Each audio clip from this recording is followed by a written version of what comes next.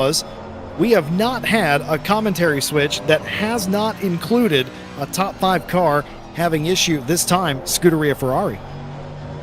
Yeah, it's just one of those things where the topsy-turvy things are always going to happen. The first main one for me, you talk about it, it was the 7. You know, that McLaren was up there for such a big part of the race, just a mainstay, rock solid.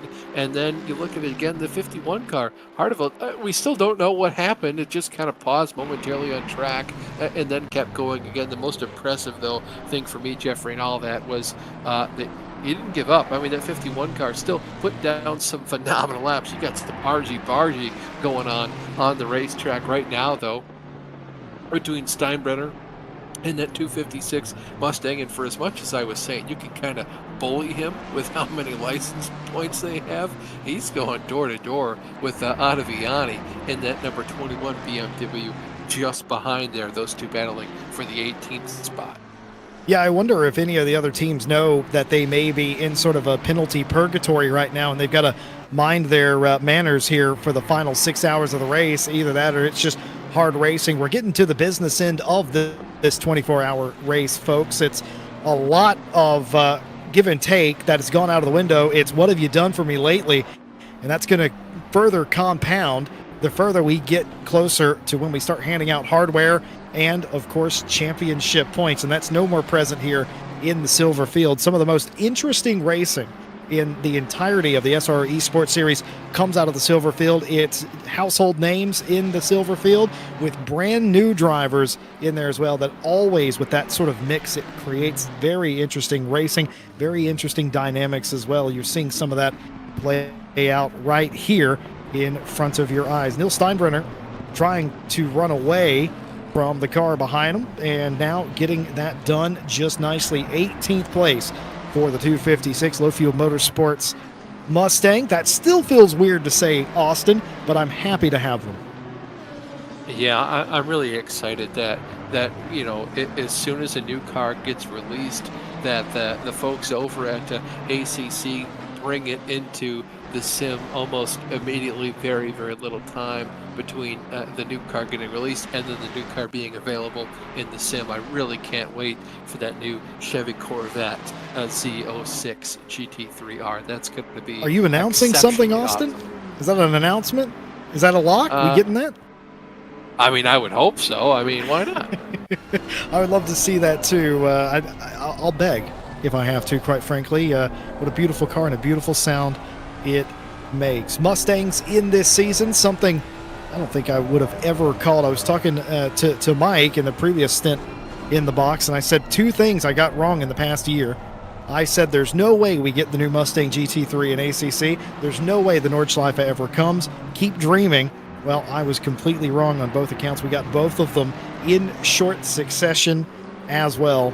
Racing the Mustang at the Nordschleife seemed like a dream, but it has now become reality. Thank you so much, Kunos and ACC, for that. It's actually changed some of the dynamic of this season. Had the car added into the regulations after they were initially released, if I do recall, because of how far into the planning the car was announced and released. So Mustang teams getting in here and been pretty stout in the silver class, I would have to say. Inside the top 10 in that class, not anything to be upset about, and especially considering the light notebook that these teams that are championing this Ford would possibly have. Everybody else, you have sort of a full notebook full of stuff that you can rely on. The Mustang, completely blank. Yeah, well, and it just comes down to you've run so many races and so many laps with these certain cars, you kind of build a rapport with them. It's just like a coworker, right? Or a neighbor. You can say something to them, and maybe it's like your best friend. You automatically know what they're going to respond back to you with, whereas, you know, you get a new car, you go to change or adjust something with it, and you don't quite know how it's going to react and say, oh, hey, man, sorry, I accidentally ran over a piece of your grass with my car pulling into the driveway. I'm so sorry. Let me fluff that up for you. They're either going to say, oh, don't worry about it, man. It's all good. It's just grass. Or they're going to go, I spent a long time, you know, manicuring that grass, and how could you do that? you know, and we're not neighbors anymore or something. It just blow up in your face. So it's just one of those things. It could go either way. You don't really have a big rapport with that certain thing.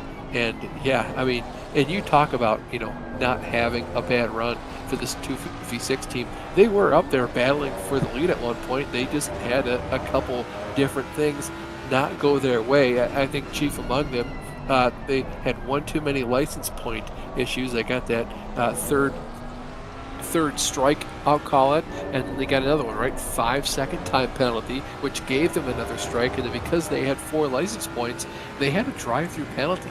That's 90 seconds that poof, gone in the course of 3 or so laps because you got too many license points. So again, kind of in that purgatory that you mentioned. Yeah, it certainly hurts, and especially in a race like this, you'd think in a 24-hour race things would spread out and you would have room to operate. Maybe you can recover from a penalty without dropping maybe 1 or 2 spots, but that's not really been the case in this 24.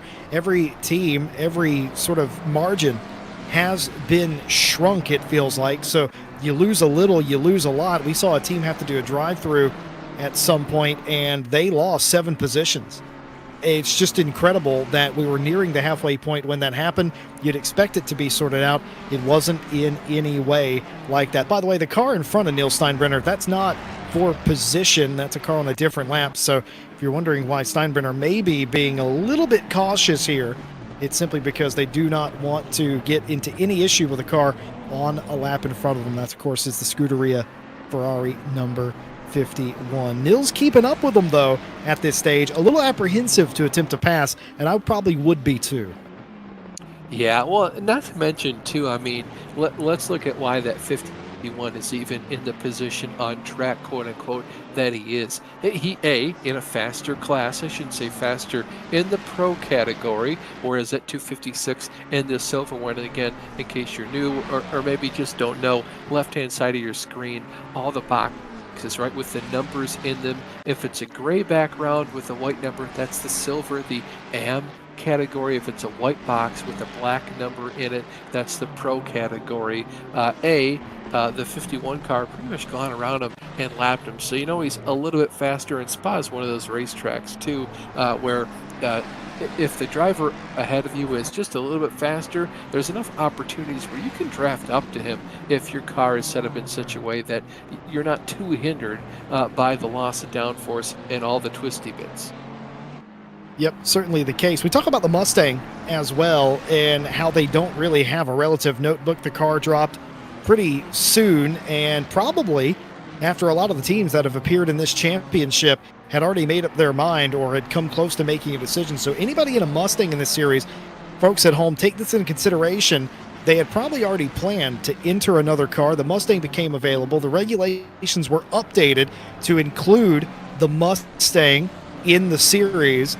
They had to go back to square one. And on what? They had to do all their testing themselves. Nobody knew how this car was going to perform. Nobody knew what its performance sort of index was going to look like. And you just have to learn by doing and driving. Pretty much every Mustang GT racer I've talked to in the Esports series all sort of say the same thing. It understeers on corner entry, and if you get to the gas too soon with low traction control, it spins up, and it can become a problem. It's a little bit of a handful, completely different handling dynamic than things that they would normally be used to. I've also been told that the traction control system's a bit strange. 1 through 3 or so doesn't really do anything. 4 through 5 or whatever kind of also doesn't do anything. And then you got a high ground where it does nothing and then everything all at once. And I don't know if that was a handling quirk at the time and that's been rectified, or that's just how that is and they're dealing with it. But a lot of people in this series will be driving with very low or no traction control anyway, because they perceive that as the fastest way around. Yeah, well, at that point, it's in the driver's hands. You know, I would much rather... Say that again. Music to my ears. Say that again. It's just, it puts everything in the driver's hands, right? Then you can really control how much wheel slippage you have. And again, if the car's a little bit tight, you can just kind of force it to over-rotate when you want to and just gives the driver more opportunity to manhandle the car, I guess, to put it in a less eloquent way. And I won't comment about any of the electrical safety sort of traction control-y stuff on the computer side of things, just because that's sort of outside my department of how that all should work, whether it's aggressive or not as aggressive, and how you ramp that up over time. But it is interesting to see how different auto manufacturers do it from one to another, or just different race teams manage it as well. Well, our broadcast director, Mike Yow's getting devious with it here in the final quarter of the race. We're looking on board. We're in the helmet cam of Steinbrenner, and we're looking at it, and I can't quite make that out because I don't have my contacts in at this hour, but I don't know if that says traction control initial or traction control cut. They mean two different things, but that was definitely on 8. That's as high as it goes, and that would be consistent with what a lot of Mustang drivers tell me, that they have to kick it up to about 7 or 8 before it actually kicks in and does anything, where a normal car, it would feel like that when it was on 1 or 2. So they're driving it. Now he's cut it here for Blochema all the way down to 3. So that is not the traction control cut. That is the traction control first. And cut basically just deals with when it cuts off and cuts on. The white number, that 3 you see down there, that is the actual TC number. ABS is set to 2, and I don't know what the blue one is. I'm not as familiar with this HUD. What I am familiar with is that they incorporated a blue oval, very Ford of them, in the gear selection. I love that. Yeah, nice little bit of a product placement there, if you will. He continues to chase down, follow behind, I should say, that number 51 Ferrari, just up the road there again in 4th place overall pro category. And just behind this Mustang here, even more cars. We're kind of in that point of the race where a lot of drivers are sort of on their own island, per se, where it's a long ways up to the car in front of you for a position, and a decent ways back to the car behind you for a position. And I'll be honest, there's a lot of pushing the issue, if you ask me, on this 256 car, just that they're kind of in purgatory, like you mentioned. Yeah, by the way, my apologies to Steve Proudly, who's actually the one being devious behind the cameras there. Excellent camera work, Steve, to show us exactly what they're going on, and that perfectly highlighted what I was going on about, that to really get anything out of the TC, you have to really crank it up. And the way I understand it, Austin, you tune the Mustang specifically to work around that, to give it a little bit of slip, to give it a little bit more bite in so it's less sluggish, and to work around what the traction control is giving you if you're going to run it. There are some that will run it at 0 and just sort of deal with the rear wheels spinning up and the perceived less sophisticated aerodynamics on the back of it. I don't know if it's that. I just think it puts its torque down to the floor a little bit more aggressively than most cars, and there's no engine back there. The engine's sort of in the front middle part, so there's no engine back there, so when the tires spin up, there's no extra weight on it. So again, completely different dynamic as we go to the foot cam and show you exactly the work that they're having to do on the brake and the throttle. And you ever seen a race car driver act like a ballerina? Well, you will whenever they're dancing on the pedals. Yeah, the only thing I think we're missing here is when you look at nowadays a V8 supercar, or when Shane Van Gisbergen went to drive the NASCAR Cup Series cars around the Chicago street course, even doing a little bit of heel-toe action, which of course not needed in these new style GT3 race cars with the dual clutch transmissions. But this is the closest you'll get to. Was he flat out there? He was, wasn't he? Oh yeah, oh yeah. My goodness. Well, this is the Mustang's natural habitat, foot to the floor. Oh, definitely. And again, this is the closest you're going to get to a bunch of grown men acting like ballerinas for 24 hours in a row around the Spanish countryside. Well, it's pretty nice. We got all these different cameras, and we're going to use them. And again, I think that kind of highlights the nature of this car. Race control still awake and still with us at this early hour. Incident between car 51 Scuderia Ferrari and the number 21 back on lap 456. A warning given to car 21 for ignoring blue flags. That's the second one I've seen. There's probably been a few more, but Ottavani and the number 21 BMW given that warning. Not a penalty per se, but a warning. You get another warning stacked on top of that. That becomes a 5-second penalty. And of course, anytime you get a warning, that also gives you driver points against your driver point limit. Anything past 3 of those will also get you a steward's penalty. Yeah, another battle out here on the racetrack. Looking at Raphael Hansen and the number 71 JP Motorsport.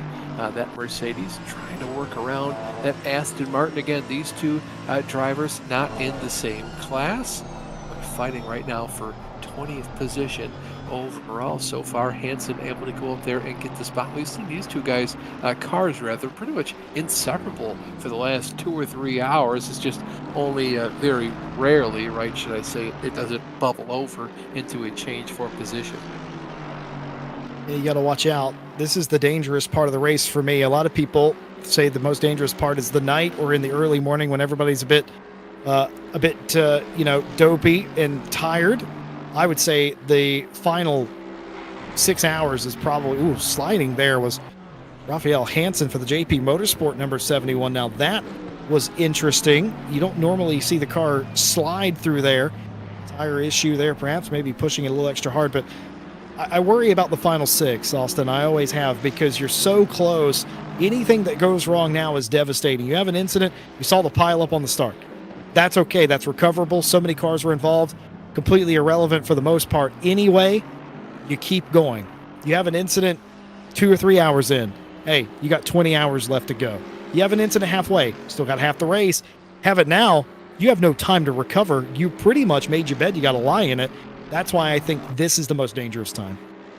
No, I couldn't agree more. And one thing I'll say, too, is in the real world, you look at Le Mans or Daytona, even the Nordschleife in real life, all those races, if you have a problem at some point in the race, just like anything, you want to have it in the early parts of the race because you can recover. But B, in real life, there's safety cars. I mean, you'll have one car wreck on track, and all of a sudden, a bunch of parts fly everywhere. Litter the racetrack with little bits of carbon fiber and brake tubing and fascia, and that'll cut down a tire. It's just unsafe for that to get whacked by a car and hit an onlooker, right? Somebody that bought a ticket, or heaven forbid, a marshal going out to collect it under green flag conditions. So you have to throw the caution, right? That brings out the safety car, bunches the field back together. If you lost 90 seconds to your class leader and a bunch of positions now because there's so much time between all the drivers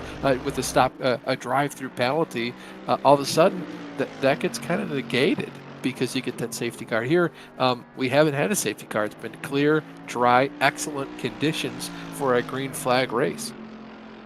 Yeah, I think for a lot of teams and drivers, they would say this is ideal weather. I think a lot of fans would say, oh, come on, not one rain cloud. But such is the nature of Spa. You never quite know what you're going to get. It's like doing one of those blind grab bag situations anytime you come here, and that's part of the mystique of Spa-Francorchamps. Just reading chat, a lot of Ferrari fans in there cheering on the Ferraris, any Ferrari it looks like, but I suspect that some of them are specifically cheering on Chris Harteveld and the Scuderia Ferrari 51 to make up some of that time. 6.6 behind Tunisia in the Automobili Lamborghini number 63 as they stand. Many more Ferraris in the field, rather, besides, including the leading Ferrari in the silver class, Naldi, who was among the first to do a strategic brake change. Well, BF Racing Esport, they've certainly done a good job of it. They've gotten well out in front. They don't have the Pro Car buffer anymore, but that's rather beside the point. They are so far out there in front of the rest of the field. They should be, for all intents and purposes, on absolute cruise control. What a brilliant race it's been for BF Racing. Yeah, they can really just afford to go ahead and nurse the rest of this race out. No longer do they have to push every single lap like their life depends on it. You can afford to just kind of ride around at 95% pace from here on out. And there's just, you've worked hard. Now you can not retire, but kind of something similar if I were to relate it to anything in real life, where you bust your butt working 60 hours a week for a long time, and then summer break comes around, you want to go on vacation, you can afford to kind of live easy. Lamborghini fan in the chat as well as Williams fans. We love to see it. I love to see the fandom come out, and I know the teams appreciate the support as well.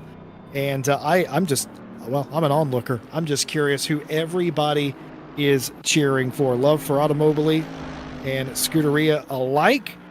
Well, luckily there's no rivalry between the Italian makes. No, not at all. They're very actually cordial with each other, and it's, handshake deals all the time. It's very nice. It is very nice. 2 Mercedes leads the field, of course, and Michael Tauscher, would Michael have even guessed, woke up this morning and inherited a lead. I bet you he thought, oh, great, we're doing a great job. His team probably hasn't fully explained to him what it's taken to get to the lead tonight. Hey, we were in third for like 6 hours, and then we inherited second. Then the leader had an incident. Then we went back to second, and now we took the lead again. And then there was a Lamborghini out of nowhere. We had to go take the lead a third time. Tauscher may be completely unaware of that, but enjoys the massive gap, the biggest we've seen all race long, out in front, getting it done. And again, almost not quite as massive as the BF Racing Esports car, but still a sizable gap and a comfortable one, you would have to say. Speaking of comfortable gap, Matteo Naldi driving their Ferrari around. What do you think about a 6-hour victory lap there, Austin? I can't imagine. I mean, all the times I've had to hold on to the absolute last second to win a race, I've always been jealous of people who go out there and just kind of ride around, continue to eke out a big gap on the rest of the competition. I wish that could be me for one of these races, but every single time I got second place, breathing down my back if I make the slightest mistake, maybe get up out of the groove, I'm going to lose the race victory and look like an absolute idiot for doing that. Control the race for every single lap until the last one, make a slight slip up, and then bam, second place takes the victory. It's really difficult. So 6-hour victory lap, count me in. I don't want to understate how impressive what BF Racing has been able to accomplish with their roster of drivers here in silver, but I'm just going to say this out loud. I could win in this car with the gap that they have. Not even I could undo all of their good work. They don't want me in the car, but beside the point, that just goes to show you that is a stout, massive job. Though I just noticed it's 38 seconds that the Delta has been flopping around back and forth. It said they were a couple laps ahead. They were not. So relatively speaking, I take it back. I could screw this up for them if I was in the car. If no lead is too big. We've seen mechanical issues come to play. The Scuderia Ferrari car had one. I don't know if that was a wheel indexing problem on that car, or they needed to hit the old Control-Alt-Delete in real life. One way or another, they got power back to the machine and kept going, but a frustrating moment to have to do that. Very wise, very controlled as well, almost as if whatever occurred has occurred before, or they knew how to handle that situation. Stopped the car, fixed it, just enough time to power cycle something or re-index the wheel back on the spindle, something like that. Sometimes they can come out of contact or start giving weird inputs, and you just got to re-index real quick. Happens in real race cars as well. You don't get it aligned correctly, or there's a weird connection going on there. But sucks it happened in a live race. Smart and how quickly it was diagnosed and seemingly fixed. Even the real cars, they'll come down pit road to the old Control-Alt-Delete. You've seen Mark Webber a couple times come down pit road. It happens in Formula One all the time. They'll change a steering wheel along with all the tires, maybe a front or a rear wing as well. Just change it, steering wheel, plug the new one back in, good to go, fine and dandy. But absolutely crazy. And part of that too, Jesse, you talk about having a big notebook with whatever car you're driving and to see what works and what doesn't based on track conditions, how the car is handling, driver preferences, all that sort of thing. The same goes for your wheel, your pedal set, your PC, all that stuff that might lead to one of those momentary just pauses. I mean, just dead stop on the racetrack. Cost that number 51 Ferrari Esports there about 6 or 7 seconds, and part of that is, like you're saying, happened before. Oh, I know what to do. I just need to re-index it or control alt delete, or heaven forbid you hit the shift key too many times, sticky keys comes up, and you quickly close that, get back to the main window of ACC, and get ripping again. But yeah, it's just one of those things where experience in that certain situation and keeping a calm, cool, level head helps a lot. Yeah, just to correct something I said earlier, and I've actually figured out what's gone on, what's caused this issue that I didn't understand. The leader is in between P1 and P2 in the silver class out there, and I can tell that because P2 in the class, which is Catania, they are registered as 2 laps down or so about off the pace. Naldi is only 1 according to my timing and scoring, and that typically means that the leader's in there somewhere, and that could have been causing the in-sim telemetry to be a little bit wonky for about a lap until it sorted itself out. So there is, as far as I can tell, not an actual lap gap there unless I'm misreading the telemetry again. But either way, still going well for the number 17, going well for the 86. Chat's talking about getting Dyer McCormack back in that Williams number 5 Mercedes and potentially undoing some of this damage. But with less than 6 hours to go and the gap as big as it's ever been, never say never, right? But it's got to be pretty, like, something's surely got to happen to Team MSI to help the teams catch up to them at this point. Yeah, I will say Dyer McCormack last night was absolutely phenomenal. He was on another level. I mean, he would get in the 5 car and just pull away from the rest of the field. Meanwhile, and the step before that, his teammates, they did a good job to eke out a little bit of a gap, but by the end, especially on those older tires, as the night continued to fall and temperatures continued to fall as well, they were just getting eaten up by that 86 car, as well as what used to be in 3rd place at number 7 McLaren. So it'll be interesting to see for sure. And then Dyer McCormack hits the car and he just powers away from it. So I'm anxious to see what happens, or what will happen when Dyer McCormack gets back behind the wheel of that number 5 Williams Esports Mercedes.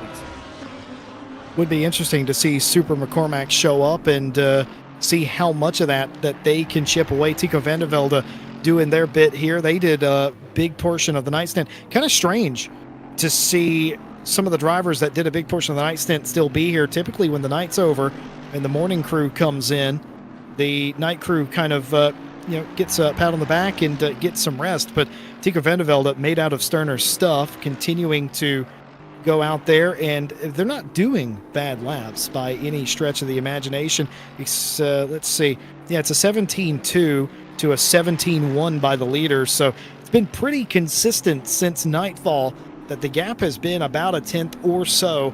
Nothing too major there, and that's just how consistent Tauscher and team have been all race long. They don't beat you by much, but they don't have to, because they're going to try and do it just about every lap.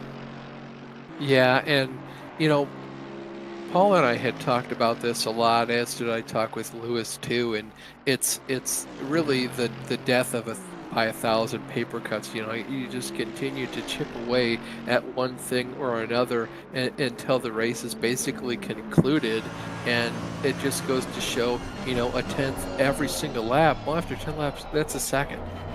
After 60 laps, that's 6 seconds. You do 600 laps, which we're getting pretty close to, that's an entire minute. So you just have to keep chipping away at it. It's the same as the saying goes, how do you eat an elephant? One bite at a time. It's a big task, but you just have to keep chipping away at it. Yeah, Williams is not going to give up. That's not really in their DNA. They've won races like this by keeping at it, and they need to keep Team MSI, they need to keep them earnest here more than anything else, and they've done that all race long. Whether they were leading or not, Williams, they've kept the rest of the field earnest and staying with them. Doesn't matter if they're 10 seconds behind, 30 seconds, or a minute behind. Being on the same lap, I don't think they'll ever get in a position where they'll be lapped by the leader here, obviously in P2. So as long as they're on the same lap, anything goes wrong to that car in front, they're going to be right there to pick up those pieces. Question asked in chat, what happened to the number 7, the Into the Breach racing car? Well, in the middle of the night, they took the lead. And after they took the lead, they had a mysterious retirement. The driver had some sort of hardware mechanical failure in the car. That team did not have any backup at the time, meaning nobody was available to take over the car in relief of the ailing driver, and that car was forced to retire. A dramatic exit, and probably one of the more sad exits I've ever seen. Loneliest number is 1. Yeah, absolute heartbreak, and I've talked about it a couple times before. I mean, that car was running so well throughout the beginning portions of the race up until about the halfway point or so in there, and just to have that happen, when you're running so well, you're already halfway through the race. That's what makes it worse. It's one thing to retire after an hour, but to retire after 12 hours of a 24-hour race or thereabouts, and in first place when you do, it just absolutely gut-wrenching. You hate to see that for the team, but you identify with it as well, that when only one driver is available, it's just how the cookie crumbles sometimes, where you're so many laps down already, it just isn't feasible to go back out there on the racetrack.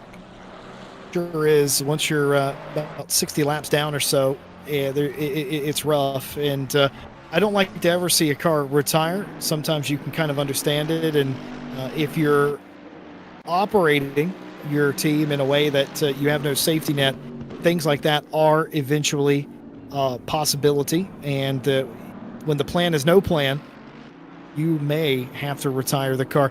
Jardier fans in chat, Jaroslav Hansik in 11th place. That's such a nice recovery. They are 11th in their class, 11th on the road as well. And for a team like Veloce Vext, who did not score points in round number 1, an 11th place finish may not seem like a heck of a lot, but 5 points, actually it's going to be more than that because it's 1.5 point for the 24-hour race. 7, 8, 10 points, whatever it may be, that's a lot more than you got the last round. It's something you can build on. Still time to go. 25 seconds behind Bischoff in the 717. I do believe that's the Team Nitro BMW. And again, can't ever give up, but they've got to be proud, does Veloce Vext, of what they've been able to do here today. And some points, always better than none. No, you're right. It's just a really good opportunity for the team to go ahead and draw a line in the stand and basically reset themselves. Say, hey, we had a really bad round run, but we recovered quite nicely. Just, after one race, you go from having no points to having a decent amount of points. And is it the most? No. Is it still 0? Also no. And you can just kind of use that momentum and continue that forward as the season continues to progress. And it just basically gives you an extra bit of pep in your step that, hey, when our backs were against the wall in a much bigger, I'm not going to say more important race, but definitely longer race, that you guys continue to keep your stuff together, keep it on track, and continue to run well. And when you have issues in a race like that, a 3-hour race like it was, there's no recovery time. We have almost double that time still left in this race today, Austin. So, I mean, consider how short a race like that is. I spent part of the night stint talking about drivers telling me that as they've progressed in their career, 3 hours doesn't seem like an endurance race. It is on paper, it's an endurance race, but to them, it isn't. It's just a triple stint to a lot of drivers these days. And that kind of illustrates, you have a mistake, something goes wrong, absolutely no time to recover. You're sort of scrambling. 24-hour race, the exact opposite of that. You have issues, chips fall where they may, you pick up the pieces and keep going, and the proof's in the pudding, and Veloce Vext is that pudding today, all the way up into P11. No, definitely. And it's one of those things, too, where I've found that, the more I am forced to sort of sit through a class at college or a meeting at work, my attention span is really only good enough for about an hour and a half. Anytime after that, I start to get extremely bored. I start to get kind of restless. I don't know if it's the ADHD child in me or what, but I start to get kind of tiresome of just sitting around doing nothing. And so when you're behind the wheel of a race car, it's completely different. It's fun. It's exciting. You're having a nice time. You're just kind of there for the vibe. And you sort of get in the zone, and you look down at the clock and you realize, oh, what? I'm pitting again? Really? Has it been 20 laps? And then you do the same thing 2 more times, and you come back in the pit lane, and you're like, all right, get out of the car. Great job. What? I'm not ready to be done. And put me back in, coach. 3 hours sounds like a long time until you're having fun, and then you're going to have to pry the wheel out of my hands, is that sort of thing. 3 hours could be the longest of days you get into a lap 1 incident. It could also be the shortest of time if you're enjoying what you're doing. Speaking of enjoying what you're doing, a big shout out to all the virtual marshals. We got a glimpse of a couple of them right there, the unsung heroes of motorsport.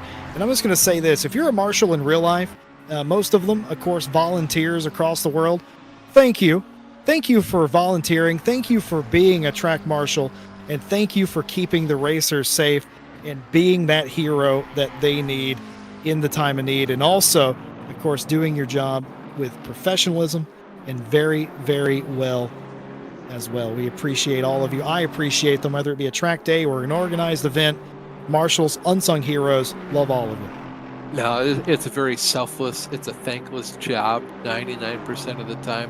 Nobody cares. You don't really think about them other than they're either wearing high-vis yellow or all white and just waving a flag the entire time throughout the day. And maybe sometimes they'll have to run over to make sure a driver is okay or that the track racing surface is clean and clear of debris, all that stuff. But no, it's a thankful job, and you really do have to kind of give it up for them, you know?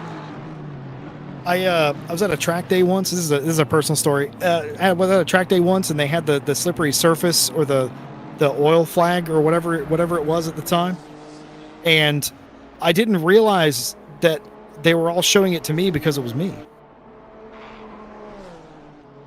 You were the one that showed up with. I was the one. I was the problem all along. Yeah. So there you have it. Do pay attention to the flags. You have like an orientation. They show you this is what this flag means. This is what this flag means. Pay attention to that if you're going to do track days. Here is Timmy in the Myrtle Motorsports number 80. Now, we had a highlight of this car slamming into the wall in Radion in the middle of the night. They've repaired that Honda NSX, and this car's special, not because of that, but because they are the last running car. They have not given up. 43 have taken the start. 37 of those cars remain in Myrtle. In the only NSX that I know of in the series is out there still putting the laps down, still getting it done, and they may be 20-some laps down. That is not the point anymore, Austin, for this team. It is about seeing that checkered flag. No, I was reflecting on this about an hour before I got back in the broadcast booth, and it's something I think about a lot, kind of one of my Roman Empire thoughts, if you will, that when Brett Miller first started racing the Corvette C5R back in the later part of the 90s, their very first Rolex 24 race down in Daytona, the team was just going through oil like it was water. And I mean, every time they come back down pit road, they basically fill the thing up with like 2 or 3 quarts of oil to the point where they ran out of what they brought with them and had to go buy it off of other teams or go to an auto parts store like a Walmart down in Daytona late at night. And every single pit stop, man, every 45 minutes to an hour, there goes another 3 or 4 quarts of oil into this big American muscle V8 of an engine, and they continue to do that. That's the kind of spirit you need to have in these endurance racing events, and it's that never give up attitude, and God bless them. Here is Timmy Latonen, the Myrtle Motorsports in the sim rig, very focused. That just because you're running near the back, that doesn't mean that you lose focus. Certainly a lot of concentration on that individual's face. You know what's interesting about that story? You say that, and based on my prior antics, all I can think about is, oh yeah, no wonder the track didn't grip up that day. Yeah, I am very surprised that the racing stewards allowed them to continue to race, because if you think about the theory of relativity and that matter cannot be created nor destroyed on a whim, that oil's going somewhere, and I don't think it's all going up in the air. I'm sure it's going down on the racetrack. Well, Austin, here's the thing. Even if it does go up in the air, gravity eventually is going to take place. That's right. It's going to end up back on the racetrack anyway. I don't care if it's going up or down. It's ending up on the racetrack. Or, my personal favorite, somebody's windshield. That everybody loves that.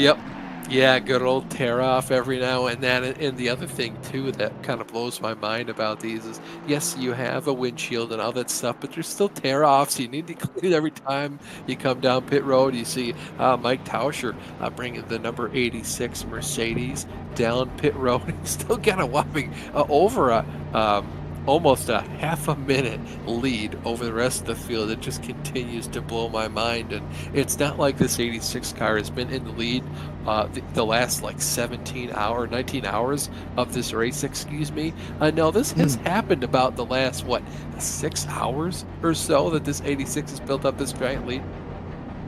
Yeah, just about. I mean, it has been about that long, and it goes to show they were able to take the lead, and they've had that ability just to eke away.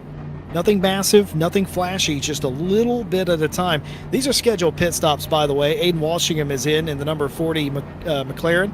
So are the top two Mercedes for the Team MSI and Williams, respectively. You'd expect this driver, the Automobili Lamborghini 63, David Tanitsa, behind the wheel to come in as well. They don't really have much of a choice. I say that like they're going to have a choice when they get up here, but everybody on this strategy is at the end of their stint limit. 65 minutes, you have to come in. You don't have to get out of the car. You don't really even have to stop, though that would be very disadvantageous to have almost no fuel in the car and continue on. But everyone in from the leaders. Chris Harteveld will be the next one for Scuderia Ferrari. And then this driver, Leon Burnt, for Rinsport, number 72. We went from having no Ferraris in the top 5 when I came in to having 2 of them in the top 5 now, some 8 hours later. That's incredible. Yeah, and this 72, they've been through a lot in these past 19 hours. They've had a couple of different incidents where crazy stuff continues to happen to them. But again, they have that never give up mentality, sort of a let's continue on in this race attitude. And you love to see it, and it continues to reward them. Basically, the more it goes on. Currently, they're in a top 5 position, so you love to see it. As you see Tobias Pfeffer back in the 86 Esports Team MSI Mercedes AMG, back out there, continues to go on the attack. I'll be curious to see, now that Tobias is back in the car, what kind of lap times he can put down. As you see Fiala now, Wojtek in the number 5 Mercedes. Yeah, I think that onboard shot illustrated perfectly why there are rules, and especially this too, with Fiala back behind the wheel. Pfeffer gets in for the leading car, and that sort of illustrates why it's important to have those rules. We've talked about it. We've seen many cars get done for crossing the white lines on pit exit. Why are they being so strict? Well, those 2 pit exits show exactly that. Tobias Pfeffer came out in traffic with a car right beside them. Fiala had a car passing him when he immediately exited. If Fiala or Pfeffer would have just went to the left, like some of the other cars have, that'd have been a big crash. That's why that's in place, is to keep not only yourself safe, but everybody else safe. When you're predictable out there on the racetrack in situations like that, it cuts down on the overall risk. And that immediately highlighted with Pfeffer coming out literally side by side with another car. It wasn't for position. That's not the point. Had there not been those rules in place that he had to mind the lane, that could have been an incident. It wasn't, because the car passing realized this car's got to stay to the right. I'm going to stay to the left. Easy peasy, job done. Same thing happened with Fiala. We haven't seen one of those penalties, or at least I haven't seen one of those penalties in quite some time. And I'll tell you another kind of penalty that we haven't really seen today, and that is speeding in the pit lane at all. Nobody, despite some drivers getting really on the limit, nobody's been done for pit lane speeding that I'm aware of. There might have been, but I wasn't here for it. Yeah, I can't remember a pit road speeding penalty.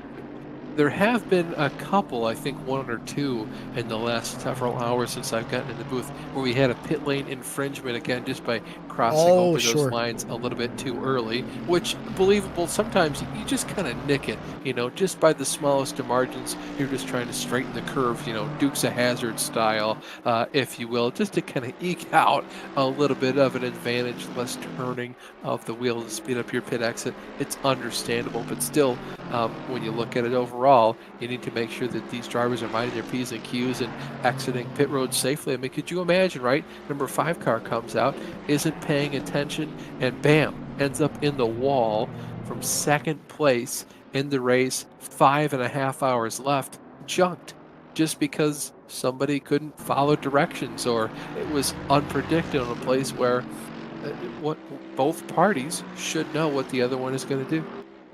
The other thing that hasn't really happened today, or at least I haven't noticed, is this pit lane is incredibly tricky. The combined pit lane itself is very, very long, and you get anxious to get out of there, and you're trying to speed up the hill. It's a blind corner. It's even worse in the dark. It's super bad in the wet, but not a single car, as far as I'm concerned, that I've seen, has had a major issue exiting the pit lane with the rise, the bump, any of that. They've navigated that quite well. It's super easy to get loose at the top of the crest, exiting pit lane, and loop the car. And the car is going to shoot out onto the racetrack right here. Seen many a number of accidents involving that in years past. Nothing like that happening today. Matthias Ladke in the pit lane. Pisano, the very same. These are, again, all scheduled stops. The 777 will surrender the lead in their class and give that back to the 17. And that battle will certainly continue amongst themselves. Getting to the part of the race where you start to think about the end game here. Do we start to run the race backwards? How much fuel are we going to need at the end? Do we have an advantage over anybody? Would short pitting gain us anything in the end if we didn't have to do an extra 60-second run down pit lane at the end? These are all thoughts creeping into the minds of the engineers. Looks like we actually do have a battle here for P35. Looking here at Christian Venter and then number 225 Audi just up the road. There's the 996 McLaren. There you see the purple car right there. And I'll certainly I tell take you what, it. this isn't something I thought we'd see this late in the race. Is a battle on track, 4/10 separating 35th and 36th position.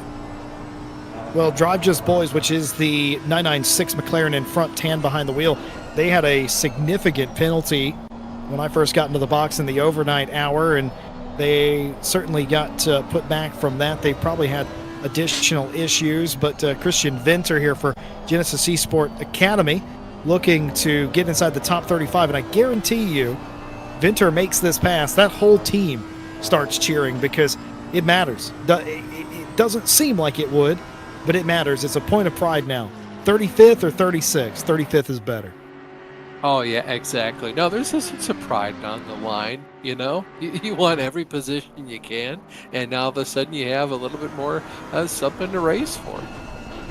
These cars are not in position to get championship points, by the way. You got to be inside the top 15 in each class to do so, and Christian Venter is going to come down pit lane and interrupt that battle. Of course, they didn't have a choice in the matter. They were at the end of their stint limit. But for a brief second there, we had a fight for 35th place. The further back you get in the field, the less predictable where people are going to pit becomes based on the hardship that they have suffered. We kind of know where the top 6, 7, 8, or 9 are going to be based on their strategy. They haven't had any major issues, so you kind of expect them to pit together, and they do.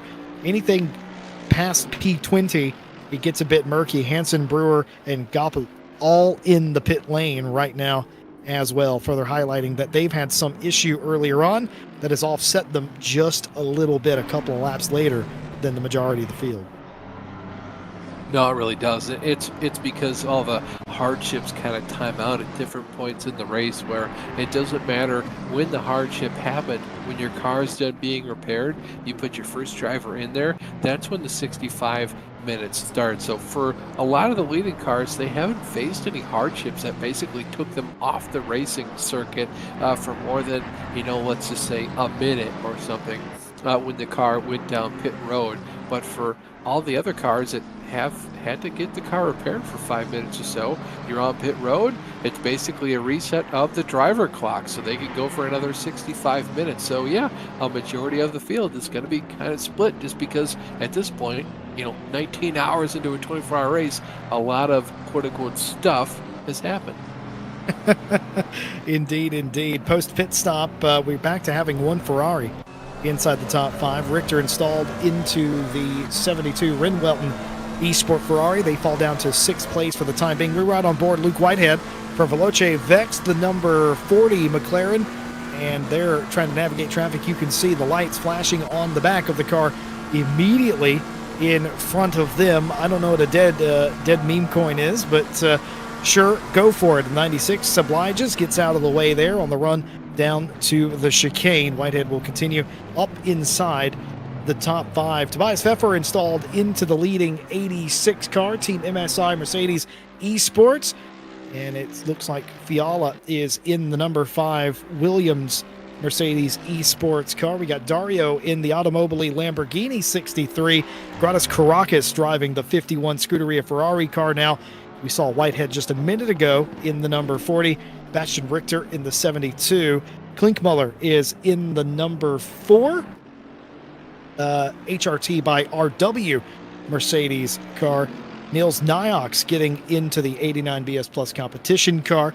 And that's your top 8 right now. And what's interesting about all those drivers, why I called it out, the majority of those are in the car here, continuing that strategy that I on the surface makes a complete sense, but to my endurance racing brain makes no sense, Austin. Normally, when you have an opportunity to put a fast driver in and double stint, you're going to do that.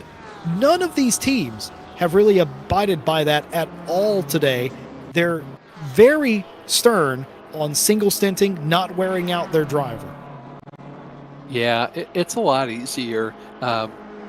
My fiance and I participated in the 6 hours of Watkins Glen, and instead of the usual double stinting like I normally do with all my buddies, it was just 1 hour in, 1 hour out, 1 hour in, 1 hour out. I was surprisingly still fresh at the end of that 6-hour race. I had done my 3 stints, and I felt like I could do a couple more. The race is only 6 hours, so I'm good to be done with it. It was a big part of my day, so I definitely understand why you single stint, especially there's not really a whole lot on the ACC side of things in terms of what you gain by double stinting, other than if there's a sort of an adverse condition. Sometimes it's best to let that driver stay in the car, just because imagine it's kind of linear at that point, whether it's starting to get wetter or it's starting to get drier. You leave that driver in there that can go back out on the racetrack and easily pick back up where they left off, instead of putting someone new in the car, and all of a sudden they don't really have an idea of how hard they can push, because while they practice for these conditions sometimes, they weren't really just out on the racetrack kind of acquainted with the grip levels at different parts. Well, you brought it up. I've got to talk about it now. Where did you end up in your race with your partner? Did you do well? It was her first race, and I got to give credit to my fiancee Jacqueline. I was talking about, hey, what are we doing next weekend? I was going to race with my buddies. So if we're not doing anything, I'm going to race. I need to find a co-driver. And she said, can I race with you? I'll do it. And I said, well, sure. So we just were spectating. It was just for the vibes of it. So technically, we didn't officially participate, but we did kind of ghost around. I think out of like 20 cars, we probably would have finished like 10th to 15th or something. We never junked ourselves, so we would have finished maybe 1 or 2 laps behind the overall class leader in whatever split we were spectating. So not really going for broke, I guess. Well, that's nice. I mean, maybe, and this is the thing, sim racing is infectious. Hi, I'm Jesse Lee, and I'd like to talk to you about a serious topic plaguing sim racers today. Sim racing is infectious. Once you do it once, you're going to want to do it more. You're going to get better equipment. You're going to get more sims. You're going to enjoy it, and you're going to be spoiled for choice in 2024. If you know somebody that is a sim racer or thinking about sim racing yourself, join us. We'd absolutely love to have you. It's a fun time. It's a lovely community to be a part of, and maybe now your partner can join us sometime soon as well. That would be fantastic. Do more couples racing. I love stuff like that. The races I commentate, we've got couples, we've got father-son, dad-daughter, like brothers. I love it. I love it when it becomes a family affair.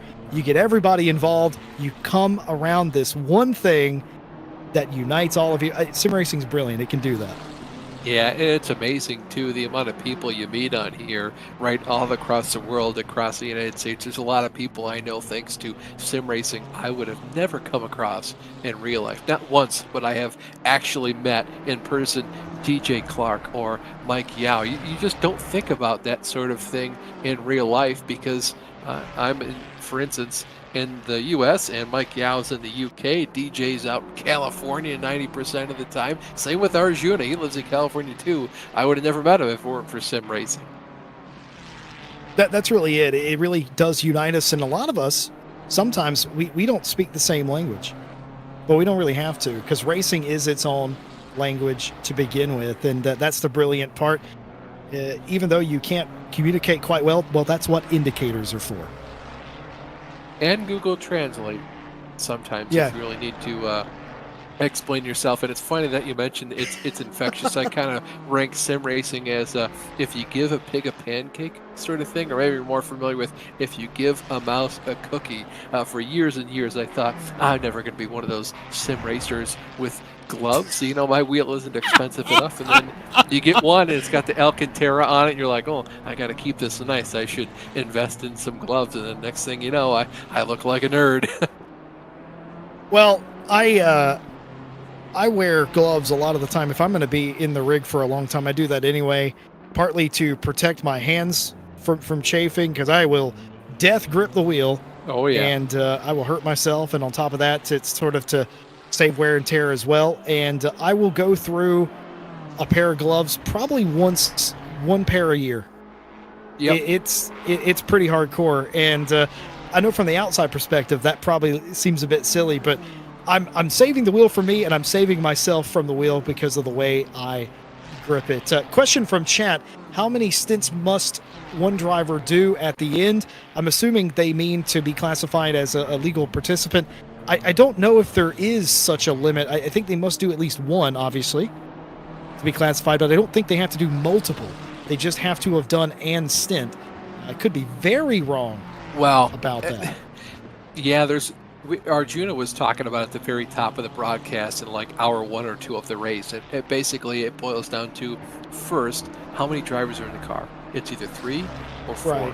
If it's 3 drivers, the maximum drive time in a 24-hour race for a driver is 8 hours and 40 minutes.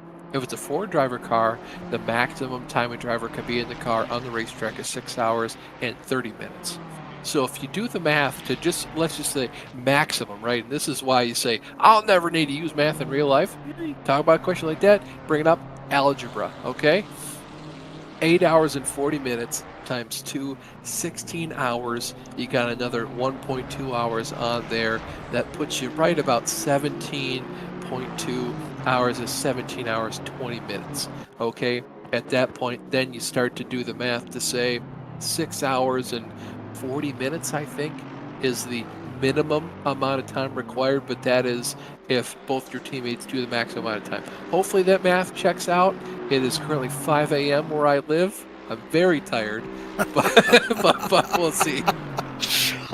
If that was indeed the question, you've answered that sufficiently. The short answer is you must do one, but realistically, you're going to have to do many, depending on your team size, because there is a cap for how many drivers you can have, and that cap, I think, changes 24 versus 3-hour variants of races as well. So with the potential of an added 5th driver here, then maybe you have to do less, but at least one to be classified, but in reality, probably a lot more than that in a race like this. Paul Jeffrey joined us to get a little recap. He can't stay away, can he? He wanted to know what's going on in the race. He's retired back to his garden for the time being.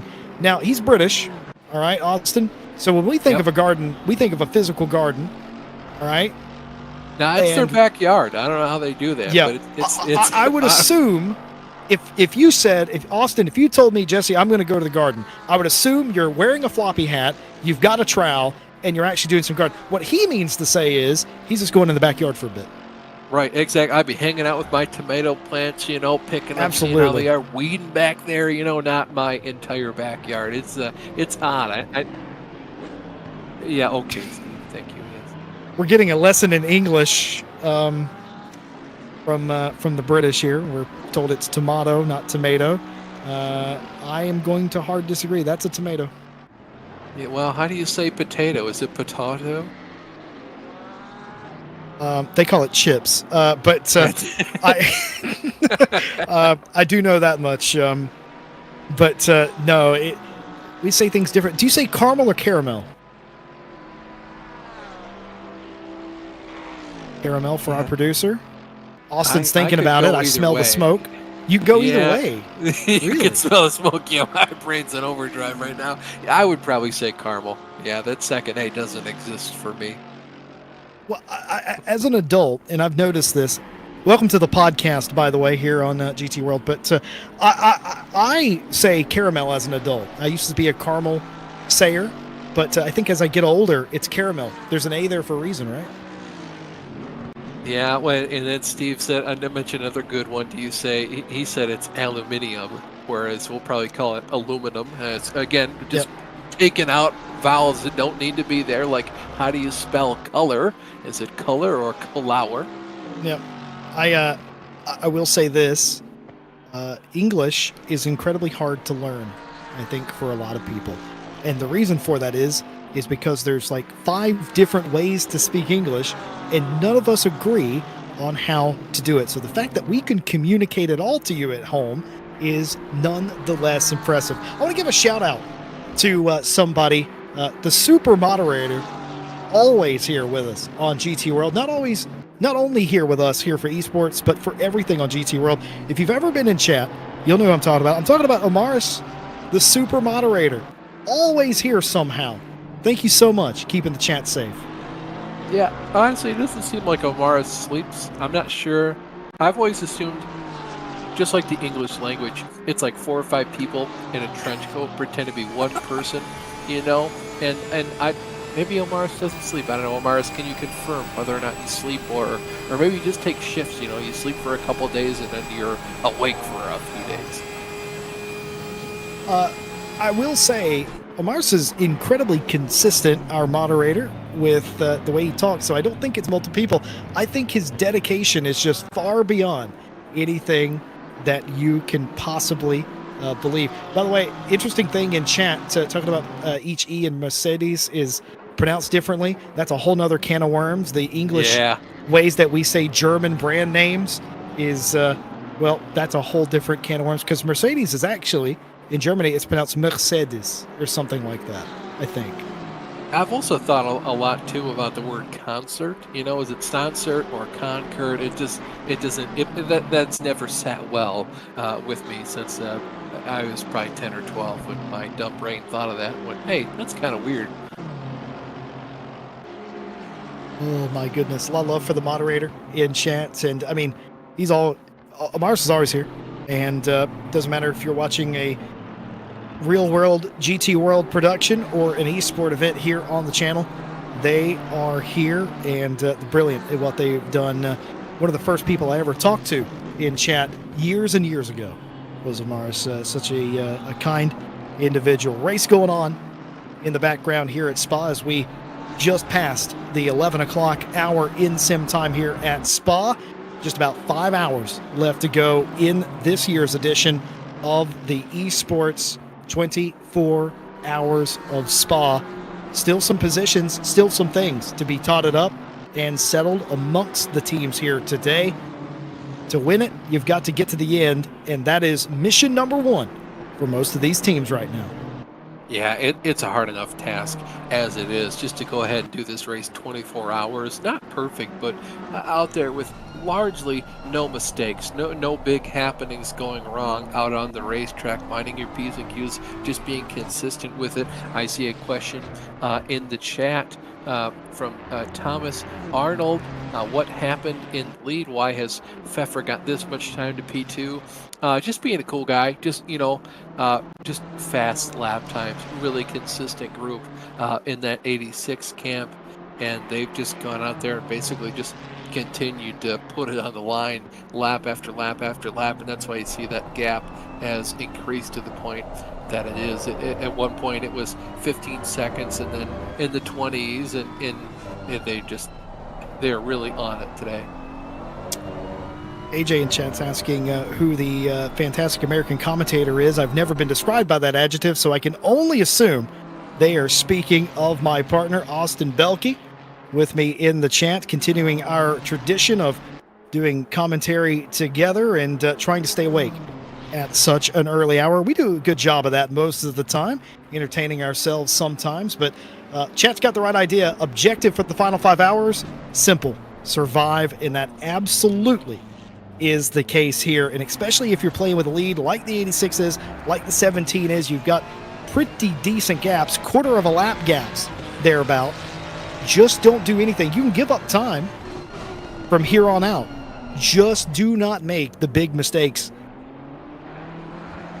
And sometimes it's not even just about not making mistakes. Sometimes it's a hardware error. Sometimes it isn't even your hardware. Sometimes it's DTE or whatever power company you have, or AT&T outside, or even Comcast or Xfinity doing some cool work in your area. Like, pick a fine time to do that. Thank you very much.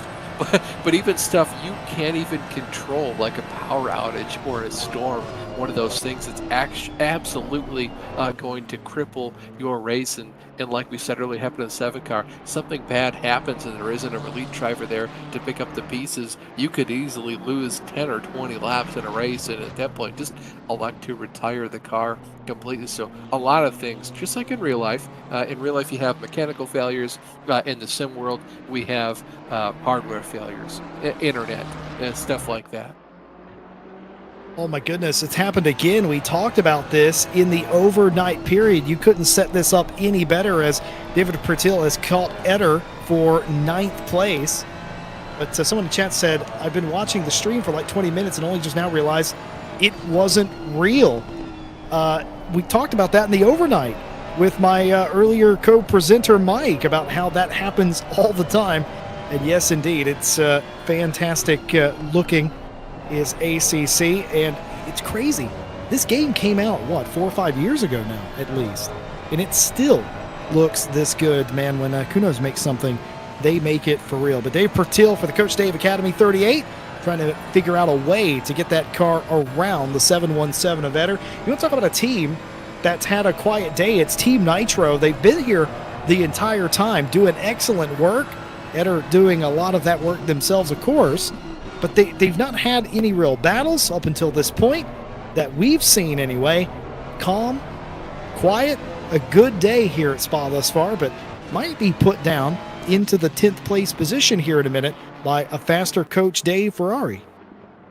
Yeah, no, well, it's just one of those things that it's the best thing you can hope for in a long race like this, is kind of the quiet consistency where you almost look around at the end of the race and it's like Kevin Harvick in NASCAR. It's Mr. Where did he come from?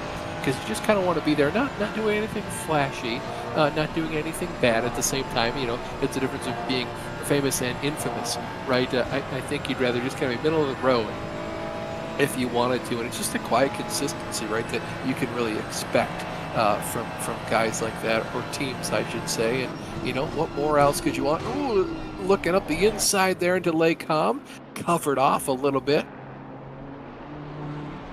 Very close. Fall back in line. That was a close call.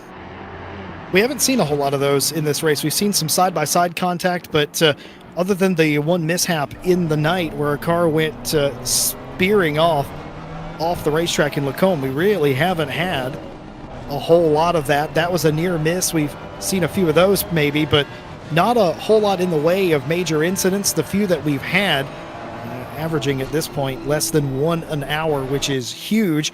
That's desperately boring if you're in the race control box and there's nothing going on, but also somewhat rewarding. It means that you're not forced to make decisions and the drivers are policing themselves quite nicely, and you're always happy about that.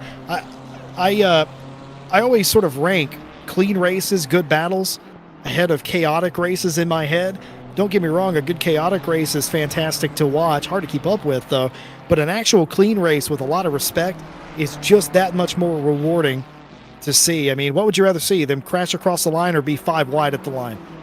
Answer's simple. More dramatic, maybe, but cooler is when they all make it across, and sort of to a less extreme, battles like this. We've seen a lot of side-by-side racing today. ample space afforded, and even when it's not, they've taken care of each other for the most part. You love to see that respect. Man, Jesse, I'm not going to say look up at the sky. It's a lot more grayer too, but look at the racetrack. I mean, we are completely in the shade. You look at the track temperature, I assume it's probably a couple of degrees cooler. I'm kind of wondering if maybe there's some weather in the area. Finally, it's hard to believe around this area of the world, we've gone 19 hours almost and not a single drop of rain. Yeah.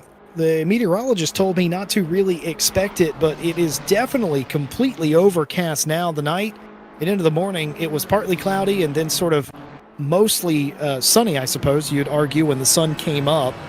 And now it is completely overcast, the sun not visible, everything in shade as the battle continues. The Coach Dave 38 trying to go the long way around. If you get there, you might be able to save it, but no, too far over the curb, and Etter survives again. Did they get a bad launch down into Bruxelles? I don't think they did. They got away with it. Dave Pertil is going to have to give it another shot next lap. Yeah, he almost had it around the outside on that trailer park curl line, you'd call it, and just got a little bit kind of mixed up as he crossed over the rumble strips, upset the car just a little bit around the outside, kind of dirtier part of the track, and then transitioned from the right to left-hander and lost him a little bit of time. Gathered the car back up quite nicely. Now he'll be able to be on the attack once again. You can see, though, he's getting a little bit more impatient as the laps tick on. Yeah, it's that time. Less than 5 hours to go in a race like this. You mentioned it when I came back on. Earlier on, it was give and take. Now it's all take. Final 5 hours, nothing to really sniff at.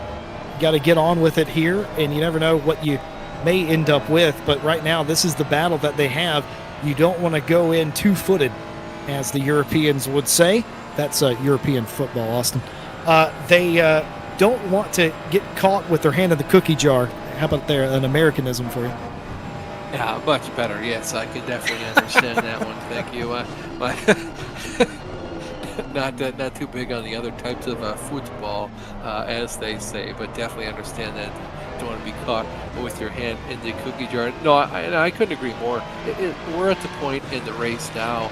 Luckily for David, he doesn't have a car sort of on his rear bumper chomping at the bit, because the worst thing you can do in this situation is go to pass the car ahead of you, and when you pull out a line, you're A, on the wrong part of the track, and B, the driver that's behind you can just kind of sneak it up the inside with the car that you're trying to pass, and not only does your attempt fail, but you also lose that position. It's one of the most aggravating things you can have in racing, and it's kind of one of those deals up here in Lake Holm where you have a right-hander followed by a left-hander. We'll see what David does this time by, see if he fakes to go to the left or the right. He's going to try the outside once again and see how hard he sends it up in there. Oh, it's a big send.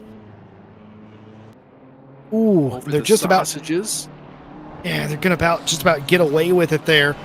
No harm, no foul, though I don't really know how race control would respond to something like that. Nothing was gained or lost, but it was a rough maneuver, a bit scruffy, as they would say. And how much do you play into the fact that nothing was gained or lost right there versus how frantic it was? Is that worth a 5 maybe in the eyes of race control? I hope not. Potentially a warning, you could argue. Either way, they both continue on. The most important thing, no real damage done. They're not racing anybody but each other, and they end up exiting the corner the same way they entered, nose to tail. Yeah, it's sort of one of those situations as well, and I can't remember if it was discussed earlier. Regardless, I forget the answer, whether or not that's one of those automated checks that ACC does and does not require race control to count every single off track. I feel like that'd be a little bit tedious for the race control people that, of course, are working behind the scenes throughout the entirety of the 24-hour event. So even though you might think nothing was gained or lost, it might not be enough for ACC to go ahead and say, oh, you got the track. And again, I believe they are issued a slowdown if it's egregious enough, but I think because they're nose to tail now as they were, I would imagine it's basically losing enough time where it's okay.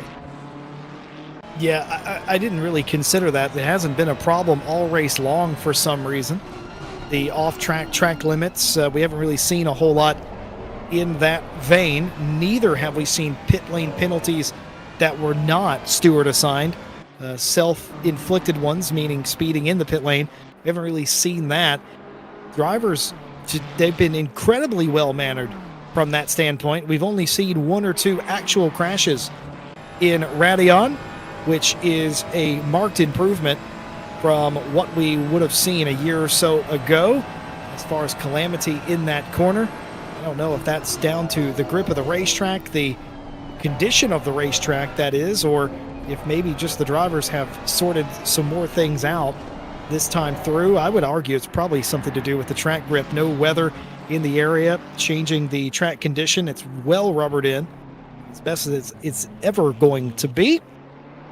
But nothing really to complain about. Mixed conditions in the past few years have wreaked havoc on some of the team's races. Not a concern here today, though.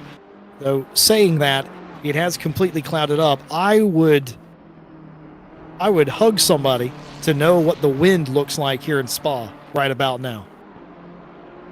Yeah, that's an excellent question. Of course, you talk about the wind. ACC is sophisticated enough. Oh, I think it's really howling out there based on how some of the flags are waving. I'd be curious to know for sure. For those of you that don't know what we're on about, ACC's weather model is sort of a rough approximation. If you've ever watched a weather forecast on your local television, the weatherman, the meteorologist, may tell you there is a 50-50 shot of rain today. What is he telling you? That there is at any point a 50-50 shot of it being raining. That's kind of how ACC works. You don't get to tell ACC that I want it to rain at 7:35 p.m. It's not how it works. You set basic parameters. You get feedback based on those parameters, like there's a 37% chance of rain here. And you may get it, you may not. So even though the weather is set, it's never guaranteed. I'll tell you this, I've seen it rain on a 0% chance of rain, and I've seen it not rain on a 99% chance of rain in my broadcasting career. And that is incredible that it is that variable all of the time. So why did I bring up the wind? Well, typically we know in ACC when it becomes completely overcast, like it is now, the wind will pick up. Never really much, 2 to 3 kilometers, sometimes up to 6. But any wind pickup from about 1 kilometer to 2 generally indicates that a front is moving in and rain is coming. That's why we talk about the wind. Continue to see this battle on track here. 9th position overall. Eder currently has it. David Pirtle wants it. He continues to try to throw the dummy on him, trying to go around the outside, down the Cumberland Straight into Lake Com. Just continues to be held off. Is David, I'm kind of curious at what point does he kind of lose his patience and really just chuck the car up the inside and where he's going to do it. I would assume it's into Lake Com. That's kind of the closest he is. I think he's just really struggling, Jesse, with getting enough overspeed down that straightaway to clear himself with the quote-unquote slingshot maneuver, to quote Talladega Nights. So kind of anxiously waiting to see when he finally gets, has enough following the 717 machine. Getting a meteorological report from the chat saying the wind is at 0 kilometers an hour right now. It is unlikely to rain with that. Do update us if it picks up at any point later on, because even a change from 0 to 1 may indicate that a front is coming in. So thank you very much for the weather report. No rain for the next 30 minutes. That's the other thing too. We don't know what the weather is. Even when we have the weather widget on, he's going to try and go around the outside here. Is it a little bit too deep? Yes, it was. They will end up single file again. David Pirtle is trying this. He's tried it on both ends of the racetrack to no avail. Eder still in the lead of this group. Yeah, I can't really fault him as well for just trying to go up the outside. I think he needs to start trying to do some stuff down here in turn one as well. Maybe go for a little bit of a deeper entry, early apex to just try to start that run on him a little bit earlier, and you can use that overspeed. Not have as much dirty air through this part of the track. You can really start to hit your markers instead of having to follow somebody else. And if you're close enough, you can really take advantage of the draft all the way down the Kelman Street. It's a lot easier said than done, but it's one of those things where if you want to make a pass that's sort of more uncontestable, that's how I think you're going to have to do it today.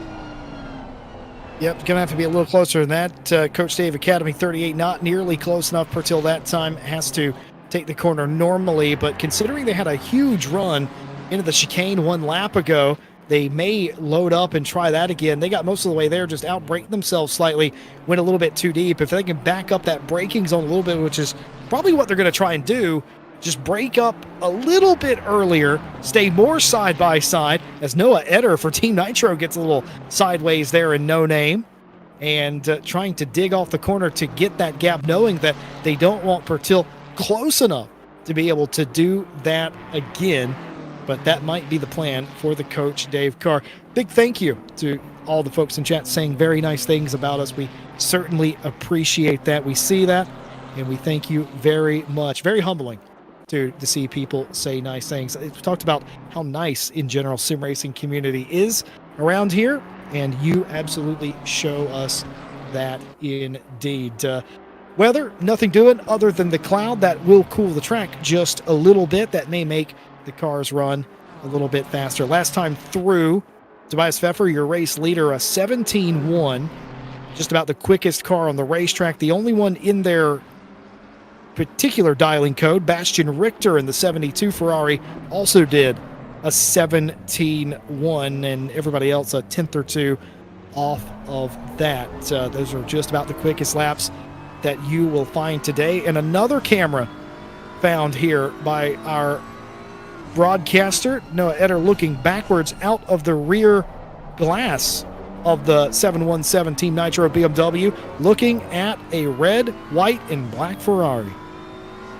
Yeah, I think one of the other things that Coach Dave Academy car is going to need to do is at some point just act like you're going to send it and hope that you getting onto the brakes just a little bit late forces Noah onto the brakes, and reactionary, he just kind of blows the corner. You can maybe try to pull the old crossover, the switcheroo on him, and just force him to go a little bit deep in the corner, especially in one of these switchbacks, and then just take it out from under him and then continue to pull away, because as much as we'll see this Coach Dave Academy car get close to the 717, a mistake happens or whatever, they lose about a second worth of time. That time is basically gained completely, regained, I should say. That was close. That was very, very close to contact there. But they catch themselves back up to the 717 almost immediately, like within a lap.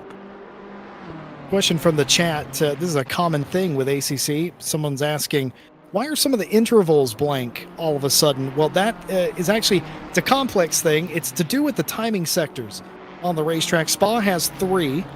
Every track in ACC has 3, including the Nordschleife. So what happens is when a car, let's say Tobias Pfeffer, we'll use them as the analog here, if they get to a timing and scoring loop on the racetrack, that resets Fiala's delta to them. So what happens is Tobias Pfeffer, your leader, gets to a timing and scoring loop. Fiala's delta, that orange number, will go blank or read that they're off the lead lap. See, it's just gone blank there. That's because ACC is waiting for Fiala to get to that timing line to show you an updated delta. Meanwhile, Pfeffer is going through a different timing loop. It can sound confusing, but basically, the short answer is ACC is awaiting data to give you an updated delta because one car is more than a sector ahead. That's what's going on there. Yeah, but it isn't going to interpolate the data between the sectors, so it'll just give you that data. Once it has it there, you can see 36.8 seconds is the delta between Pfeffer and Fiala, and I guarantee if you were to have counted from the time that it went blank to the time that number showed up, it'd be about 36.8 seconds. Sometimes it will confuse you. I got confused earlier. I thought there was a couple lap gap between Naldi and Wajna, and that wasn't the case. It might have been Lamy. It might have been the 201 at the time. But I thought there was a huge gap there by a couple laps, and it will throw you a dummy. Occasionally, it'll come up and say that they're a lap down or 2 laps down. That's not really the case most of the time, unless it consistently says that. It's just that the sector time, they're at a weird part in the lap, and it's interpreting that they must be a lap down because they should have been somewhere where they're not, and they're like more than a sector or 2 behind, or it can't figure out where exactly they are. So until that second car gets to the line, it just assumes that it's a lap down. Such is the bear and alive timing. We have other timing and scoring. This is the Delta Tower. There's also the relative tower, and it does not have that issue, but the relative tower, quite small in nature. It doesn't give you near as much information. That's why we stick to the Delta. Yeah, there's also, if you want, there's the pitwall.live scoring. You could make a free account on there and see a bunch of stuff actually for free with this. If you like it enough, you can pay for that service to get a lot more cool stuff. There's a track map. It gets pretty deep into the stint length for some drivers. Battle for P2 in silver here. You got Lomi and Wojna. 777 on 201 action side by side up the hill. I don't know if I like this. Well, I got to talk about you talk about going in deep, and certainly going in deep there in the corner. Marco Lamy trying to make the pass on Wajna. The 777 in that P2 position. The 201, though, the Gladys Competitions car wants that position back. They've both shared custody of P2 today. The 201, though, says that they would like it back against the 777 Williams Esport Academy car. Good battle here. I always say that Silver Austin puts on the best show because there's the most mix of talent, the most mix of strategy here. Here we are, less than 5 hours away from the checkered flag. We're still fighting over podium positions, and I'm not sure whoever wins this battle will be sure that they're going to finish there. Here he goes. Yeah, trying again up the outside, still not going to clear himself. We'll see if he continues to run out there. Ooh. Just went wide, and yeah. Now, did David Pertil do that to avoid the BMW, or did he do that on his own accord because he outbroke himself ever so slightly and ended up on that curb? That camera angle didn't really tell us exactly how he got there. It definitely showed us he went over the back of that curb, and that's what lost him the time. How he got there, we're not sure. But back to the drawing board again.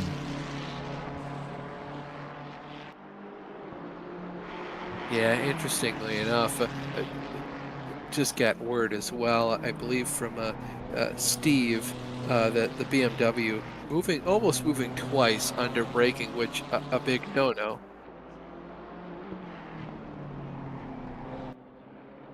So it may be, Austin, that Eder is attempting to close down on Pertil, and that's what's causing some of these near collisions that we keep seeing, because Eder is he's forcing him a little bit tight to the line there. Maybe Pertil is doing that defensively, and that's why he's running over the curbs. Yeah, it's hard to say. I will say for the most part, either they didn't have any license points issued to them over that 3 mark before we saw that big off there, or I believe because he's losing enough time or not doing it egregiously enough, he isn't collecting those points. I'll be interested to see what happens again. Battle for P2 in the silver category. We'll see what that Aston can do up the inside. Forces a Mercedes wide. Now he can return the favor. They continue to door bang each other, returning the blows to one another.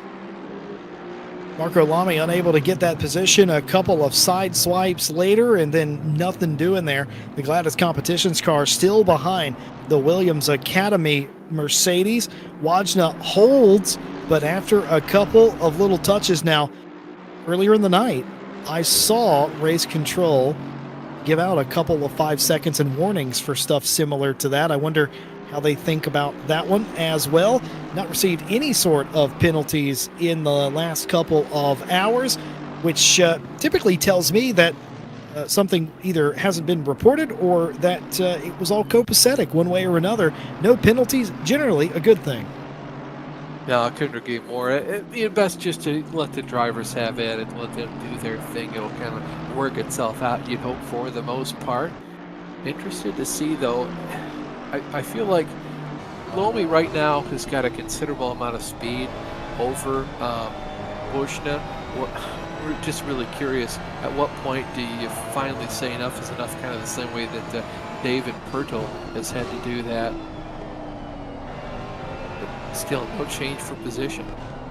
Those of you keeping score at home, I think that was the 4th legitimate attempt David has had to get by Eder, and the 4th time he's been thwarted after getting completely side by side. At what point, if not already, does the frustration set in for the Coach Dave Academy driver? But I think it's already set in. I mean, you can only try the move so many times before you think that the guy in front of you is moving twice, which I'll be honest, I think he's kind of done that. How egregiously has he done it? It's hard to say. He hasn't gotten a penalty for it so far, trying to be outside here once again. Dromo's covered him off completely. That's one of those points as well. I think you got to be a little bit later on the brakes, trying to force that BMW into an over-braking mistake. Just make sure he goes a little bit wide, cross it back over, and try to run away with it. Eder is flirting with politics at this stage. I don't know if that idiom translates very well, but he's getting real close. He's going to argue, look, I'm giving him just enough room, and he may be. It's close quarters racing. David is playing that game right now, but as of yet, neither driver has paid the price for it. This is some of the hardest racing we've seen all race long. We've seen a lot of side-by-side without contact. We've seen a lot of change of position, a lot of drivers just accepting that they're getting beaten into a corner, but this is some really hard racing lap after lap. Here's Pertil again. Coach Dave going around the outside, side by side, maybe a little bit of contact there through Lecombe, but has he done it now? No, he's still side by side as they round the right-hander and down to Bruxelles. They are neck and neck. Inside should go to the BMW. It's going to be real close. This could end in tears if somebody misjudges it. They make contact in Bruxelles. David Pertil goes back to 10th again. Eder holds a 5th time. I'm surprised he was able to hold on the inside there so many times. We've seen the driver on the outside just ships it into the corner, clears themselves, and then that's the end of the battle. They continue to drive away. But you know what? I think David took a lot of information from what just went on there. I think he knows now how to carry himself through Lecombe, what to do as they go down into Brussels, how to carry himself through there as well. I think he's just added a lot of notes to his notebook, and right now, if I'm Eder, I'm thinking this is probably the last lap I'm going to have this 9th position for the next little bit here. Bumper Till, the kettle's boiling over. I don't know if that translates into American English or not. But I'm absolutely ticked if I'm him. Yeah, okay, so that does translate. The kettle's boiling over at this point, and a little bit frustrated every time you get side by side with him. There's contact made. I'm going to go ahead and hazard the guess that it's going to take only one time for David to get down the inside of Eder for a little bit of their own game being played to them. So far, they've tried to go around the outside. They went down the inside. They've tried a lot of different passing opportunities on this racetrack. None of it is stuck as of yet, but my goodness, it's been as close as you like between these two. At some point, they've just accepted, right, this is my battle to the end. I'm not giving it up. I think Eder's made his message clear. I think Pertil's made his message clear. I'm not giving up either. Well, at some point, it's the principle of it all. You know, you think you're faster. You truly believe that. You think you're kind of owed that position because you're doing all the right stuff. It's just not fair that either you can't get the position or that somebody continues to try to pass you. Finally, David can send it up the inside. We'll see how wide he forces the BMW. They make a little bit of contact. Ooh. I'm really surprised they can both save it. This is a whale of a job here. Oh, he's right behind him there. If anybody would have made a mistake through that section of the racetrack, that would have been contact and almost certainly a spin. It looked like they were almost synchronized driving through that section. They were tucked up behind each other so very closely. Expert close driving there, scary stuff. But in reality, they're able to get away with it again. Defensive move again for Eder. Saves the day, saves P9 for the time being. This is thrilling racing, Austin, but I'm sure you have that same sinking feeling in your stomach. You know this can't go on forever without tears. No, definitely. I thought it was going to end in tears. When you saw those two make contact, I was surprised it didn't end in tears. Even the lap before that one, they went through Brussels side by side. But this is kind of one of those deals. I wouldn't say I'm the most patient person, but I would also say I'm relatively patient when I need to be. It kind of goes back to NASCAR and a short track. At Martinsville, for instance, there's the tail of 3 bumps. 1 bump, I'm here. 2 bumps, you're in my way. 3 bumps, see ya. And that means I'm sending you around. So I'm very surprised right now that David hasn't just chucked it up the inside and basically said, look, dude, I've had enough of this. You know, like at some point, enough is enough. You're defending for your life. There's still 4 hours left. Do I race you this hard? Why are you racing me like this? Yeah, well, I don't think David's going to do that because I don't want to let the Coach Dave Academy team down, because if they send it up the inside and they make major contact, that will draw ire of people. And if they're willing to let the small back and forth stuff go, which is fair enough, I think you and me agree, let the drivers race and let them sort out amongst themselves. There's a clear line. You don't want to cross that. I don't think David wants to cross that line. I think he wants to make this pass, and I don't think he cares about the little contacts, but he doesn't want to be the one to go in there and make the stewards have to make a decision either. So you get this back and forth, in this lap, not good enough at the end of the Kimmel to make a run. So we'll look down past Blochemann for another opportunity to get side by side. That BMW, to my eye, looks a little slidey for my taste, and that might be the difference in this fight right now. Yeah, I couldn't agree. I was just about to make a comment about that too. I will say though, for as much as that car is sliding around, I've seen a lot of cars kind of sliding around doing that little twitch thing back and forth. And for whatever reason, these drivers, I mean, again, they're some of the best in the world, especially at this sim. But they do a phenomenal job of just kind of holding on to it and honestly kind of using that slidey twitchiness to their advantage as the run goes on. And I've seen that a lot. And personally, if it were me behind the wheel of the race car designing the set, I personally wouldn't want that. I like a little bit more comfortability, a little more snugness for a feeling out of the race car, but it loses fast.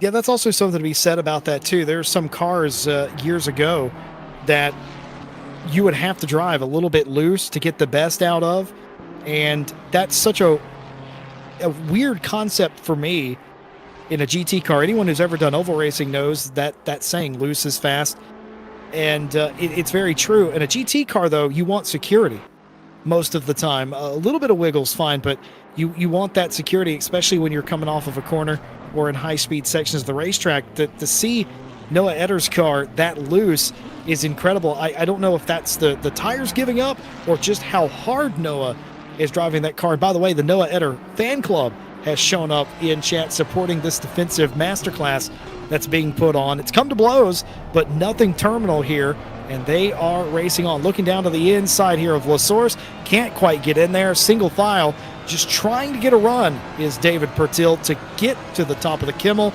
and maybe make a move into Lacombe.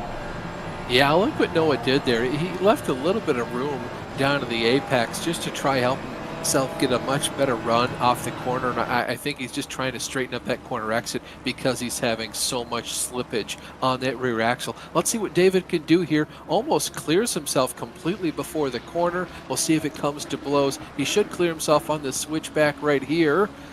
Oh, it doesn't quite do it. Oh, there man, we go. Finally. Finally clears himself. That was tight.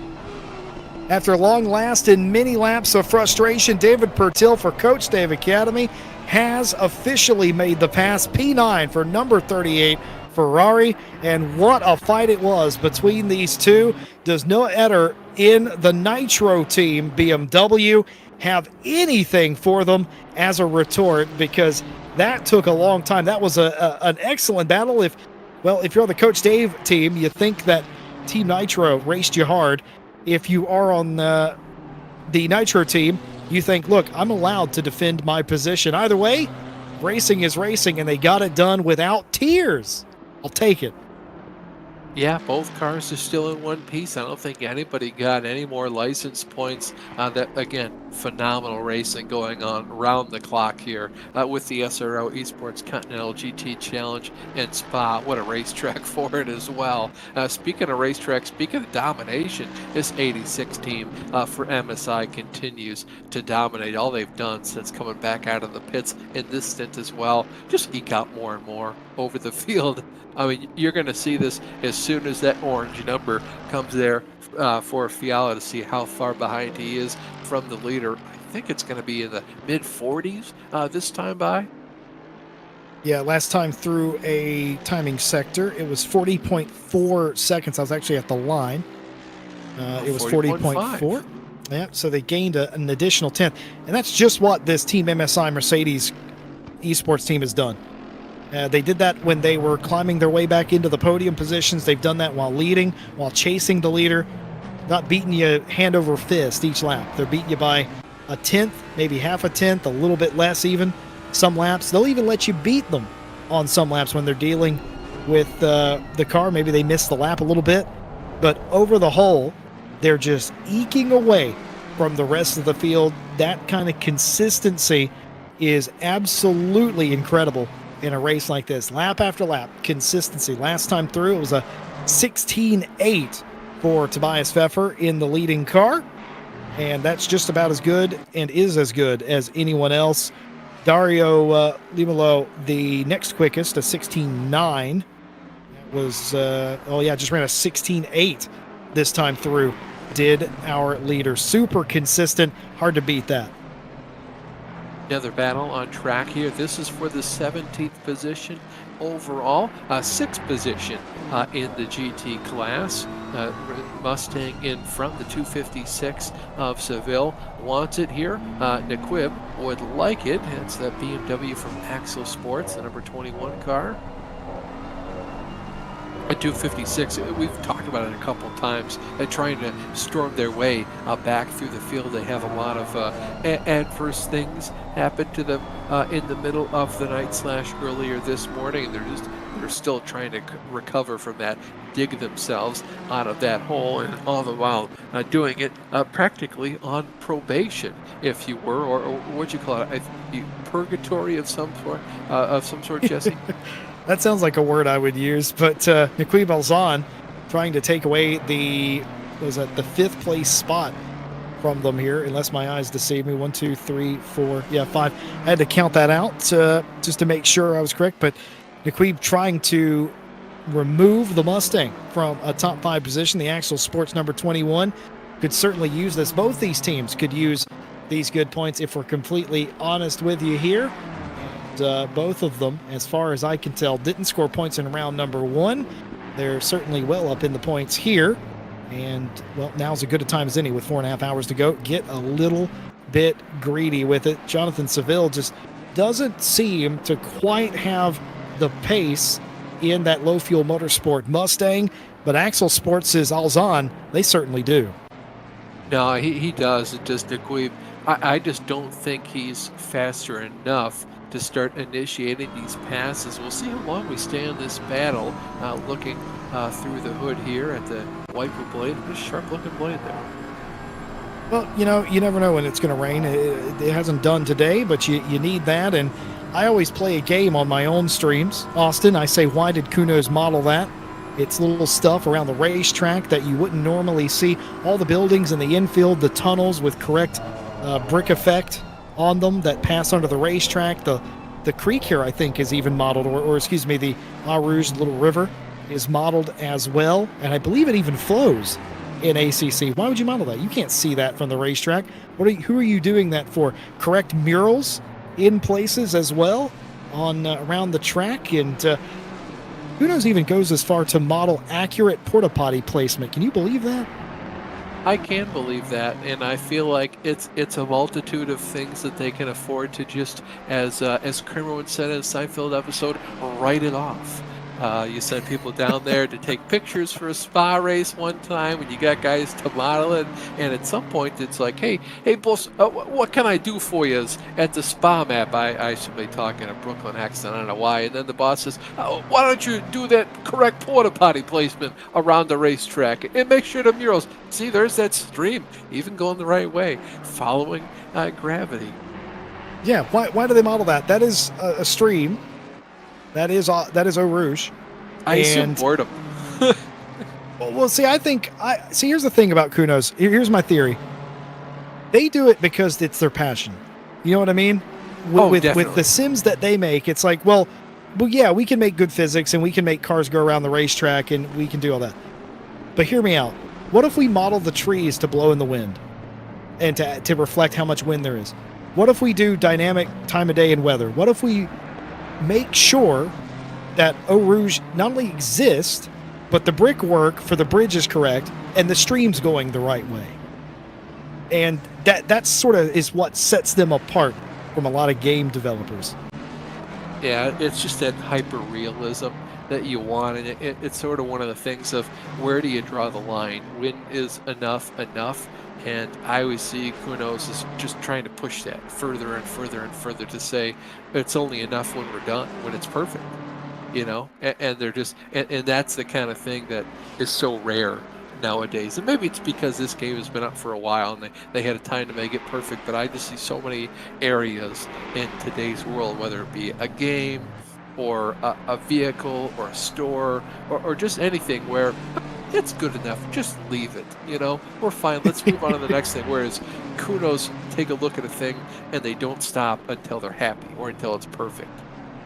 I knew Kunos was a different breed of developer for a very long time, but it wasn't until they put Donington Park. Remember the British pack that they released? It had a bunch of British tracks, Alton Park, yeah.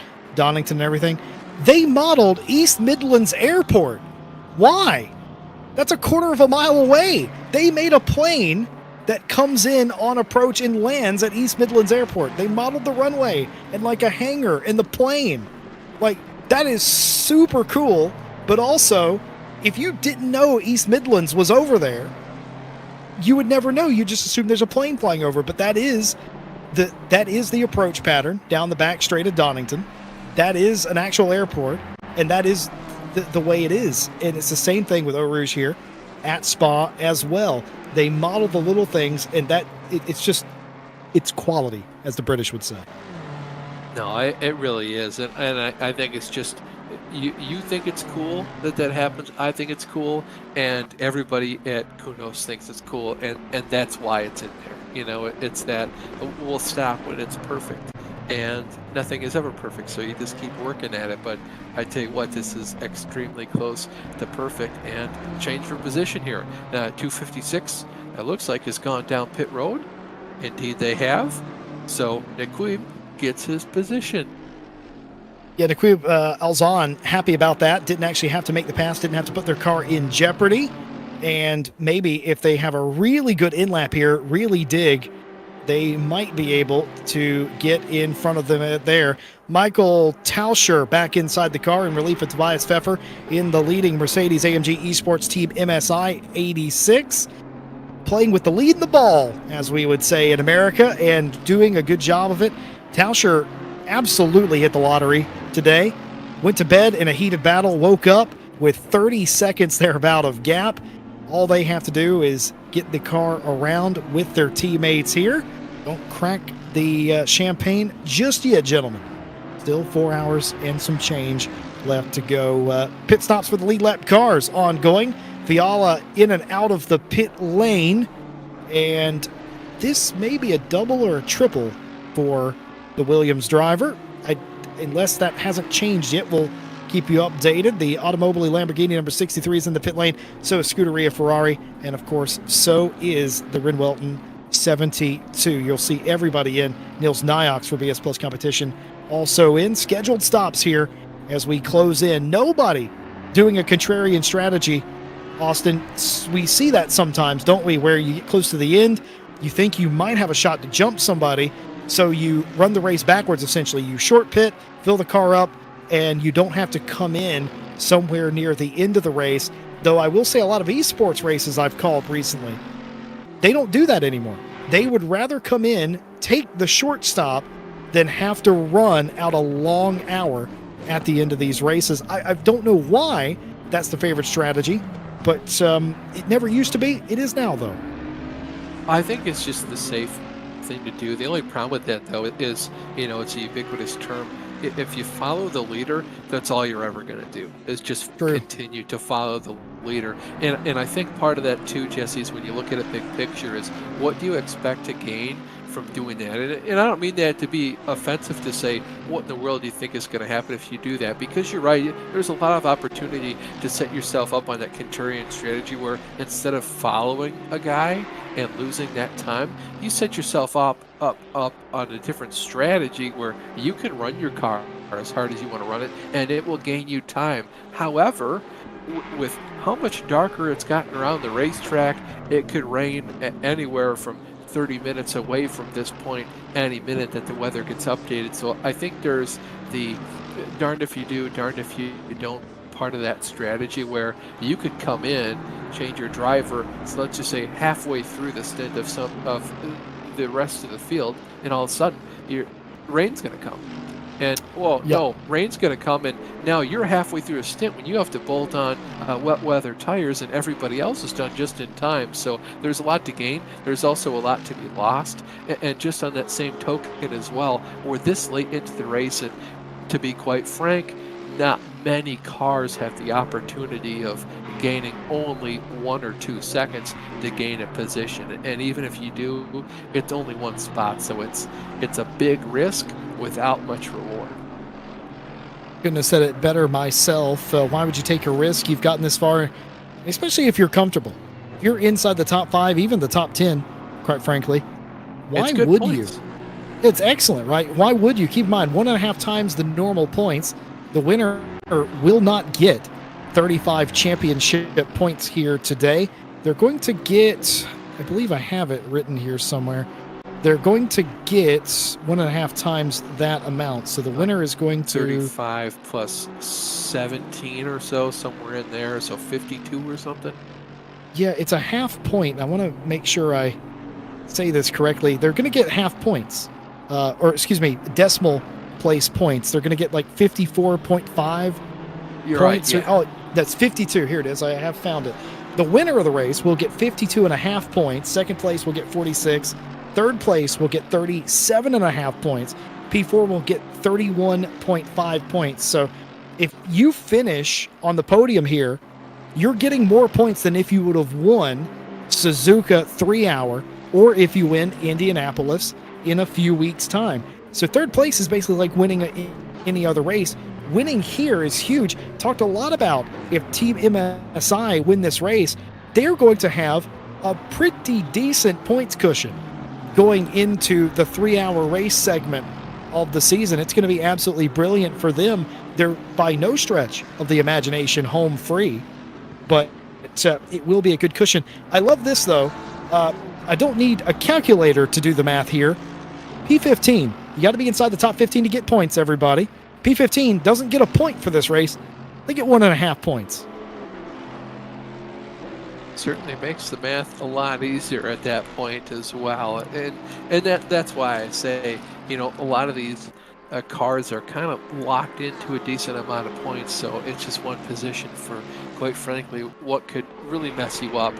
And I think we're going to start to see, if we see it at all, that contrarian strategy is going to come in with maybe 1 or 2 hours to go. And I'll be interested to see if, some of these drivers are in tight battles like what we saw for the last hour or so, right, with the Coach Dave Academy, what you do at that point in the race. Because you can't get around somebody and say, all right, I guarantee you're faster than that guy, let's go ahead and pit right now. And see what that driver ahead of you does. Maybe they pit to cover you off.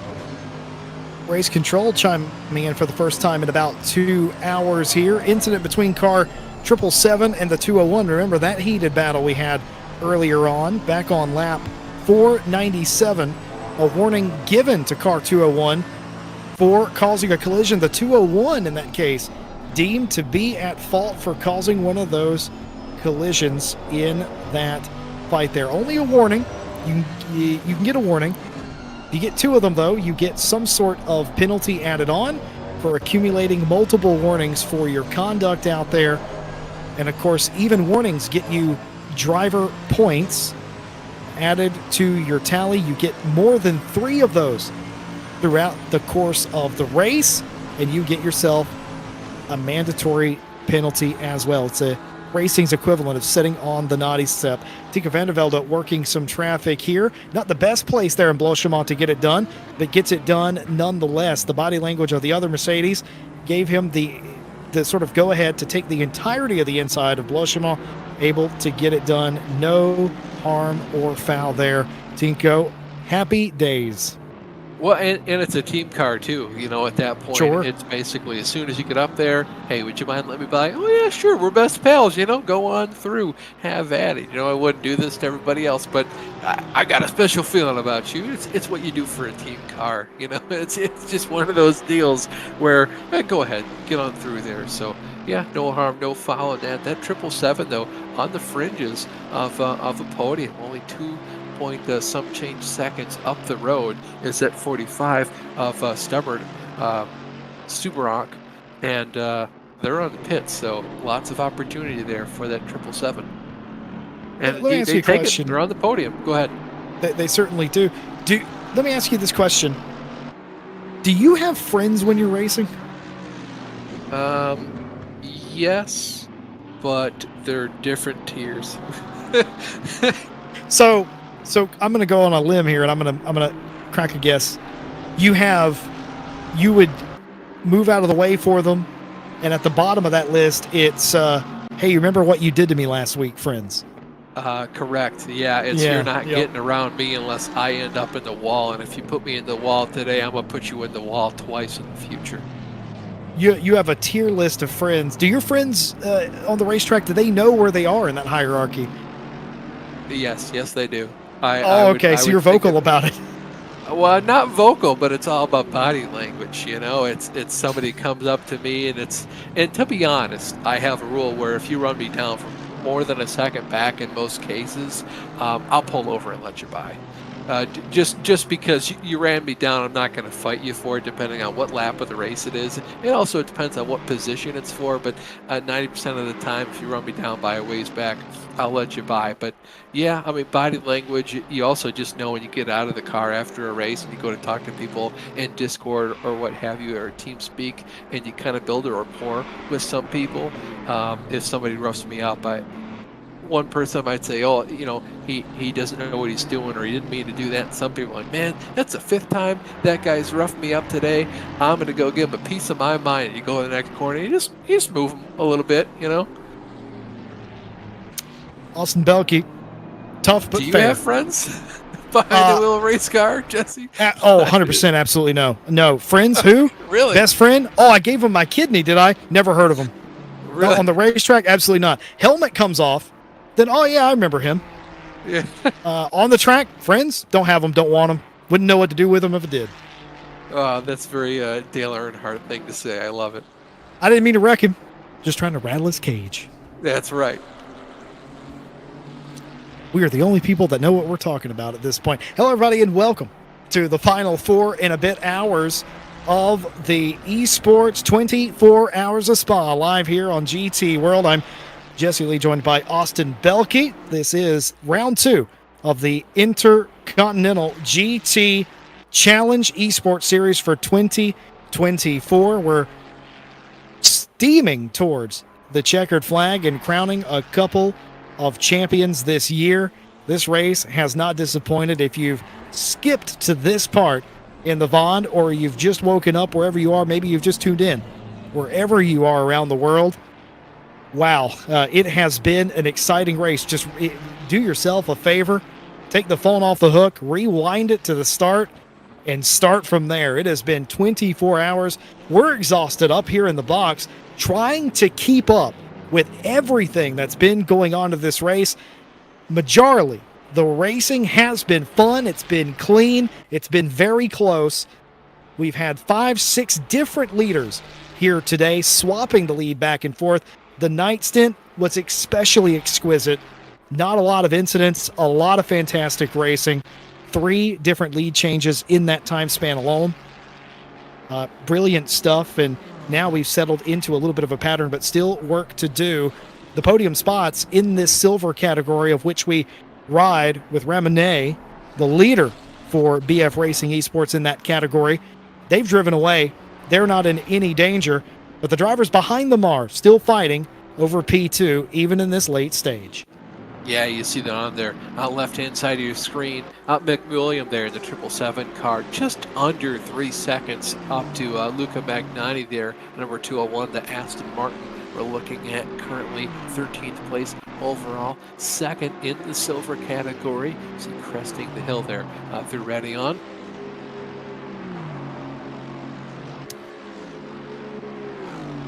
Lorenzo here has taken back P2. You will recall the Williams Academy car prior to the pit stops was in front. Magnani has gotten that spot back. They spent the majority of this race in P2 as the Gladys Competitions car. They spent the majority of this race on a podium spot. And now they have taken that back, trying to run away from McWilliam in the William car. I don't know why that's so hard for me to say, but it is. And the... You were going to say? I was going to say, it's hard for me to think, too. And also, I don't know why I thought Luca when it's Lorenzo Magnani, but it's one of those things, too. It like, you can think it, but it just doesn't, whatever, the brain to the mouth, the tongue, and just the Williams, it just, I don't know, it doesn't jive. Ford Mustang, who was on the podium for a lot of the night and some of the morning stint, that 256 Mustang has fallen back. And that's the biggest surprise to me, is how far back the low-fuel motorsport car has gone. They were in third for a while. They were in fourth and now fifth, and they continue to fall. I think that Mustang it's either set up for the cooler running, or maybe that car just performs better in cooler temperatures, because it has not had the pace that it did sort of in the evening and in the morning. It has certainly fallen off a bit. No, it really has. I mean, it was again one of those kind of perennial favorites for the podium in the silver category, and then overnight they had just a lot of bad luck, kind of a lot of misbehavior from the racing stewards as far as they were concerned, and the racing stewards just kind of said, hey, dude, you need to get your stuff straight. And they handed them a 5-second penalty, and due to that they had to then do a drive-through, and that's about 95 seconds in the course of a lap. And they've gotten closer to recovering from it, but just not as fast as they were last night. So I agree with you, Jesse. You explained it perfectly. I think that 256 car was set up more for the cooler temperatures at night. And whether they actually knew that that's what they were doing or not is by the by. They know now. They can fix that potentially, find a more even ground for the 24 and for the rest of the races in this competition, because it's a learning process. We talk about that blank notebook. No other team showed up today not knowing exactly what the car was going to do in a 24-hour race. It's very possible for some of these teams in the Mustang. It's their very first time in it. There's going to be a huge learning curve. You don't know what you don't know, and until you actually battle test it, there's no way to have planned for something like that. You can run all the tests you want, in a bubble, in a vacuum, but until you get out there with 43 or 42 in this case of the best sim racers that sports car racing has to offer, you don't know how the car's going to respond. You don't know how the driver's going to respond to being put in that situation. It's a learning experience. They'll look over data. All these teams will have data, copious amounts, and they'll be able to better plan for the future. By the way, anyone that thought the 38-717 battle was over, you'd be sorely mistaken. Bischoff has gotten in to the Team Nitro 717, and they have run back down the Coach Dave Academy Ferrari under 1 second. That battle heating back up for P9. Yeah, I mean, this, to be honest, this is kind of something we've been talking about throughout the broadcast, was the ebb and flow of the cars go out there. They have the new tires, full fuel load. As the run goes on, the tires get more worn out, the fuel load starts to go away. The characteristics of how all the cars handle start to change drastically, and it wasn't until about halfway through that last stint that we really saw that the 38 car really start to kind of pull up to the 717, have that advantage, and then once they passed them, they pulled away a little bit, but it was so deep into the stint that there wasn't a whole lot of time for the 38 to just drive away. So now that Szymanski's in there, he's trying to do his best job to run away and at least kind of just try to hold on to the car, use that same sort of defensive tactics that was employed by the 717 until all of a sudden the switch is flipped and now the Ferrari is faster and the BMW is slower. The gap was 1.2. It was 1 second, and now it's 6/10. Szymanski over Bischoff, the reverse of the way it was in the previous stint, trying to get that Nitro BMW back up into P9 as they continue to lap around here. And I believe I called it correct about an hour ago. I said that I don't think this battle is truly done and dusted, and it may just be who makes the last pass the latest will end up winning it between these two, because there's almost nothing in it. They've been all over each other for the past hour or two, and not much has changed. Hubert here trying to do everything they can to keep Bischoff from getting into sort of a more normal drafting range and attack position as well. Right now sitting at that 6/10 of a second. That's just a little bit too far to genuinely consider attacking from for Bischoff.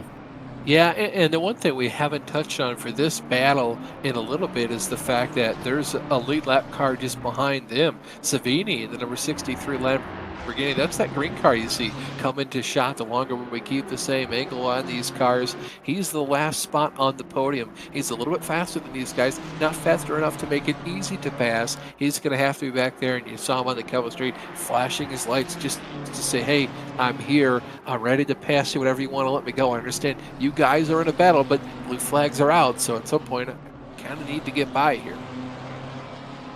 Yep, and there's no way that Szymanski's going to just allow Bischoff to get through. They've got probably a more pressing issue in the background. I don't know if that's Savini in the Automobili 63, but it's a Lamborghini of some sort, and it's green. And whatever the case may be, you would imagine they would like to get by at some point. These cars are not being blue flagged. That typically tells me that probably, at that range, that probably isn't the third place car right behind them. They'd be blue flagged, or at least I think they'd be blue flagged by now at that distance. Nevertheless, this battle certainly continues. Szymanski not quite far enough away to be comfortable, but not quite close enough as Bischoff to make a move, but he's there now. 6/10 has turned into 3/10 now in one lap. I thought they were being blue flagged before they went down into turn, I think it's 11 and 12, somewhere in there. But we'll have to see. I'm kind of curious why, if it is Savini, it looked like he ran up to him and got pretty close, and now he's just kind of... They are being blue flagged, you're correct. Okay, yeah, so it must be the third place car then of Savini. Oh, look at this camera angle here. Just down right above the splitter of the car in behind that BMW, the 717 there of Bischoff. Curious to see what he's going to do. Interestingly enough, not a huge run down the Kevel Straight. I don't know if it's the Ferrari just being a little bit more trimmed out or what. Yeah, I don't know either. He definitely catches him more in the corners. You saw him pull up in the braking zone and keep pace with him in the middle off exit of the corner. I think that might be where the BMW is actually stronger. I don't think it's the straight line speed that matters. I think you're correct that they're really close. They are being blue flagged by the marshals here. They do know that a car on the lead lap anyway, in this case, is catching them a lap in front of them at bare minimum. They probably will have been told that that's third place, and they probably should at some point, once Savini gets there, you kind of would expect Bischoff to let them go at their own convenience and hope that they hold Szymanski up a little bit to regain that time. You hope that pay it forward works in a situation like this. Being told by chat, the 717, they're spying on their personal stream, I suppose. 717 has a yellow engine. Interesting. I wonder... That's got to be shifting, improper shifting causing that, you'd have to imagine. Yeah, or I don't know, maybe they're running over the curbs. I don't know. Yeah, all I can say is shifting. Other sims, I know if you whack the curbs a lot and you do improper shifting technique, that would lead to a kind of a hurt engine. Obviously, it's not like there's NASCAR. You put a bunch of tape on the grill and it overheats itself, or you're drafting for too long. Well, if that's true, that means Bischoff has a wounded engine. When we say it's yellow, that means that there is some sort of internal damage to the power unit in that Team Nitro BMW. And that usually gives you a loss of power and torque in these cars. Yellow's not so bad. I've suffered through a 6-hour race at Monza.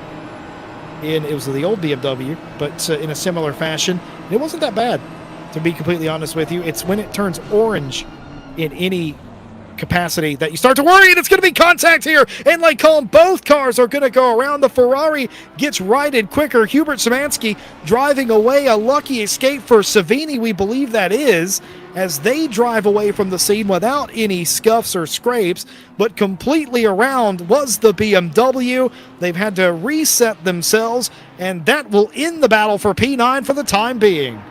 Yeah, golly, you were talking about it turning into tears for a long time, Jesse, and it looks like I didn't see that coming. Me neither. I figured, it's the first time these two are going to get side by side. I would figure they come to blows just yet, but that just goes to show it doesn't take much for any one driver to just slip up just a little bit. And when you're running inches apart from one another, that's all it takes. And I'd love to see a different angle of that. I'm still not sure. I mean, I know what happened. They got in there and made contact shortly before they made the apex of Lacombe. Maybe we have that right now. Down the inside the BMW, and it was just all over the curb, and hard to say, but I would imagine the 717 hit the curb hard and was straight lining through there and into the Ferrari of Szymanski, who didn't realize how deep the BMW had got in there, and they both spin. But all over the curb there was Bischoff, a little bit, way more than you would normally expect to make that corner appropriately. At least that's what it looked like from that camera angle. But ends in tears there eventually. Bischoff's going to lose a lot of time there, and that is not good. Chat has summed this up for me. Big oof. Big oof indeed. Luckily, though, it looked like both cars didn't sustain a whole lot of damage from that. Honestly, if anything, it all cosmetic, apart from obviously that engine issue that the Bischoff machine has, that 717. I noticed somebody in chat said about 4 hours into the race, Bischoff accidentally double shifted. Yeah, that'll do it. That happens a lot. These cars have shift protection. ACC has shift protection, but sometimes you can get the car to double shift. I know it's a problem for controller players more than people with wheels using paddle shifters. I've never done it. I have had a teammate do it on a wheel where they double shifted, and they gave me an orange engine car, meaning that the engine is significantly damaged. I still think about that. Not a teammate anymore, in fact, that individual. But it's so strange to happen, but it can. And it usually is shifting in some capacity. So we're being told a yellow, orangey engine over there. Technical terms all over the place here for you folks. But here's another angle of the incident. We're going to see the BMW getting down into the corner, the Team Nitro car. And, not afforded a lot of room there, you'd have to say, by the Ferrari. Yeah, looking back on that, it's going to be an interesting call from race control. I don't think the BMW had any room at all. I think even if his left sides were just barely on the track at all, I'm not sure why Szymanski would have given him that little room. I don't know if he never got the call he was there, or maybe he didn't think he was as far over as he was, but that's going to be an interesting call. Hey, Austin, can I show you something? Anytime, brother. Daniel Savini, the luckiest man on the racetrack. Yeah. Happened to be just far enough behind that to serpentine their way through it. A huge sigh of relief in the Automobili Lamborghini camp after that one. Had a front row seat to the carnage. Got away scot-free. Yeah, boy, if that isn't what you fear the most as a car, and not a higher class, but on a further lap than the rest of the field, the last thing you want to do is be out there on an island all by yourself, and that's what he is. I mean, it's like 6 seconds ahead of a Hartfeld in the 51, and I want to say it's something like 30 or 40 up the racetrack to Vandervelde and that number 5 Mercedes. To get caught up in a wreck like that, you had nothing to do, just an innocent bystander. That's one of the worst feelings in the world. So yeah, I'm kind of torn if Savini should go out and buy a lotto ticket, or if he just kind of used up all his luck, and he should avoid doing that and just save the money. Automobili Lamborghini, this is sort of back to form for them. It's been sort of rough for a little while, and we saw flashes of brilliance, of course, but I think they fully re-arrived, and they're going to do good here if they can continue to keep the Scuderia Ferrari around 6.5 seconds behind them. They've been there, has Scuderia Ferrari, for a very long time now. Chris Harteveld behind the wheel of that car right now. Savini and company have done such a good job. That gap has rarely moved. Sometimes it's a little closer to 6 even, sometimes it's a little closer to 7, but it hovers around 6.6, 6.5 for a very long time, just sort of managing the gap here. A long way to go to get home. They've just got to keep that up, but trending in the right direction is the Automobili Lamborghini team, and certainly after that, they must feel a little bit better that they got away with that. I wouldn't be surprised, Austin, if right before that happened, Daniel was on the radio saying, these guys are getting a little too aggressive for my taste, and then that happens. A driver can always feel it. It's like animals in the forest. They know when it's about to rain. Drivers know when there's about to be a crash.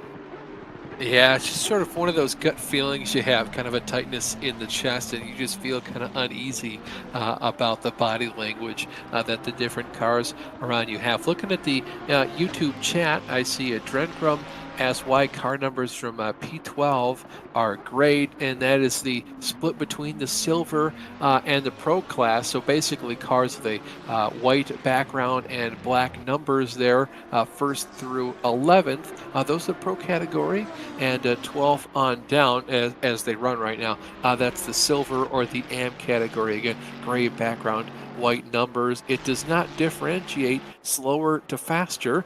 Pretty much the entirety of the race up until this point, they were kind of intermingled with one another. It just basically differentiates, as Jesse put it very eloquently, the drivers that make a living driving race cars and the drivers that do not make a living driving race cars. Nothing to do about the quality or the speed of them. It's just how you make your living. Yeah, just to further Austin's point here, leader Tauscher last time by did a 17.3, just did a 17.4 right now. Your silver leader right now just did a 17.6, but the cars behind him did a 17.4. That's Lorenzo Magnani in the 201 Aston. So really nothing in it, almost exactly the same. And that's kind of what it is. We call it two different skill groups, but it's the esports pros versus drivers that are making their entry into the Premier Series for GT3 sim racing. That's really all the difference is. And you do exceedingly well in your class like BF Racing Esports is. Next year, they probably get promoted to the pro class. It's kind of how it works out. And basically, it can afford you. There's a lot of reasons, right, why the pros are doing better than the AMs. A, more time to practice. B, more time to focus on the setup. C, a lot of help working on the setup. And D, maybe a little bit of skill involved in there too. There's a reason why those guys are pros, but also we're 20 hours into a 24-hour race. I would hope that the cream kind of rises to the top, if you will, and there's a lot of reasons for it. Well, Don Van Zutphen in chat has pointed out something that it's very rare that there's an exact split. Usually there's silver drivers mingled in with some of the pros.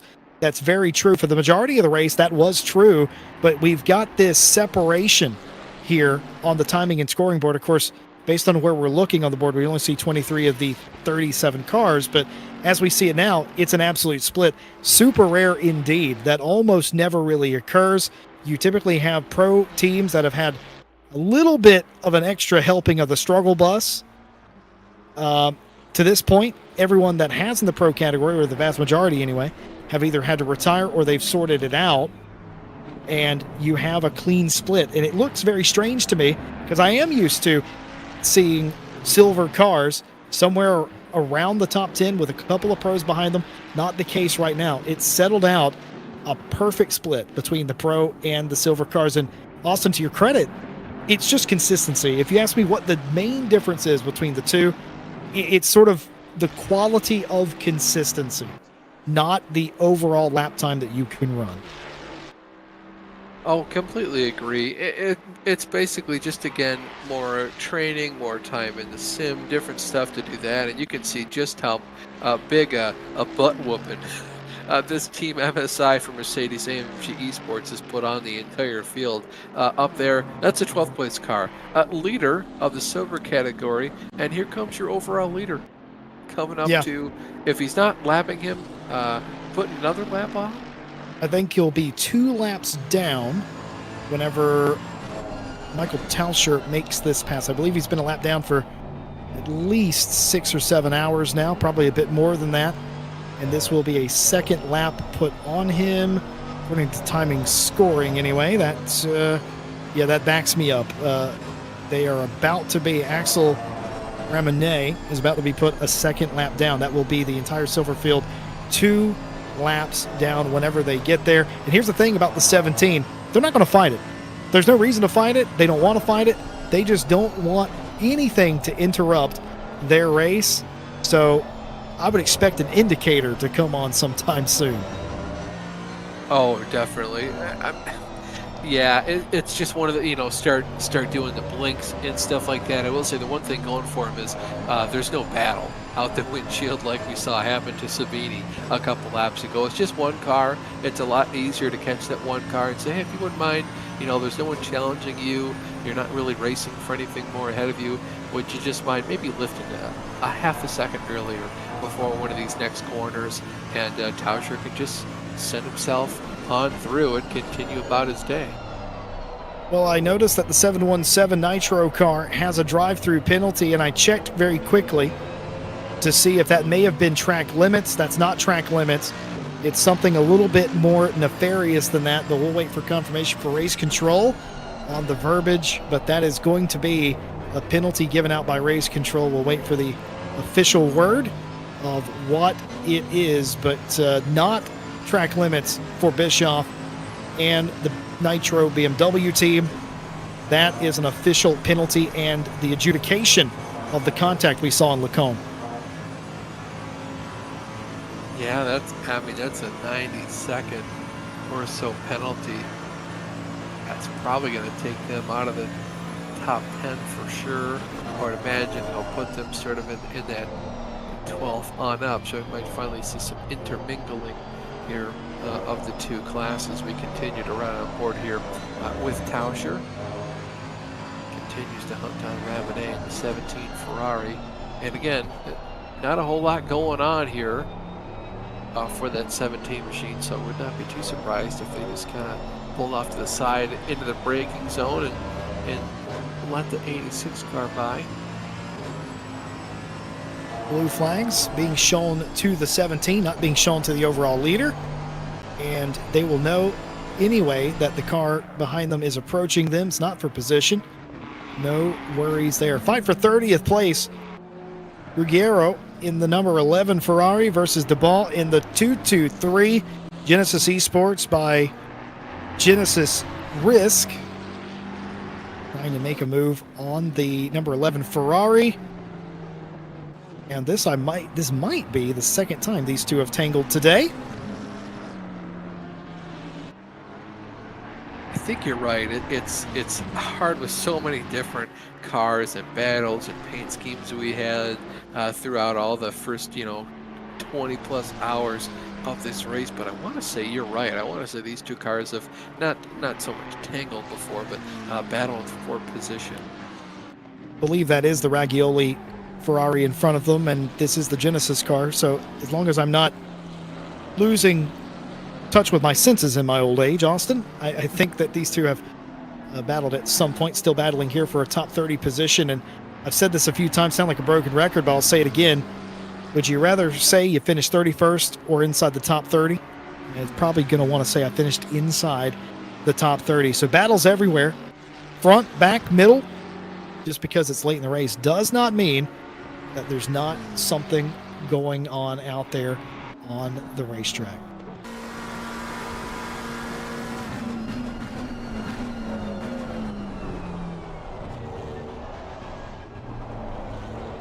Continue to ride here. Oh, go ahead. I was going to say, while we have a moment, do apologize. Just want to thank our partners that help us put on these shows for you here. Big thank you to Fanatec, AWS Pirelli, Kuno Simulazione, AK Esports, SimGrid, the SRO Motorsports Group, Dynamic, Mercedes, and everyone else that helps us out here. Here is the official race control for the incident between the 717 and the 38 on lap 513. A 10-second penalty given to car 717 for causing a collision, but that's not the drive-through. We'll get another one from race control confirming why it is a drive-through, because that was only a 10-second penalty, and here it is.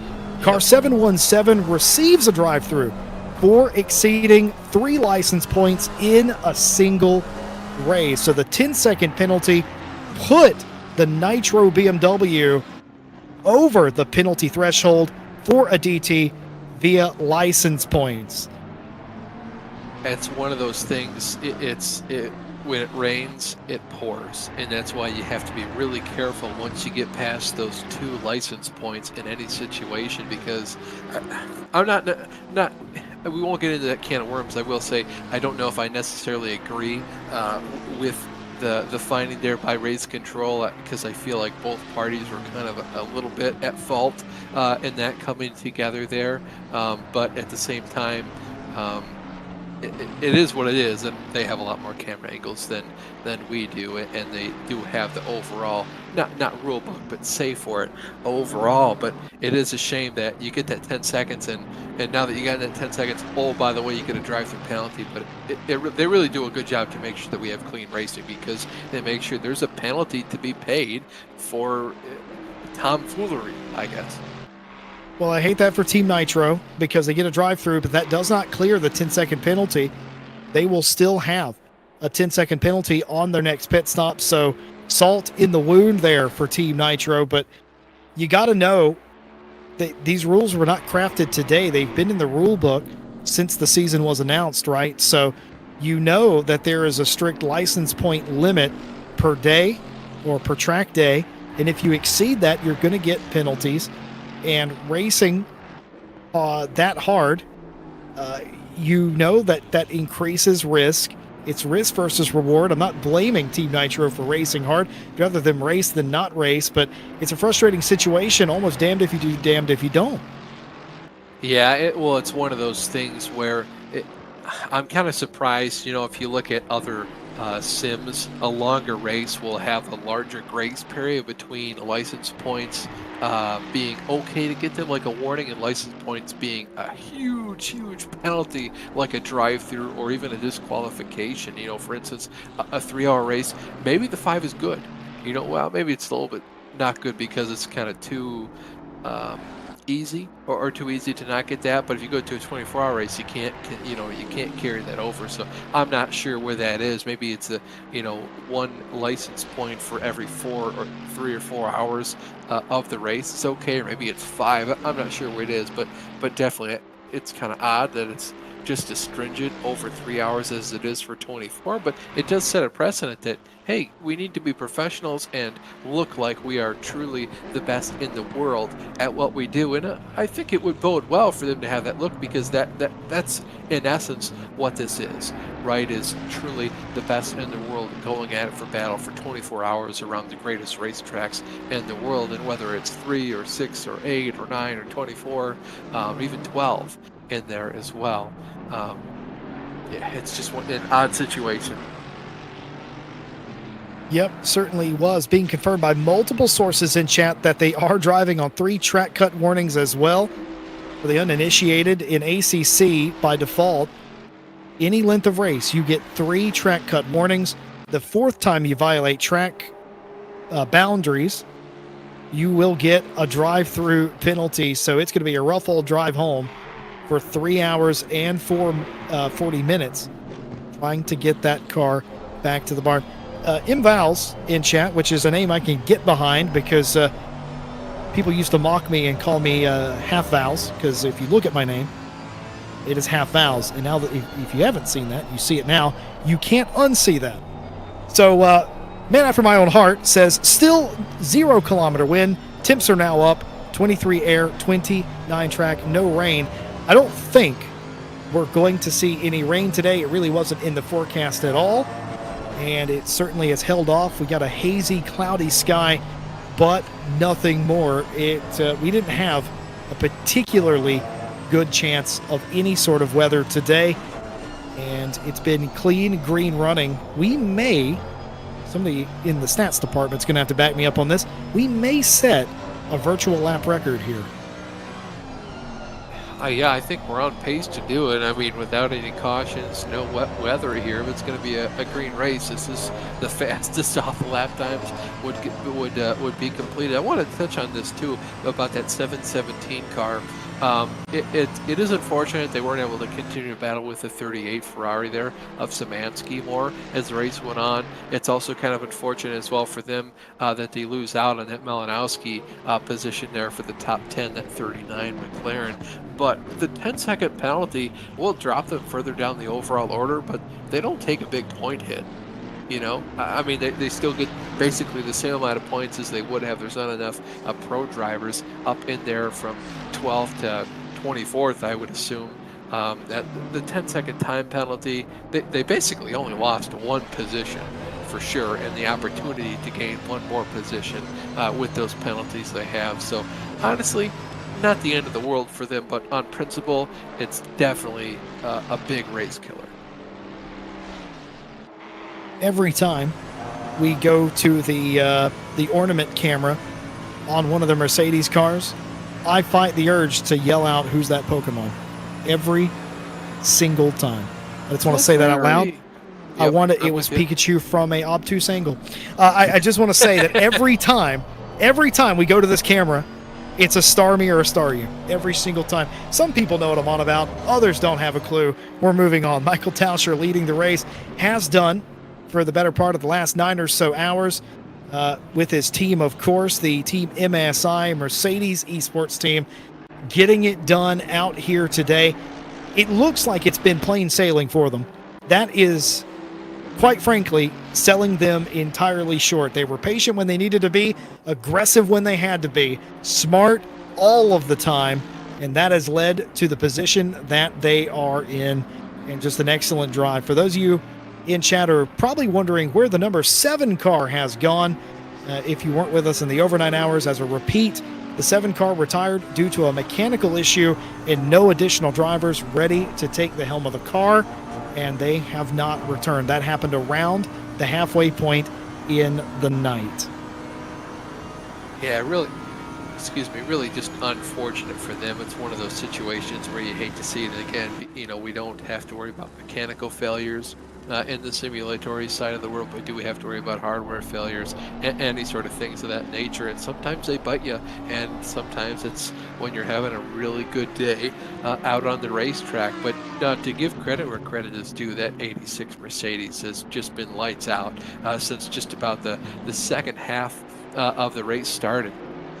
You know, they were up running in the podium places all race long, but for a while it looked like they were going to continue to be second fiddle throughout the rest of the race. But I tell you what, they've just got good driver after good driver after good driver in there, good stints, good lap times, and not a lot, just a 10th or 2 every here and there. Been really good managing the traffic, and they're running so well. They're on fire. It's just nuts.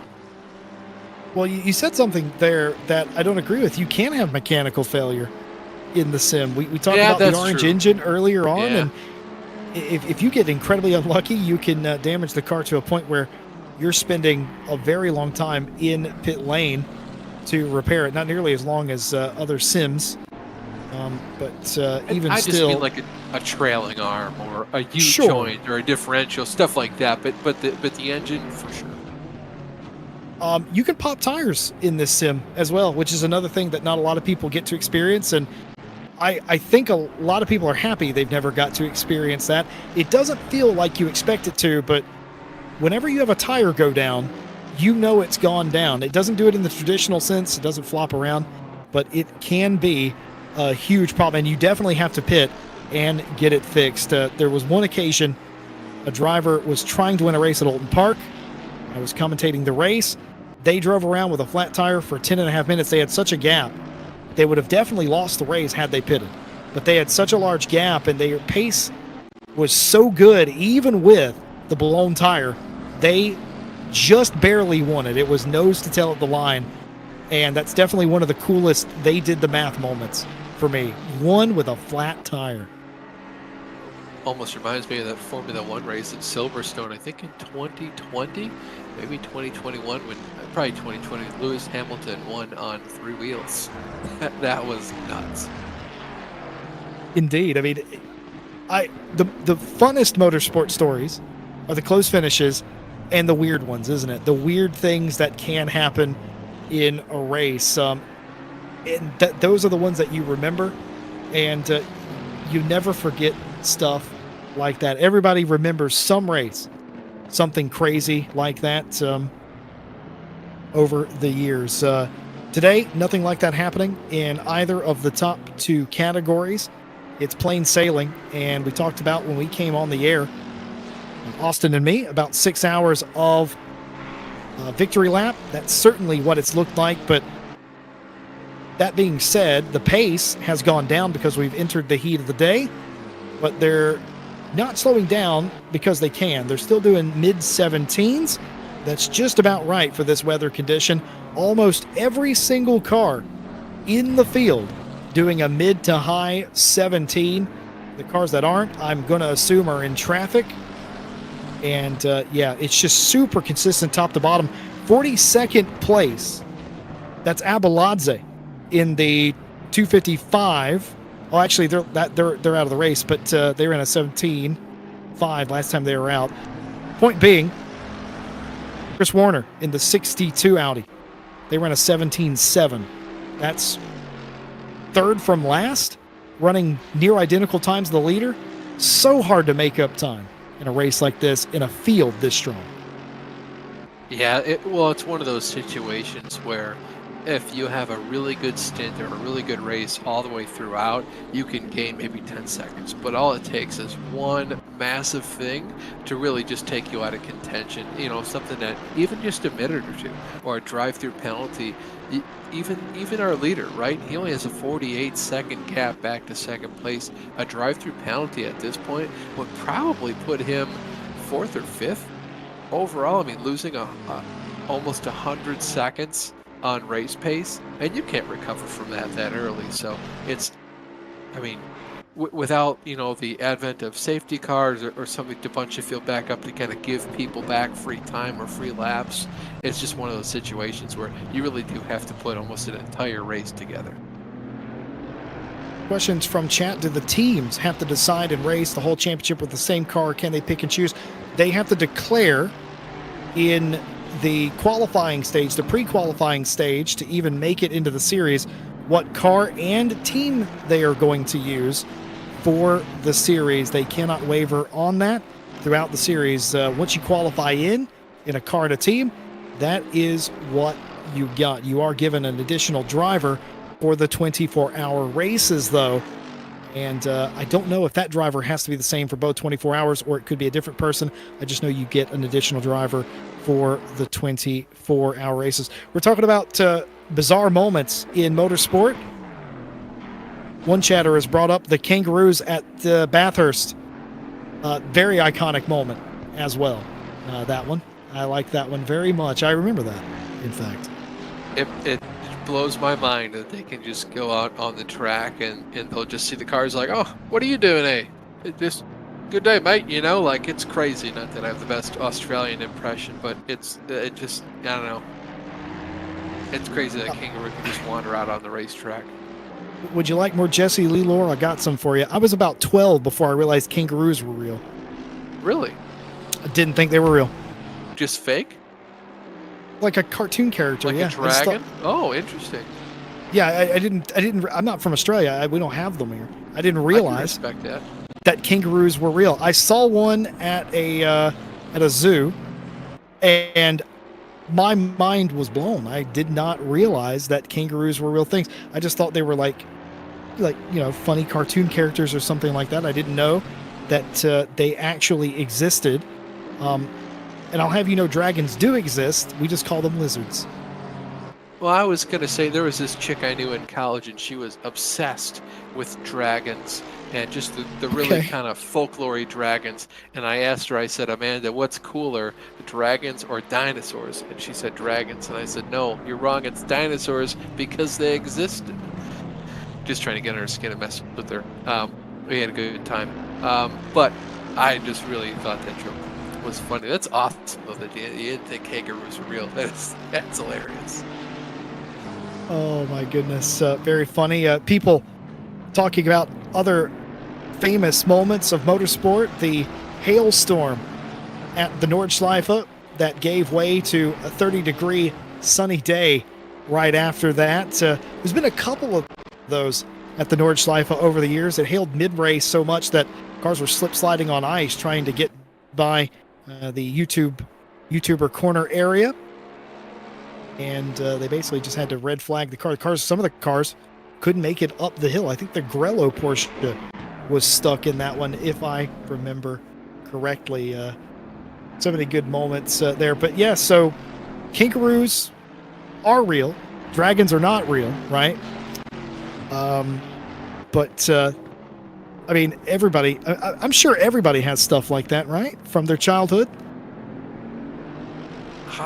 The only thing I can think from my childhood was there was those wet floor signs everywhere. Sure. I was adamant that the floor was not wet, so I ran up to the counter at one store and fell right on my butt because I was sure the floor was dry. And yeah, that hurt. Another time when I was younger, I don't remember this at all, but my mom told me, we were at like a Hallmark store or something where there's like glass antiques, like little glass things, and I picked up something. I was in the cart, so I was a lot higher off the ground. I think it was like 3 or 4. And my mom was like, Austin, be careful with that. It's glass. You'll break it. And I said, no, it's not. Watch this. I put my hand out of the cart and dropped it from like 3 feet. Hit the ground, broke into a million pieces. But Austin, I was so adamant. Yes, sir. I'm just going to assume you were a rebellious youth. I was something. not. Believe it or not, I was a good kid. I was just sure that piece of glass was plastic. Austin Belke, rebel, is what I'm going with on this one. Got some suspicious chat messages I want to bring up. Lucas Harteveld says, Chris Harteveld is such an amazing driver. I wonder if there's any relation. Yeah, I think there might be some bias in that message there, Lucas. Yeah, honestly, I don't know if I can trust that insider information. Oh my goodness. Fun times here. We're after the noon period, just about 1 p.m.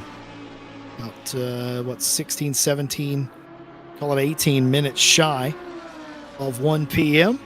The race continuing. We focus on Daniel Savini for Automobili Lamborghini Esports.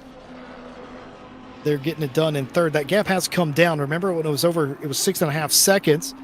Chris Harteveld might be an amazing driver because he is bringing the Scuderia Ferrari number 51 into a dangerous range for Savini. That 7-second gap or so is going down all the time. It's 5.3 through that particular timing sector and gap.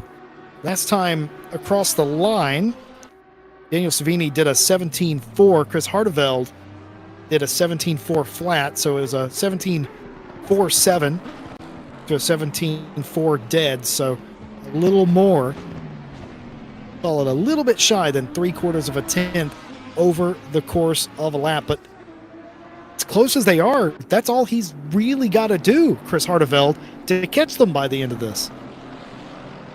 Yeah, It's just crazy that after 24 hours of racing like this, um, a podium spot can be decided by what, 5.5 seconds of a gap. And I will say, if anyone can do it, it's Hartfeld. We've seen this car really start to come alive, especially at the end of these runs.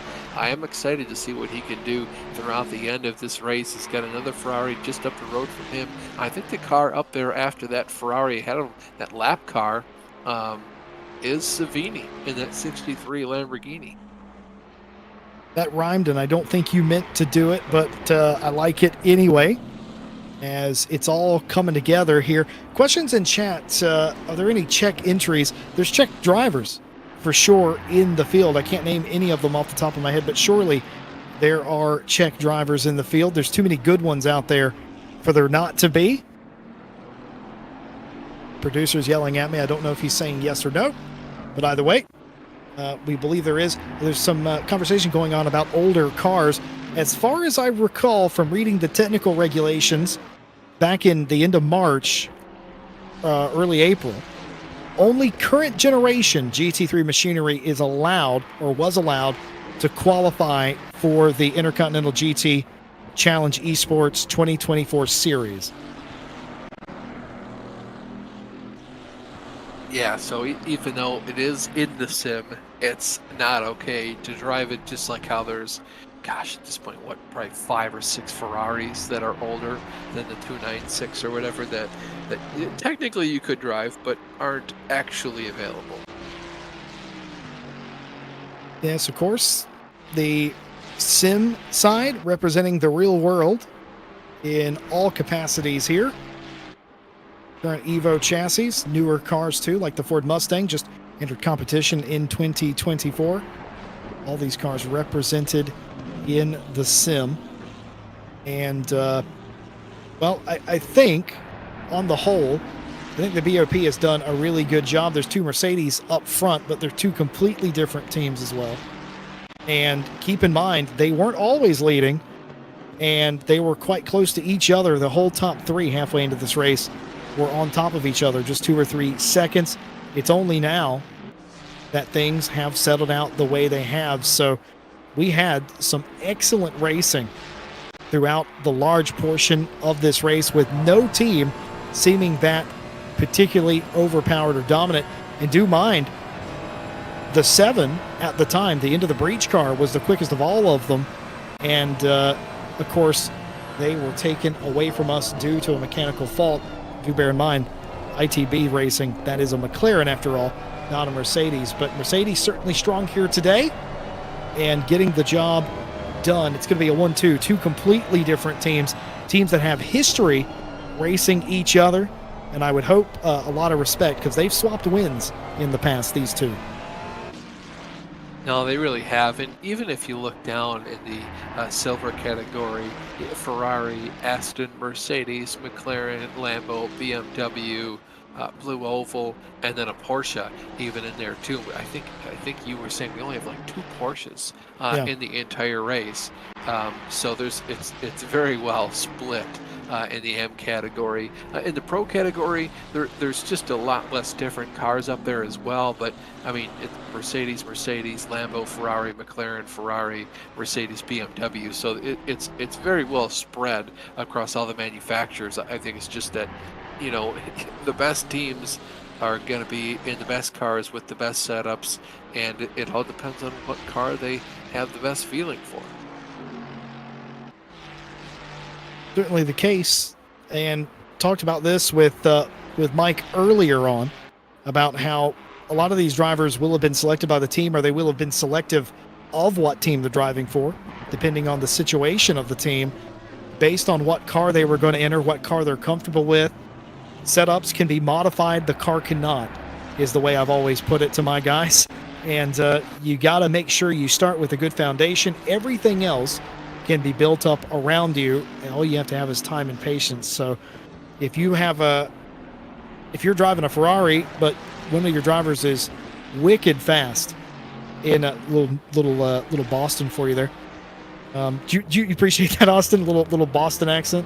That was good. That was good. Yeah, I just love accents, you know. Wicked good. Yeah. Wicked fast in a Mercedes, then maybe they're not the right fit for your team, is what I'm getting at. Maybe they should go drive for a Ferrari team. And these team managers and these scouts, they see stuff like that. They pay attention to that. Mentioned as well, silly season never really stops in sim racing. Everybody's watching every race. Everybody has access to the same data we do, and they pay attention to that. If somebody becomes available, you think they're the right fit for your team, you scoop them up. Yeah, no, there's a lot less, I'm going to say, rules and regulations and I think lawyers associated with sim racing for right now, and I'm okay with that. I kind of prefer that, to be honest.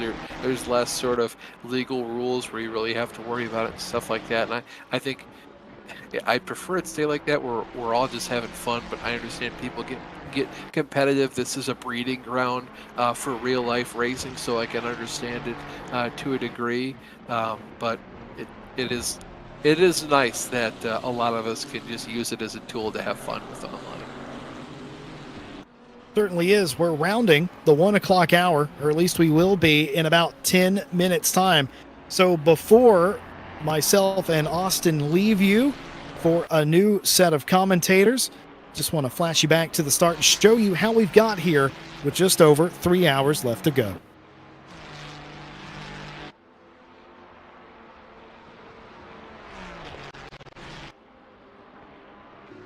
Or maybe we won't for the time being. We will delay that and get you to the highlights in just a moment. So until then, we'll stay with you and talk about what we've seen here today. Michael Tauscher has dominated this second half of the race. That hasn't always been the case.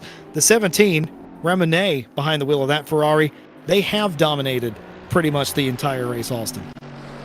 Yeah, they've been up there for a big portion of the race so far. And I mean, and they haven't been out there on their own island. You know, they've had some challengers get up there with them for a while. It's just one of those deals where, for some reason, they just got lucky to the point where everybody that they were racing with kind of suffered some bad thing happening to them at one point or another, and you can only go through so many second places before you have a ginormous lead from first place to what was fourth or fifth before, but it's now second because of weird attrition throughout the field. But yeah, that 17 car has been on it since the drop of the green flag. Everybody else squabbling behind them, they have been left to their own devices, and they have flourished scheduled stops ongoing. Now as the time starts to wane here today, these pit stops become even more important for securing your position. Walshingham, one of the first cars in. I saw the 201. Magnani was in as well. Bear in mind that the 201 is still up for a P2 spot, still fighting for that spot and sole possession of that. We expect Tauscher, Van der Velde, Avini, Harteveld, Burnt, all these cars should be coming in this time. Now that's interesting. Tico Van der Velde is showing as in the pit lane. Tauscher maybe hasn't. Maybe they were far enough in front that they could get another lap out of their stint. Now that would be huge for them for insurance reasons if Team MSI were able to do that. Pit stops routine ongoing while they settle their business in the pit lane. Let's settle the highlights on your screen.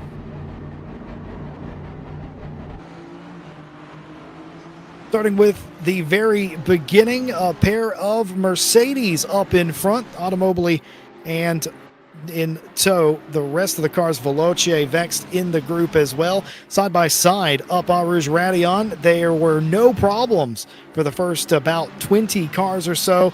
Getting along very nicely, thinking very quickly about 3 wide was Veloce, thinking better of it, settling down into Lecombe the first time. Nice and tidy, 2 wide through that section. But it wouldn't be the same case for the cars behind them. A huge wreck started as someone there turned one of the Mustangs, and it turned into a parking lot, did the Kimmel Straight. A lot of repairs there, fighting for position here, and the overall lead, Dyer McCormack goes into the lead, taking it from Automobili Lamborghini. One of the first lead changes of the day. Williams takes it in the 5.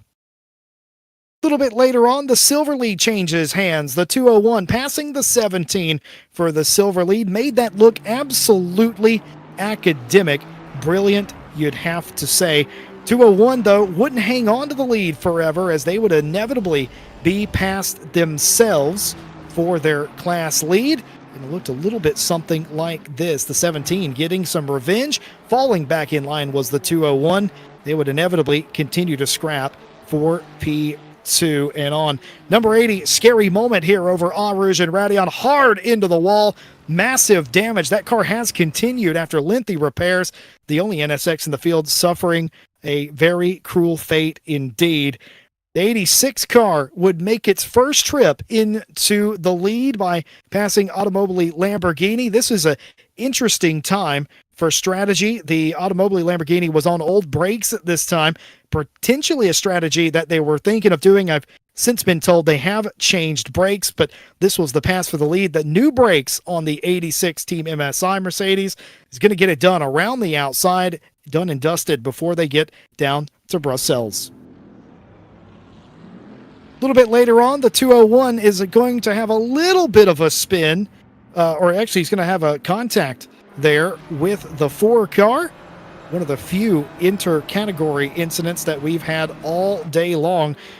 471 looked like they had some contact here. No contact at all.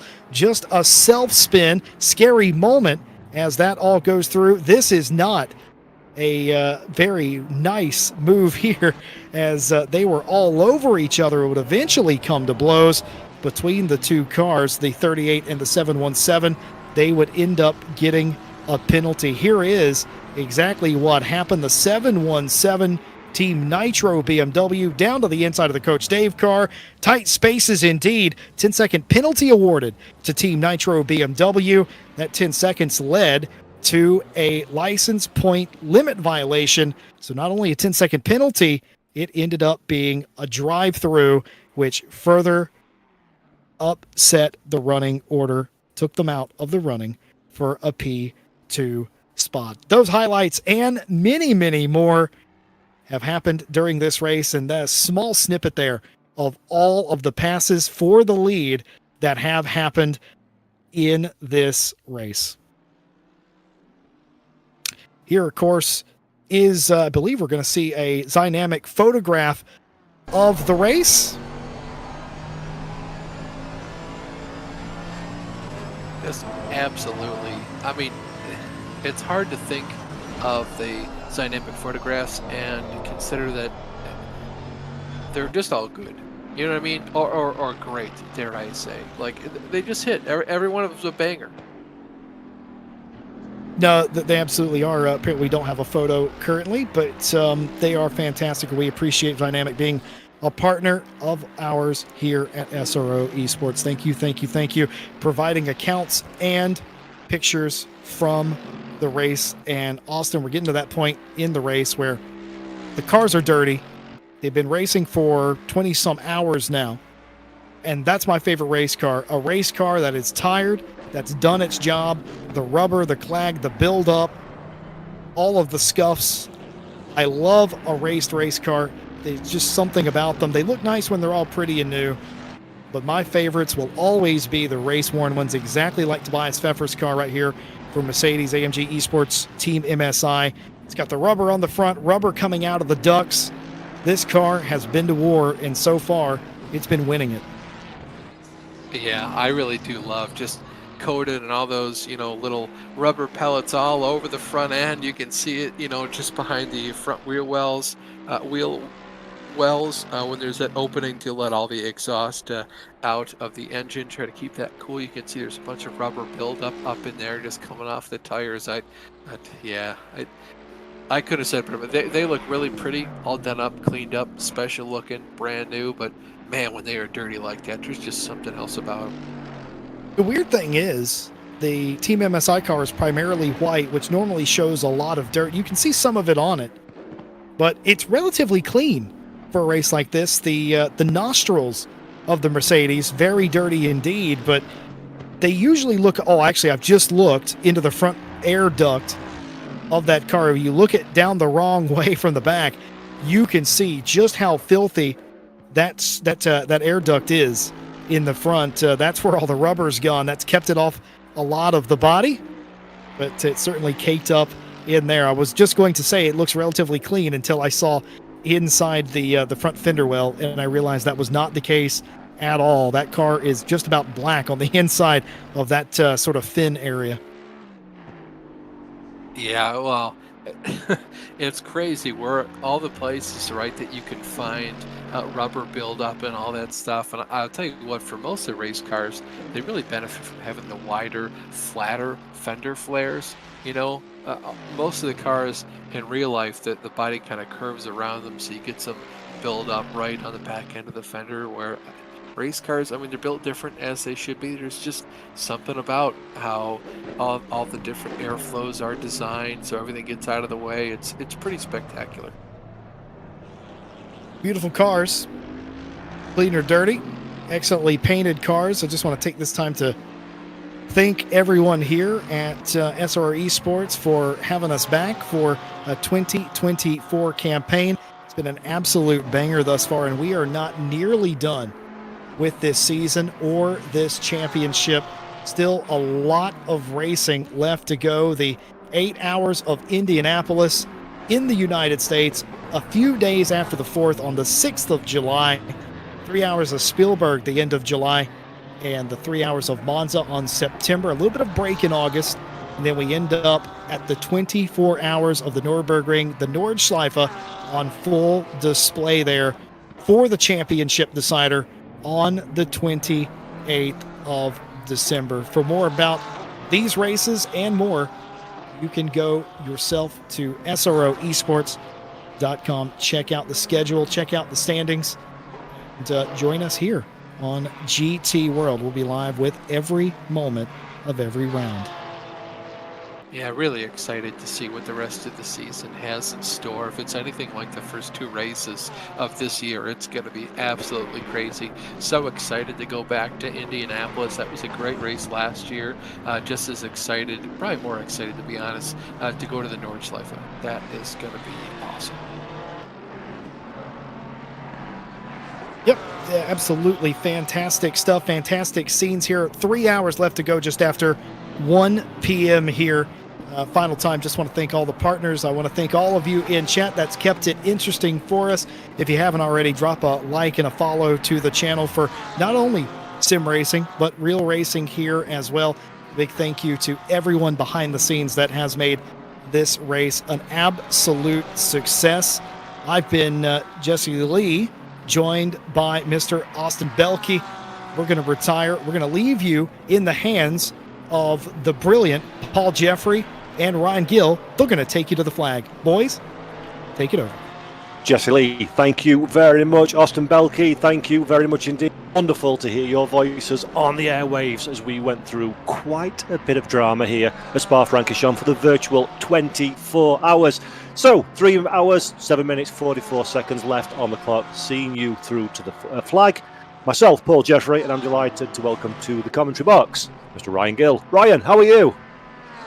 I am tired, I am excited, and I am ready to crown another champion for the 24 hours of Spa in SRO Esports for what is the 3rd year now that I've been working on this race in some form or another.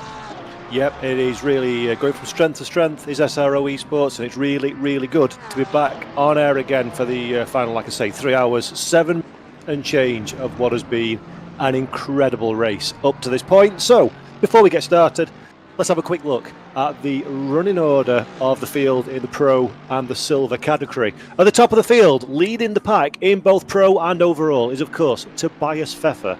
That is car number 86, which is the Mercedes AMG Esports Team, MSI. 536 laps, believe it or not, in the book for Tobias Pfeffer. Second position, currently behind the wheel of the number 5 machine, which is the Mercedes AMG Team Williams Esports. It's, of course, Wojtek Fiala, doing a good job thus far, trying to close down his teammate. Third position, after what feels like it's been a battle that's gone on pretty much forever, is Dario Yamulo. He's on board the Automobile Lamborghini Esports Team Huracan GT3 Evo. He's in third position. He's just 5.1 seconds ahead of the number 51 Ferrari, which is of course the Scuderia Ferrari Esports team, Grantas Caracas, behind the wheel. That gap has been fluctuating between 4 and 7 seconds for around the last couple of hours or so, and it's a fight that no doubt will go through to the checkered flag. Luke Whitehead, car number 40 in the McLaren Veloce, is fifth, my mistake, in the running order. The McLaren, the highest of the McLarens in this field, the 720S GT3. In sixth position, we have car number 72. That is the Renvelten Esports Ferrari 296 GT3. Tim Peachman is currently behind the wheel of that car, and they've got about 7.8 seconds to make up on Whitehead ahead. In seventh place, it is car number 4. That is the Mercedes AMG Esports Team HRT.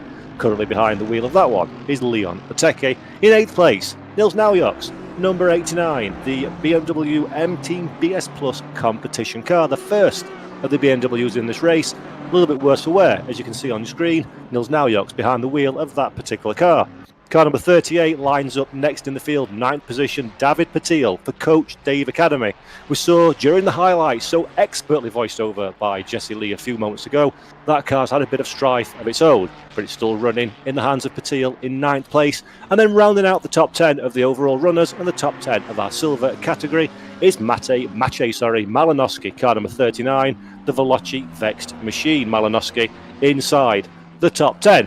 And then going over to the silver category.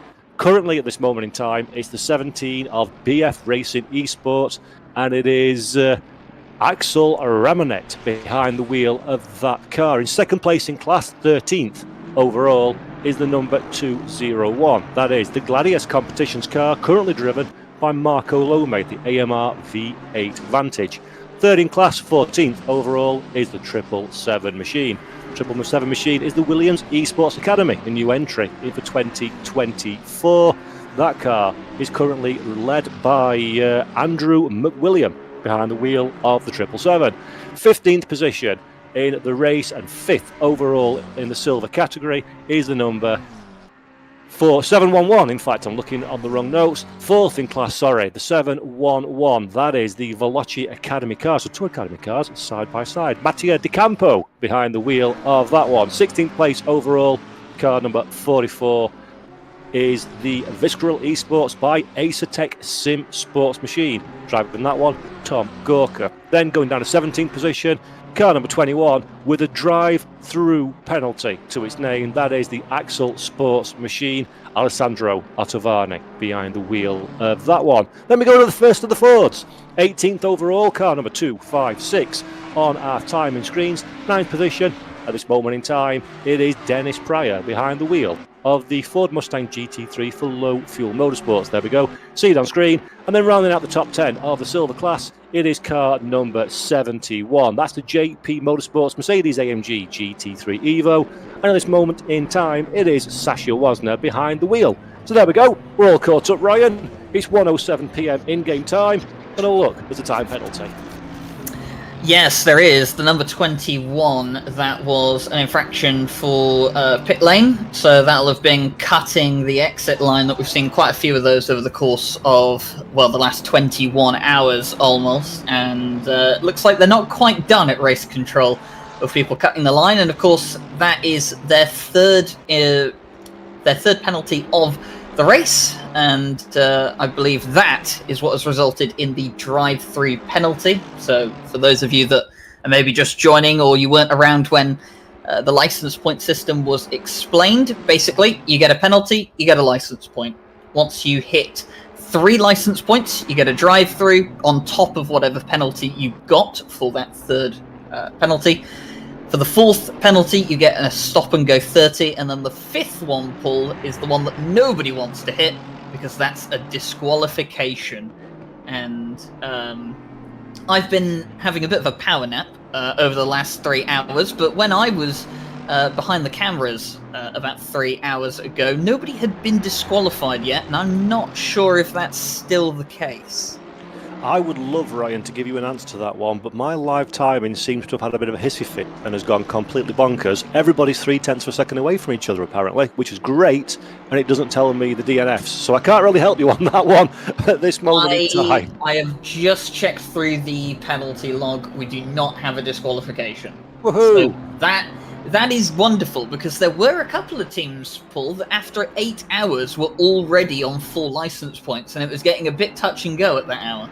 We've got a 3 hours, 1 minute and 1 second left to race, so there's certainly plenty of opportunity for people to fall foul of that one. Sasha Wasner, by the way, that we're looking at now for JP Motorsports, that's the last of the silver ones that we were calling out a few minutes ago. That AMG Mercedes is looking pretty spicy at this moment in time. There's a car in front, which is not a battle for position, of course. That's a car that's in a different phase of their own particular race. But we've seen it so many times, this, Ryan. Faster cars trying to lap somebody, even though the BMW's up there in 12th position. It's an awkward place to be as a driver, isn't it? It is, because you're always in the worst of both worlds when you're trying to unlap someone, or unlap yourself from someone, sorry. Because naturally they don't want to let you through because you're behind them in the order. They've lapped you at some point in the race, so they're a bit less inclined to let you go. And especially with 3 hours of the race to go, there's a lot that can still happen. They might think to themselves, well, if I just let you go and you disappear up the road, there's a good chance in 3 hours that you might come back around to overtake me, for position. So it can be something that, for a driver can be quite challenging. Some people might be very firm about not wanting to let you through. Some people just might not care at all. It does come down to each individual. But Wasner at the moment, 43 seconds to the next car ahead, which is the 256 Ford Mustang. It's a lot of time to make up.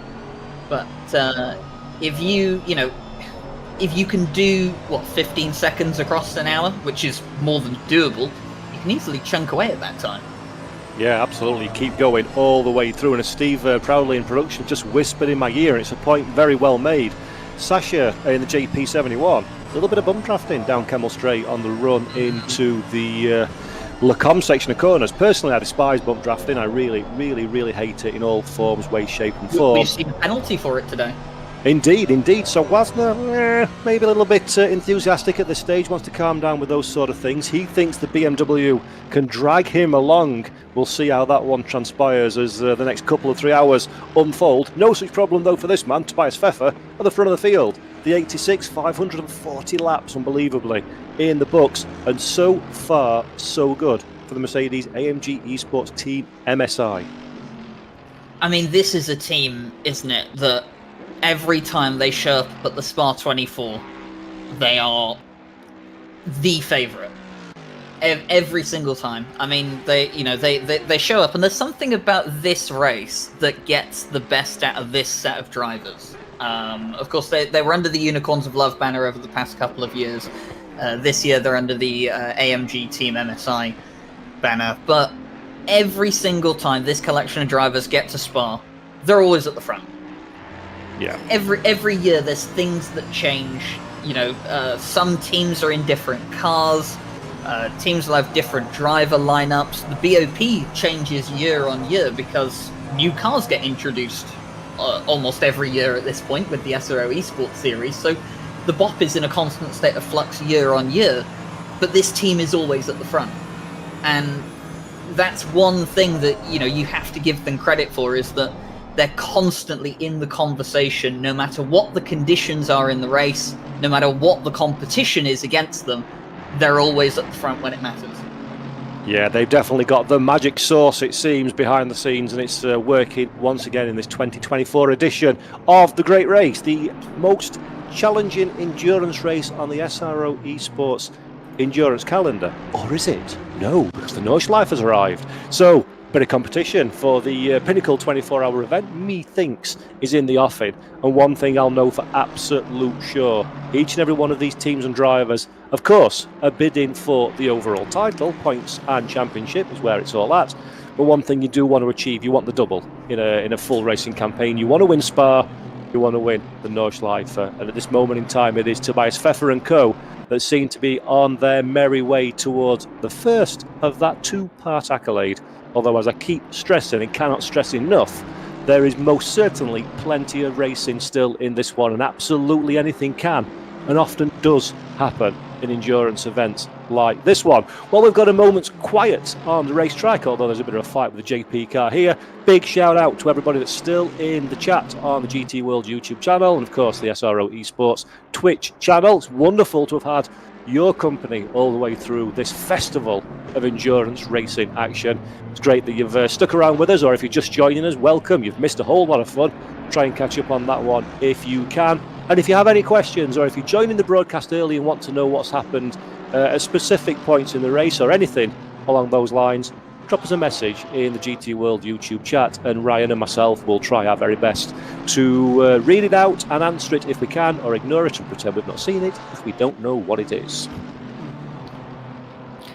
One thing that's kind of been on my mind since I got up to help on the broadcast desk at around about 6 o'clock, I think it was. I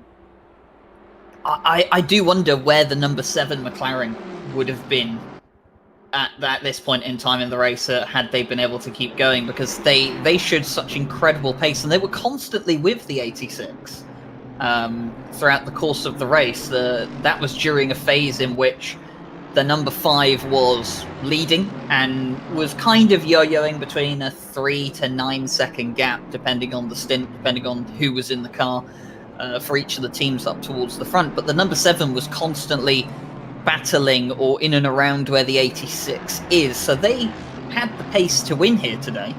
Unfortunately, reliability issues from one of the driver's hardware has unfortunately robbed them of the of the chance to compete for that. But I do genuinely wonder how different could the picture look right now going into the last 3 hours, where we have Pfeffer well out in front to the number 5 Williams car. What would be the gap with the 7? Could it be within 5 seconds or 10 seconds either? Would it be a much closer finish? At the moment, you can only think for that number 7 McLaren that they just have to take today as we had the pace, but we've just got to work on mistakes and reliability if possible. Yeah, absolutely. Some such as the blows of real over, as you say, the McLaren. A quick proposition, it seems. It's in 5th position at the moment with the McLaren Veloce squad, who've had their own fair share of trials and tribulations over the course of this race, so it's a fair shout that a McLaren is a likely contender for the strong positions. JP71 still very much in the heart of this, not a battle for track position, but a battle for the position on the racetrack, if that makes sense. The the Mercedes trying to find a way past the BMW. While they're squabbling though, the bad news is the 21 BMW behind is closing the gap. So if you're Sasha Wasner in the 71, you want to make your way past that BMW as quick as possible, because Ottavani behind, despite the 5 seconds he's got to serve his next pit stop, is beginning to get interested in that 18th position currently held by the black and gold machine that we're riding on board with now. Have a look to the inside, just let the BMW know, come on son, I really want to get past, but I don't want to take the risk. Are you going to make life easy for me? No, says the BMW, and again we have to rethink exactly how we're going to attack the next few corners. The 71's stuck in between a rock and a hard place, quite literally right now. They don't want to take a risk and overtake the car that is in front of them, and of course they can't just ease off, because that BMW behind is waiting to pounce. Yes, they've got a 5-second penalty attached to their name, but if they can get past the JP Motorsport Mercedes and then they can get past the BMW, you can clear 5 seconds quite easily over the course of an hour if you've got the pace. So JP Motorsport, who I'm used to seeing in a McLaren, it feels very weird to see them in a Mercedes. But yeah, definitely an awkward situation for them right now. We do have a question from Siddiq in the chat though, which is how to get involved with the SRO Esports series. And there's a variety of different ways that you can get involved. This year in particular, there is a new way to get involved, which is it's the SRO Community Series, isn't it? That's being partnered with SimGrid. So if you go to the SimGrid website, there are some communities that are running events to qualify for an SRO event this season, and you can win a trophy and even the chance to go collect that trophy in person at the SRO Awards in London. A really, really cool opportunity that is being offered up, and the best way to do that, to find more about that, is to go to SimGrid website and find a community that is involved with hosting one of those qualifier races. They come in all sorts of forms. There can be sprint races, endurance races, full-on championships as well, to qualify for those finals. But another way that you can qualify is the yearly qualification system. So there is the yearly qualifying for the series that we have. There's split into the 2 cups, which is the Pro Cup and the Silver Cup. Pro Cup is reserved for teams that have a list of drivers that have a particular reputation for their skill level across sim racing, so that can be across any particular platform. And then the Silver Cup, anyone can register to be a part of the Silver Cup, as long as you can pay the entry fee and you're quick enough to get into, I believe it's the top 24, depending on which car you select, you can qualify for the Silver Cup. So that comes around once a year, usually around the February to March time, and that will be happening for the 2025 season next year. So the next chance to qualify for this series will be in early 2025. But if you do want the chance to still compete in an SRO event this year, you can do so via the partnership with the SimGrid community. Wonderfully explained there, Ryan. Thank you very kindly. While you were saying that, interestingly, a steward's note has come up on screen. The 71 has been given a final warning for bump drafting. So, there we go. JP Motorsports, I hate bump drafting. So do the stewards. Don't do it again, otherwise thou shalt be in trouble. For the AMG Mercedes car, which I'm sure they probably will do anyway. We'll see how it goes. But still no clearance of that number 12, that 12th place BMW. So Max Frank is the cork in the bottle of this particular fight. And why is that interesting? I hear you ask at home. Well, the BMW is not in play, but that white BMW behind most certainly is. Ottavani, 5-second penalty and all, is very, very interested in closing up on this one and see if he can find a way past the JP Motorsports Mercedes in front. If he continues behind this BMW for much longer, this is going to come a 3-way squabble out on the racetrack. Yeah, Ottavani at the moment, he doesn't have that 5-second penalty hovering over him, but we'll be seeing Wasner just either stuck behind the BMW that is ahead of them, or just choosing to stay behind the BMW ahead of them. We don't know which. He definitely doesn't know which either.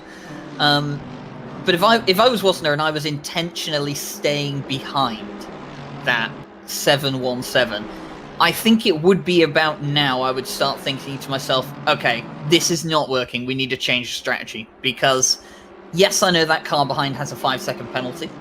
And yes, I know that if we finish as is, that 5-second penalty is irrelevant. I'm still going to be ahead of them. We've still got 2 hours and 48 minutes of racing to go. A lot can change in that time. And I often feel that you're probably worth taking a small risk now, get past someone, and give yourself free air up front to avoid any potential accidents in the future. Because the situation right now for Wasner is that he could get involved in an accident through no fault of his own if the 717 gets into troubles ahead of him. Yeah, exactly. If you look very closely through the windshield of the number 71, you can see Sasha Wasner putting his thinking cap on as he's wondering, right, how am I going to safely and clearly get away past this BMW? How am I going to do it? And how am I going to do it very quickly indeed? Because Ottavani behind, still slowly eking ever closer. Not really in too much of a rush is the 21, because he knows he's got time on his side, and Sasha Wasner very, very hard over the curb on that particular occasion, so it's not for want of trying to get on board with this BMW, but he just doesn't have the grunt in a straight line to get alongside down the Kebble straight into Le Con. That is the go-to passing opportunity here at Spa-Francorchamps. Of course, many other places in which one can overtake, but Le Con does feel like the favoured choice for our drivers now as we come through Blanchimont. No problem for the front grip on that Mercedes. He's got a bit of a run, too far back to look into the bus stop chicane, although, as Ryan quite rightly pointed out, very easy to get wrapped up in somebody else's incident when you're racing so close together, especially ridiculous when it's not for track position. And I dare say now, if I was the manager of the 717, I'd be on the phone to Max Frank and say, just let him go. Just let him go. Let's concentrate on our own race. No need to fight. No need to take energy and life out of the tyres. No need to increase the risk applied to our car. But those calls unheeded yet, as Max Frank still trying his best to get in the top 10 overall. Golf Coaster Simsport noting that Boothby didn't get a warning at the beginning of the race when he was found guilty of bump drafting, and that is true. However, I believe the reason that George Boothby was given a penalty straight up and not a warning is because George Boothby gained a position due to the bump drafting. So I believe that's the difference there in the penalties. Of course, I've not been working with the stewarding team, I've been on the cameras mostly throughout this broadcast, but I do believe that that is the reason why there is a difference in the penalty there. It's because whilst, yes, both were bump drafting, one resulted in a gain of position or a much more significant gain of advantage, and that is a very, very slow green Honda that I've just seen these cars pass through, and I'm not sure if they're letting them go past just to stay out of their way, or if that green NSX, which is running at the back of the field, has now got problems. I think that is very firmly get out of the way. There's nothing to gain by firing them. Several laps behind the rest of the field is the number 80 machine, so no need to get involved in somebody else's fight as we continue to watch. There's still a fight, and is that Bowman as well buying into this one? So while this BMW is holding up the Mercedes, we've got Ottaviani and Bowman behind, both starting to get very interested indeed in this particular squabble. So this is really not working out at all for the 71. 2 hours, 44 minutes, 44 seconds left on the clock. We're not near a pit stop cycle just yet. So whatever resolution is going to come from this particular fight needs to come out on the virtual tarmac, the circuit of Spa-Francorchamps. The Sasha Wozner will be aware, no doubt from his Delta, no doubt from his wing mirrors, and no doubt from an increasingly irate team manager screaming down his ear, clear the BMW or we are in a world of hurt in the next few laps. Yeah, and there's nothing that will trouble you more as the number 71 Mercedes right now than seeing a Porsche that has caught up to this little group that you have that is probably looking at this from the outside perspective saying, how can I cause as much chaos in this battle as possible? Because right now, the Porsche's caught up to this. They've got the least to lose, the most to gain, because they're at the back of this three-car group. Or three-car group for the ones that are full position, should we say. They won't want to do anything silly. They won't want to pick up any penalties, of course. And right now, they're technically ahead of the number 21 car due to that 5-second penalty that the 21 BMW is carrying. However, they can see that 71 up front. They will want to take both places off of the 21 and the 71 as well. And that's going to start with the Porsche finding some way to get around that BMW. And I can tell you that if I was in Wozner's position, if I saw that Porsche get past the BMW, I would then be significantly worried, because that BMW struggled to really close that gap to within a second. But if the Porsche can get past the BMW, it's clear the Porsche's got more pace, and that car definitely can close the gap to within a second. Yeah, we are lighting fires underneath driver by virtue of fast-running GT3 cars in this particular battle, and it's going to be one that will go on and on for a little while yet. I dare say Sasha Wozner still in the JP Motorsports number 71 machine, firmly ensconced in the rear of the 717 BMW, driven by Max Frank. Different class of car, of course.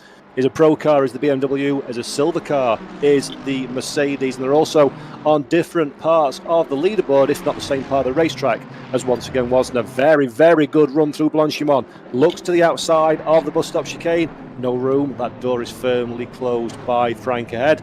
Again, Max Frank, massively desperate not to let this Mercedes past, because he knows there's going to be another two cars as well that are going to sneak their way through, and that's just hemorrhaging overall race time as Wozner runs down to the La Source hairpin, very close under braking. Got it all under control though, following the BMW, and this feels now like it is preparation for a launch as we run down the hill, past the pit lane to our right hand side, past the new grandstand on our left, The car compressors at the bottom of the hill. We run up through Eau Rouge. Radion at the top of the hill as well. Very easy to go very, very deep indeed. Both cars are nice and clear, but Sasha Wasner now very, very close.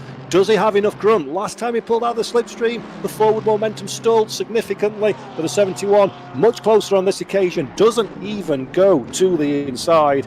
Happy and content at this stage to stay in close proximity to the BMW ahead. Yeah, and look in the background, you can see Baumann now. That gap was 1.1 seconds between himself and the BMW in front. It's now down to 0.3 of a second. That Porsche has got pace over the BMW 21, and I reckon it's got pace over the 71 Mercedes AMG as well. So we'll have to see how long it takes Baumann to get past the BMW. But looking up and down the field, Paul, the gaps are starting to come down pretty much across the field.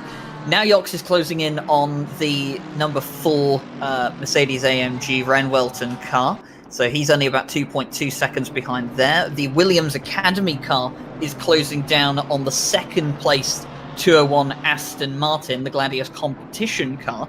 We've of course got this little three-way fight for the silver class, which I believe we said is for just inside the top 10 positions. So as we're getting down into the final 3 hours of the race now, everything's starting to close back up together, as we often see these endurance races do. They ebb and flow with how the gaps stretch and come back together. Yes, they do indeed. If you're watching at home, don't go anywhere for the next 2 hours and 4. We've got a feeling this one is going to bubble up into quite the special brew at the end of the race. And speaking of which, the people watching at home, again, a big hello to you all if you're just joining us. 2 hours and 40 minutes left of a 24-hour race, and this is, of course, an event that's part of the Intercontinental GT Challenge Esports Series, one of the many championships run over many, many years by SRO Esports. Benjamin Baumann on board now in an absolute res take by Ace Leaf Porsche. He's been closing. 10th of a second here, few tenths of a second there, and now he's very much in an attacking stance. Beautiful cameras riding on board up through some of the best section of corners in the whole wide world. I will hear absolutely nobody say any differently, and Baumann on the charge. Ottaviani just ahead of us in the 21 BMW. The only door that's available to us is the one to the outside. Benjamin Baumann, though, will be satisfied enough with that one for the run down to Le Combe. We've already got a bit of an overlap. We'll have the advantage in the brakes. The BMW quite wisely decides, doesn't fancy a too wide run through this section of corners. We've seen it before, we know it's possible, but we've also seen it end in tears. So Ottaviani, wise choice there to concede to the faster Porsche. And now the big question is, how fast can Benjamin Baumann gobble up that 1.5 seconds between himself and the increasingly frustrated 71 Mercedes ahead? When we were on board there, the wonderful camera that we had, you could hear the engine beautifully from that Porsche GT3, and not a hint of a lift from the 258, and nor should there be at this level, as you know, powering up the hill and past the BMW. I feel like Ottaviani, with that 5-second penalty, they kind of knew that it wasn't really worth, you know, fighting over this late in the race. They've already probably got themselves in a situation where if they pick up another penalty, they're going to be in trouble with getting a license point additional penalty as well. So either a drive-through or stop and go 30. You know, and that Porsche was already ahead of them on the results page. So the best you could do, go to the inside, try and make them work for it around the outside. Baumann got it done. Lost a bit of time in doing so, but now has clear air ahead to go and chase down the 71, which, I mean, the more and more I look at it, Paul, the 71 does just seem comfortable to sit behind that BMW. Whether they're confident that even if the Porsche can catch up to them, they won't have the straight line speed to overtake them on the straight, because the 71 will be getting the draft from the 717. Maybe that's their plan. Maybe they're convinced that the Porsche doesn't have the top end, but I don't know. If I was in their position, I wouldn't want to leave it down to chance. It's as I've said many, many times before in this broadcast over the course of the last 21 hours, 20 minutes or whatever it's been. This is a long, long race. Motor racing is not a race against other cars. It is a race against the clock. It's the fastest you can get from green flag to checkered flag. The fastest that does that is the one that will take the plaudits and the awards. So if you are the likes of Sasha Wozner, example, if the Porsche from Baumann comes up to you, don't fight it. There's 2.5 sprint races worth of time left on the clock. Don't give up lap time fighting and squabbling, because if they're quicker in 2.5 hours, they'll pass you at some point anyway. Minimise the pain. Let them go, see if they can do anything about the BMW. Trust in your own strategy, in your own speed, in your own team, and then when you get to the checkered flag, whatever result will come. That is the mentality that I take for these sort of things, and hopefully for Sasha Wozner, that is the similar kind of mentality as, again, we look at Tobias Pfeffer, who again has absolute clear air in front and behind. He's just lapped one of the few Mustang GT3s. There were two, in fact, of the few Mustang GT3s we've got in this field. And Tobias Pfeffer, he just makes things look easy, doesn't he? It's almost kind of embarrassing for everybody else. You look at this this little cohort of drivers that we've got in the 86, Tobias Groenewold, Tobias Pfeffer, Nicholas Hoban, and Michael Tauscher. And as you said earlier, Ryan, they seem to have whatever they need to have, whatever magic is required to go really, really quickly at this place.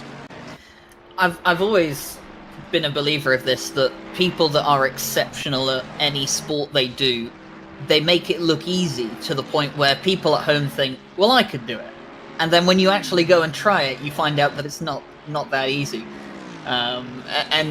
This is what I truly believe, that, you know, the elite within any sport, and even in esport as well, have the ability to do. They have the ability to not just make it look easy, but also inspire people to think, well, I could do the same, or I could do better. And some people can, most people can't.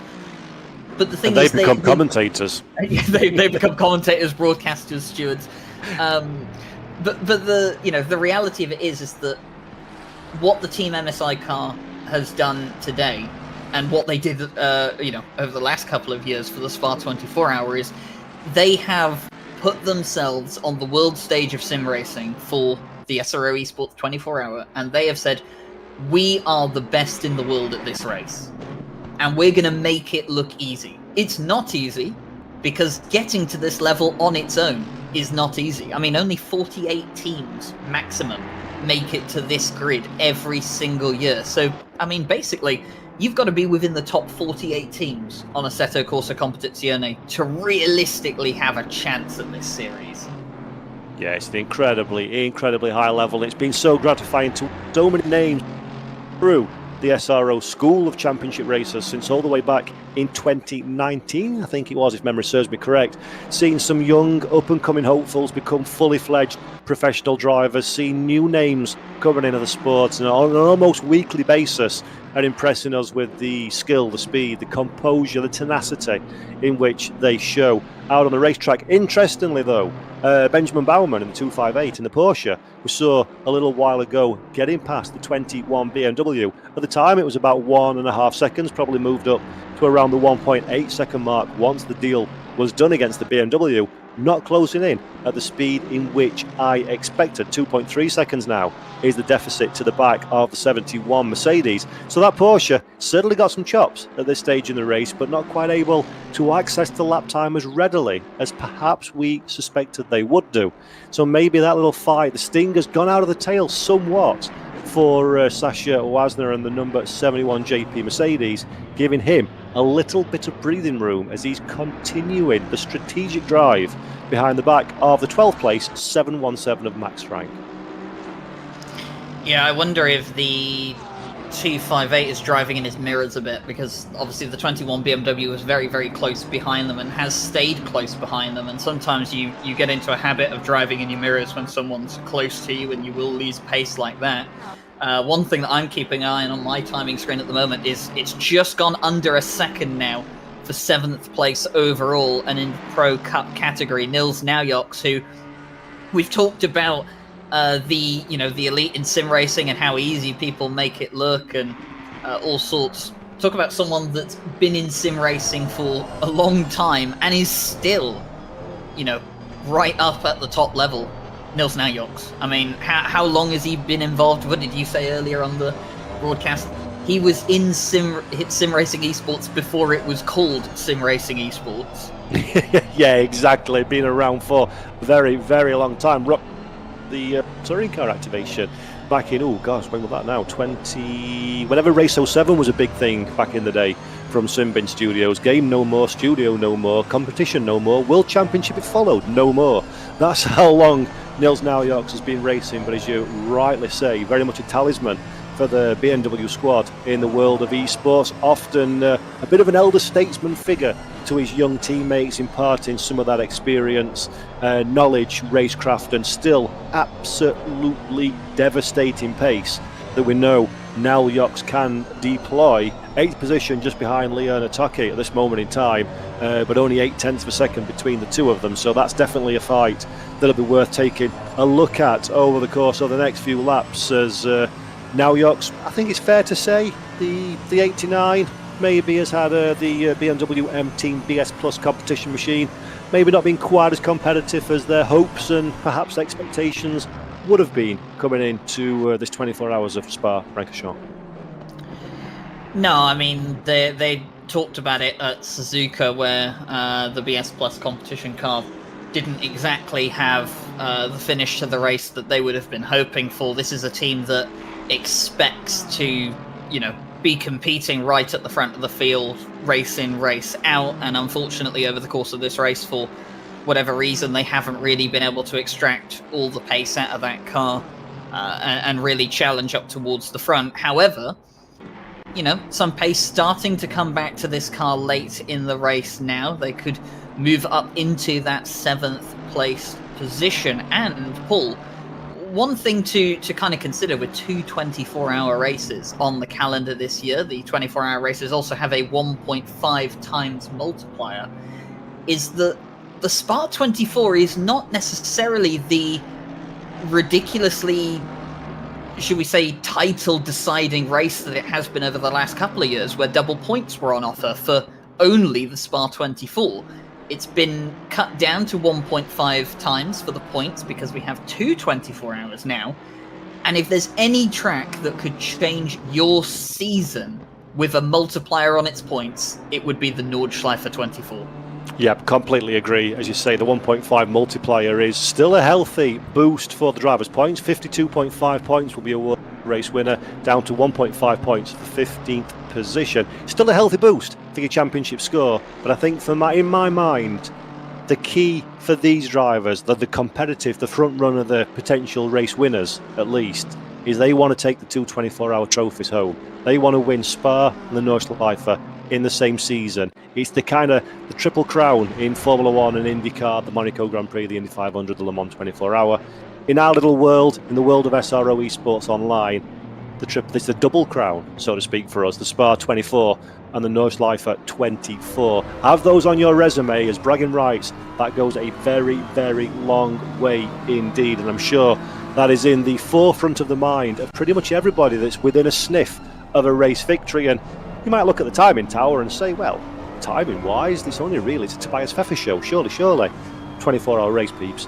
Anything can, does and will happen. You can have the biggest lead in the whole wide world, but if your internet dies, ain't going to do you no good whatsoever. So this is still very much on the burn until the checkered flag waves, until the stewards have done the investigations they need to investigate. And as we ride on board with Nils Naujoks, I can assure you there's a car behind that windscreen wiper. We'll see it in a moment. There we go. Pop out from the inside, but no doing on this occasion. Yeah, I mean, you never count your chickens before they hatch. I mean, you look at Pfeffer out front at the moment. I mean, pretty much everything has gone their way so far, but like you said, you just need the wrong thing to happen at the wrong time. We saw the number 7 had a hardware failure, and that effectively took them out of the race. A hardware failure at this point in the race absolutely loses you the win.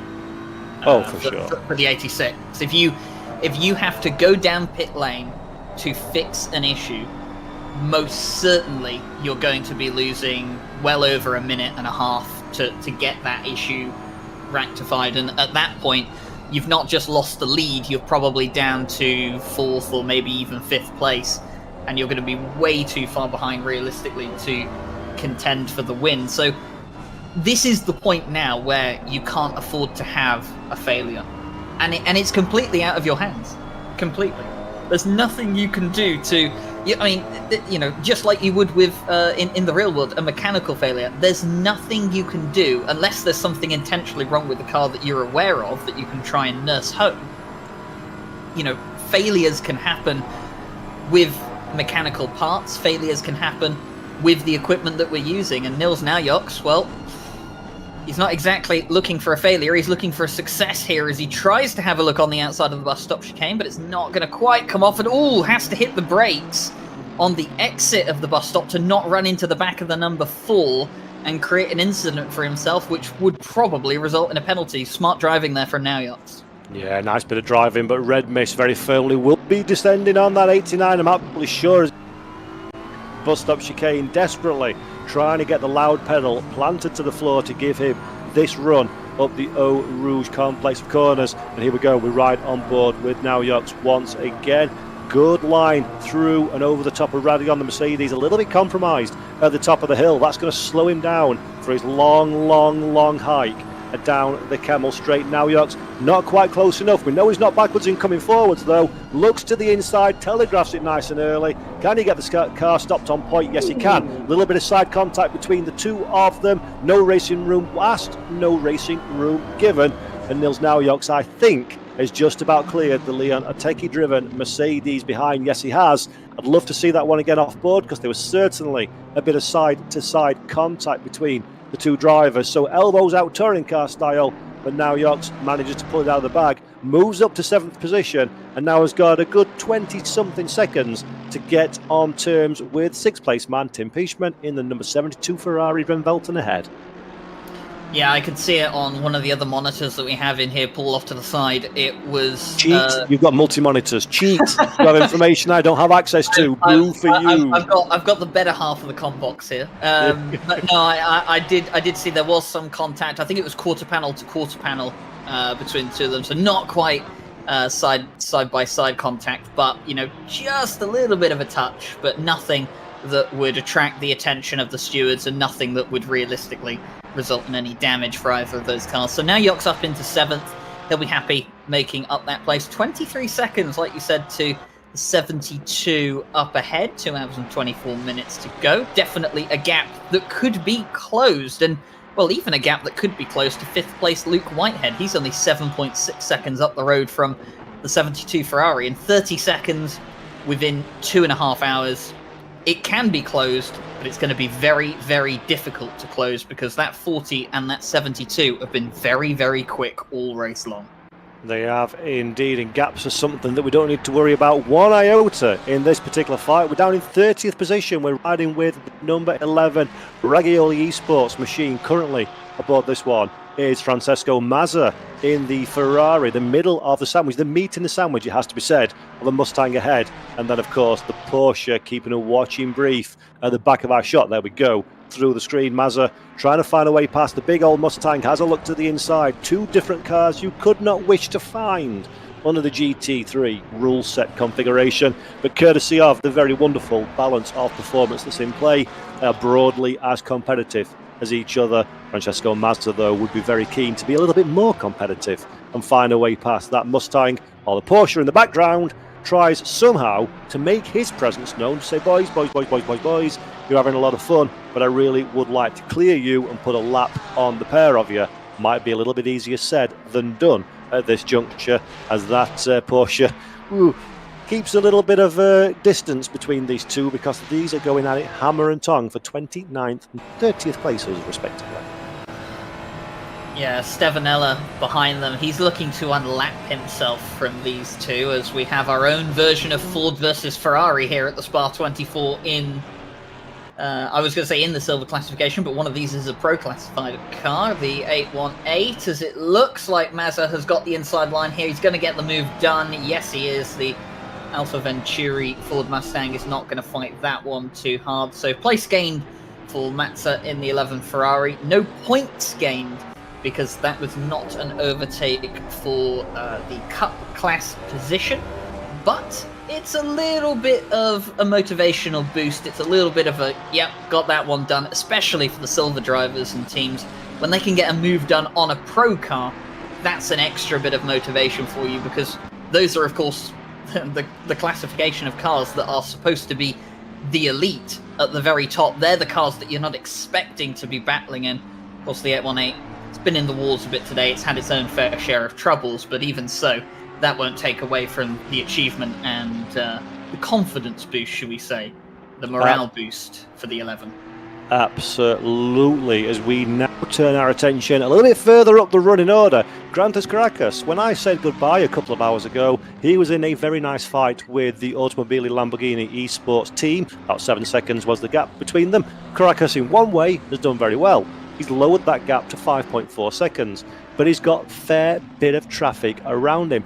Big question here is, can the Ferrari be a little bit more sprightly through the traffic than Dario Yamulo, which is chasing down in the 63 Lamborghini ahead? This is where the advantage, the cars are so close, the times are so close. We've seen it in practice, we've seen it in qualification, and we've seen it during the course of the last 21 and a bit hours worth of racing.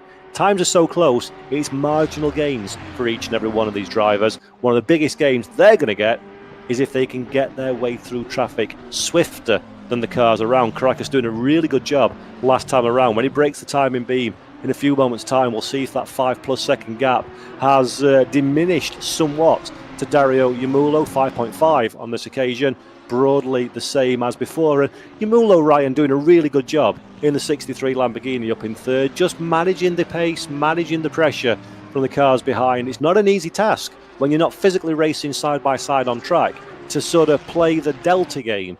And he's doing it very, very well, the young Italian driver at this point.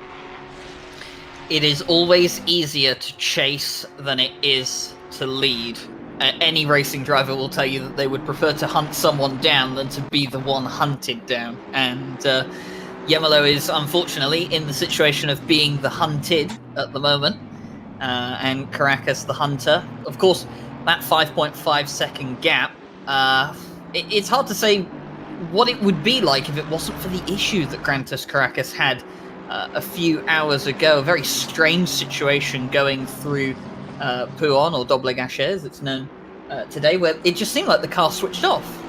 Very unusual, not something that I've seen at all really within Assetto Corsa Competizione, but the 51 Ferrari had a moment where the car just kind of switched off. They lost about 7 seconds through whatever problem, technical gremlin that befell that car and befell Grantas Caracas, who was at the wheel at the time. And they've slowly chipped it down, and they've got much more time, obviously, to continue chipping it down. But there comes a point, Paul, where, especially up here at the front, where the margins between, the lap times for drivers are much, much smaller than they are further back in the field.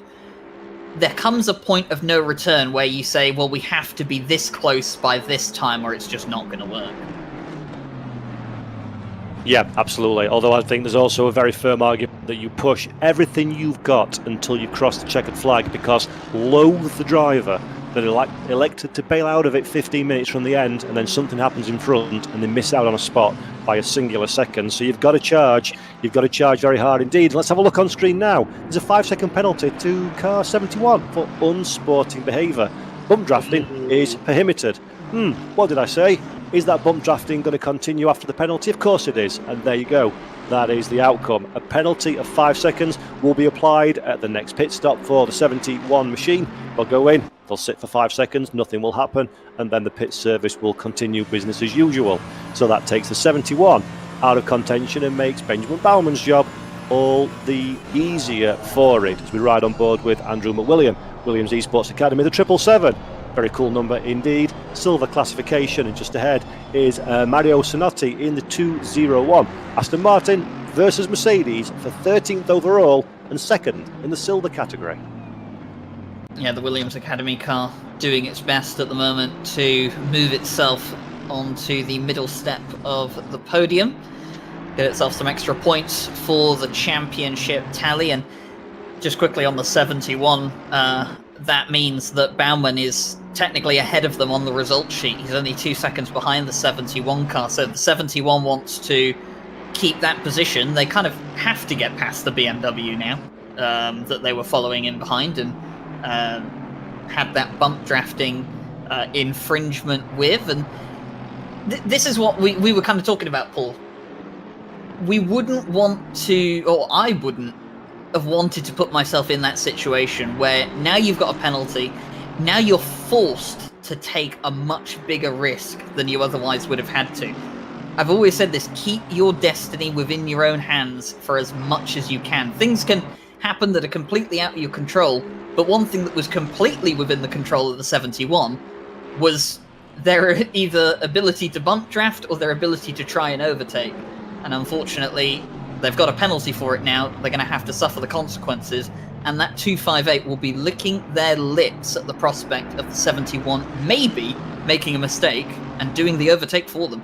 Yep, you know, as the old saying goes, if at first you don't succeed, drive into the back of the car in front in a straight line. Unfortunately, that didn't work out too well for the 71 on this occasion. This is a great little battle now from Andrew McWilliam in the 777 Williams Esports machine. Not found a way past at this moment in time, but he's very firmly under the rear diffuser of the Aston Martin ahead. It'll be interesting to see just how much grip he can find in that Mercedes up through Eau Rouge, so close into the dirty air of the car ahead. No problems whatsoever for McWilliam on this particular occasion. Will the horsepower, will the slippery aerodynamic shape of the Mercedes or the Aston Martin play out down the Camel Straight? Advantage Aston Martin on this occasion. Not quite close enough to make a move is McWilliam just yet. All good experience though for the Williams Esports Academy 777 youngster, getting some more very, very valuable racing experience under his belt in a top-level esports competition such as this one. And of course, he'll be very, very well coached, I am sure, by the Williams team in the background, just letting him know where is quicker, where is slower, where the most premium place, shall we say, to overtake looks like according to the data. And then McWilliams will have to process that information at a gazillion miles an hour and then deploy it absolutely inch perfect to find a way past the 201 Aston Martin ahead. Not easy, I can absolutely assure you, and this will be a real test of just what kind of stuff Andrew McWilliams made of over these next few minutes' time. But I think a pass is feeling somewhat inevitable, Ryan. Yeah, it's looking more and more likely with every lap that we go by, with every corner that the 777 gets closer and closer to that 201. I'm a very big fan of esports teams, by the way, having academy teams, having junior teams. I really do think it's a great thing for sim racing, for esports teams to really go in that direction. I've always been, like you would be in a lot of, should we say, professional sports clubs, homegrown talent, the talent that you've nurtured over, for a lot of those teams, it would be years and even over a decade, as the 201 pulls off into the pit lane for what I would assume is a routine pit stop. But yeah, big fan of academy teams, big fan of recruit drivers when, maybe people kind of starting to see something in them, or maybe people don't know who they are yet, but you've seen the potential in them, you've seen what they can do, you think, with some coaching, with a proper team behind them, with the support around them, they could really, really turn into, an incredible driver. Really big fan of esports teams having junior and academy teams. Send them out to communities, get them racing week in, week out, and see if you can nurture that talent into a top-class esports driver that when it comes to the day that they win, say, for example, the 24-hour of Spas for SRO Esports, you can proudly sit there as a team manager and say, I brought him in, I brought him to the top, we made it happen, he's one of our own. Yeah, exactly that. And of course, the beauty of esports as opposed to real racing is it is a lot more accessible for a lot more people. So there's plenty of the young drivers out there just waiting to make that step up to the professional contract. Meanwhile, things are happening at the head of the field. We've got a few drivers jumping down pit lane. Tobias Pfeffer and Luke Whitehead in the 86 and the 40 respectively have jumped in pit lane to make their scheduled stop. Tobias Pfeffer likely will step out of that step out of that 86 machine and swap over to one of his teammate drivers, Grantas Caracas, that we're looking at on screen now. I dare say will be diving down pit lane as well in about half a minute's time when he gets to the pit entry. It'll be very interesting to see if everybody manages to avoid those little 5-second pit infringement penalties that we see creeping back into things. Again, Sonotti as well, still down pit road in 16th position. He removed himself from the McWilliam fight a few moments ago.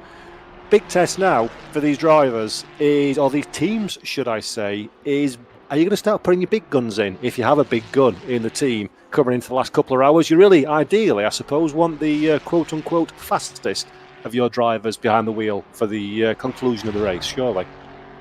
Yeah, always been in my mind that the driver that should finish the race should always be your number one. If you have one, not every team does have a dedicated number one, because some teams are, should we say, the roster is quite even between the pace. And I mean, of course, a lot of these drivers are very, very even across the pace, but there is usually, within a lot of teams, you can pick out one guy and say he's the man.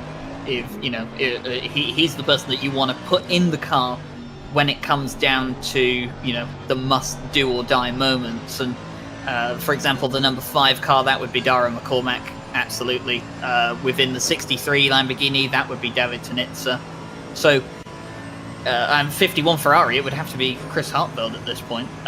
So, you know, you can look at some teams and say, yeah, they've got a dedicated person that you'd put in as, you know, your number one driver. The 86 Team MSI car, I'm not sure who you designate. I don't think I'd want to pick someone out of that team and say they're the number one, because I think that lineup is so even and consistent compared to each other that I don't necessarily think they have a dedicated number one. So few teams have the luxury, should we say, of being able to put anyone they want in the car for the final stint. But in my opinion, yes, you definitely want your fastest driver in for the final stint of the race. It is arguably the most important stint of the race.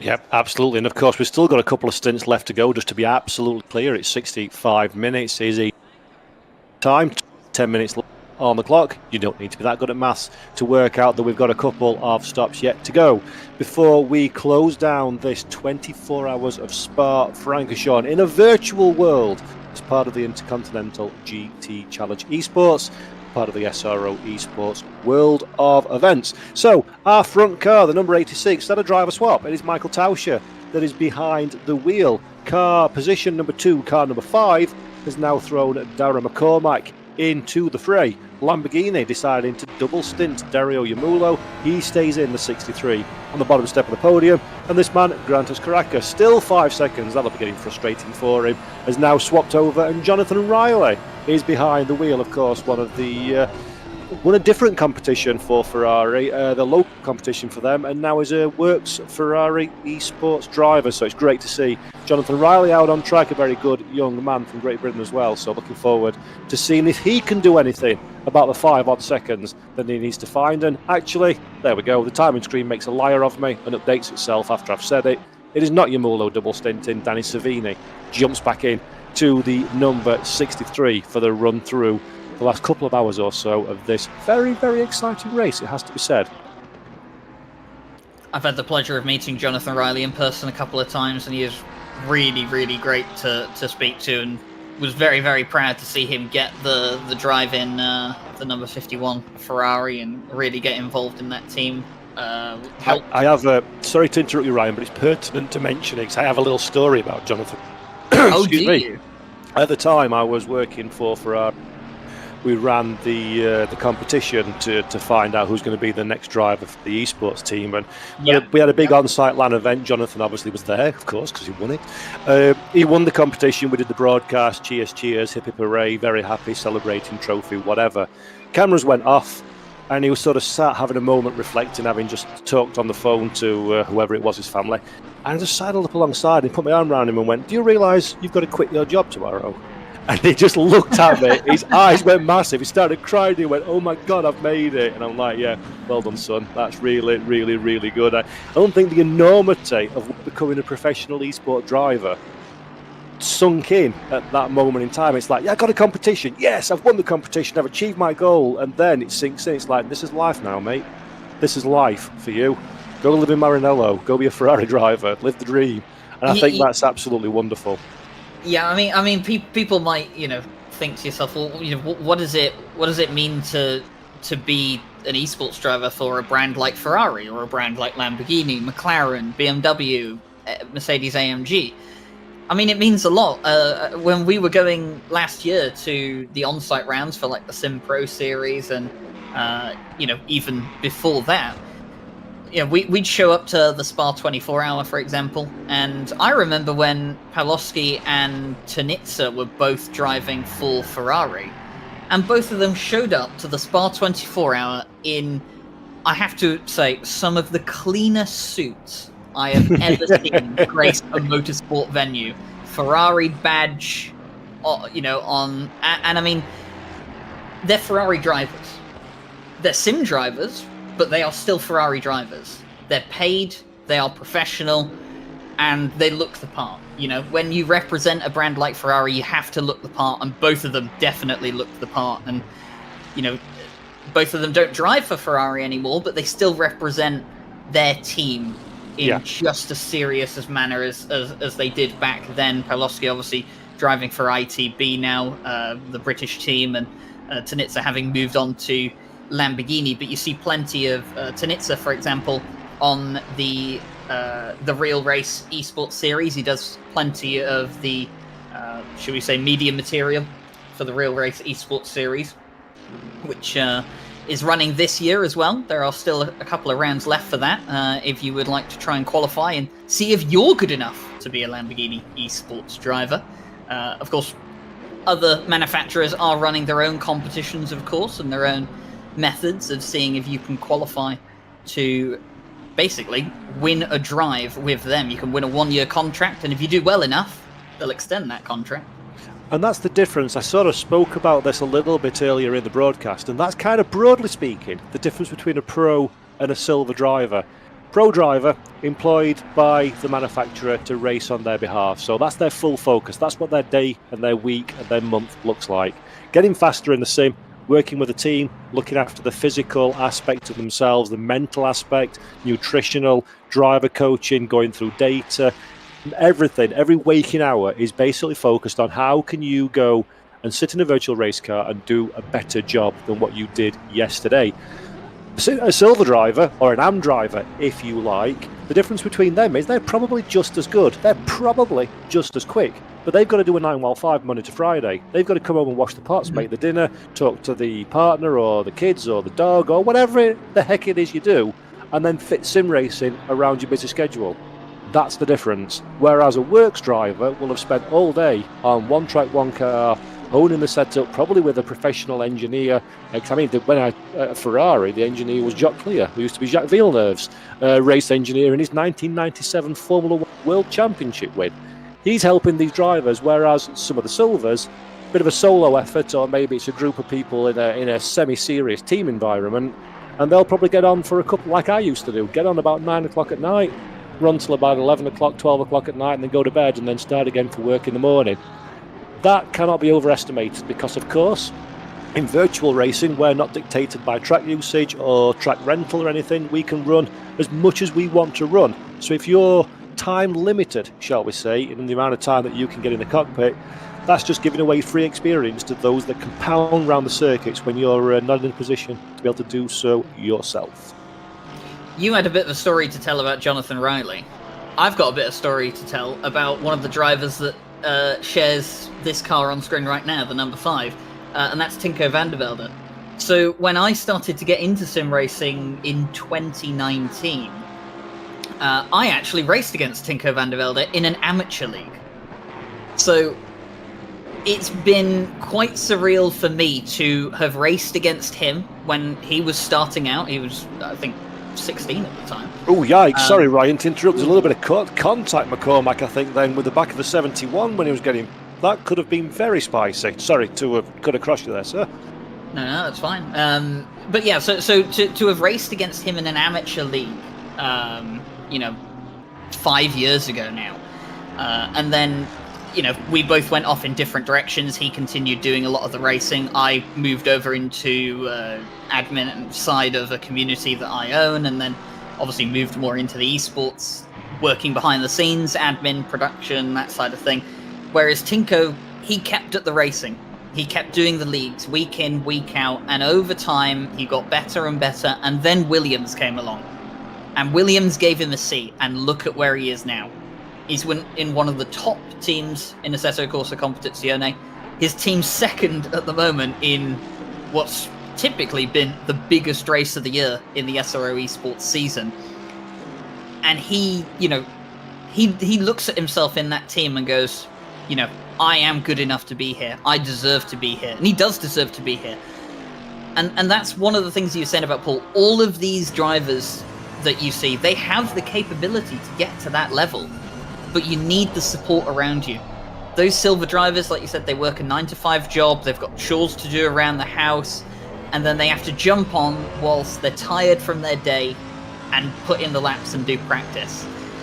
At the same time, they've also got to do all their own engineering. They've got to do their own strategy, setup work, because a lot of the silver teams don't have dedicated people to help on strategy and setups and all sorts of different things.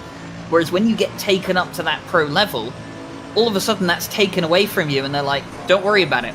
You just need to drive. Yeah, can't be overestimated how much an advantage that can be in certain circumstances. Let's go for another beautiful onboard camera, methinks. This is riding in the head of the AMG Mercedes GT3. Great camera work once again by Steve Proudley. Behind the scenes, flexing his artistic muscles when it comes to getting the beautiful shots. As on the bottom of the screen, a 5-second time penalty has been awarded to car 44. I will give you precisely nothing if you can guess the reason for that one. Dun dun dun, pit lane infringement. You got it. Pit lane infringement for the number 44, which is the Vistral Esports by Acertec Sim Sports Lamborghini. So 24 hours of racing, everybody keeps making the same mistake, and yet few and far between have learned from said mistake and avoided it in the white hot heat of battle as we ride again with this Mercedes. Let's stay on board for a few moments to have a look at the beautiful Circuit de Spa-Francorchamps. 85% of the lap, believe it or not, is spent foot to the floor, full throttle. Such is the speed of this wonderful, iconic and historic venue in the Ardennes Forest in Belgium. Curbs are your friend, as we can see on board with the Mercedes. Monster the curbs on the outside of this corner to carry the momentum skirt across the gravel. No time to be at the beach today. We've got a motor race to go out and win. Again, a bit of curb on the left-hand side just to allow us to continue. Loud pedal, press to the floor. Nothing you can do now apart from minimise the steering inputs, minimise the angle of turn for the car. You want to be going as fast and as slippery as you can in a straight line through Blanchimont. That one gets your eyes open if you're not fully prepared for it. If your tyres are a bit weak, you're in a whole world of pain. Then hard on the middle pedal for the bus stop chicane. Curve on the inside, lot of opposite lock as we try and squirt the power in the middle of the corner to increase our lap, or decrease even, our lap time. And it's a long run, little adjustment on the steering wheel. Let's change the brake bias, let's change the ABS, let's get the car set up for the La Source hairpin. Turn it in nice and early, not as close as we can be to the apex, but still a very, very decent line. Straddle the sausage curb on corner exit, and then again, this is the roller coaster ride, the corner that everybody in motor racing wants to do in a high-powered car. Compression, bump, turn, pull the car in, hope it sticks, short the curb at the top of Radion, and then you're on a big long straight, and it's coming to my favourite corner of the Circuit de Spa-Francorchamps. Of course, it is Le Con, overtaking place of choice over the course of this race. Watch for your braking zone, brake on the curve of the left-hand side, monster it to the right, corrects the car. The Mercedes a little bit squirrely, a little bit light on its toes at this stage, almost got a tank slapper in the middle of the corner as well, over the AstroTurf to the left-hand side, down in the Bruxelles. Very easy to run deep, snatch a brake on the inside, and then it's so hard to pull it back to the apex and drag it around. Move to the right-hand side of the circuit now for No Name. Don't catch the curb on the inside, use all the racetrack a little bit more on the outside. Unlike Tinitza, we stay on the racetrack on this part of it. We're coming to the double left-hander of Pouan, one of the most beautiful sections of corners in the whole wide world as well. You've got to get the first section right, that will follow through to this second section, and then into the Pith Path chicane, another place where one can overtake. If you're feeling brave enough, you can also carry too much speed and be crying in the gravel before you know what's hit you. That is Spa-Francorchamps in the eyes of the AMG Mercedes car, and I'll tell you something for free, it's well overused in sim racing, but goodness me, is it still a sensational place to go racing. I was going to touch on that, and I'm really glad you mentioned it, because Lewis McGladen had the conversation earlier on in the race where he said Spa in the real world, when you come to see Spa, and you and I can obviously relate to this, have been to Spa a couple of times, fortunately. I'm going in a fortnight, so let's hope it's dry.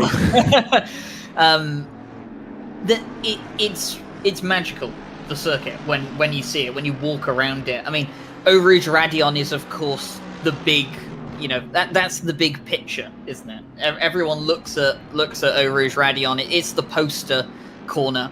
But realistically, you could walk around this entire circuit and you go, there's not really a bad part. There's not a part I don't like.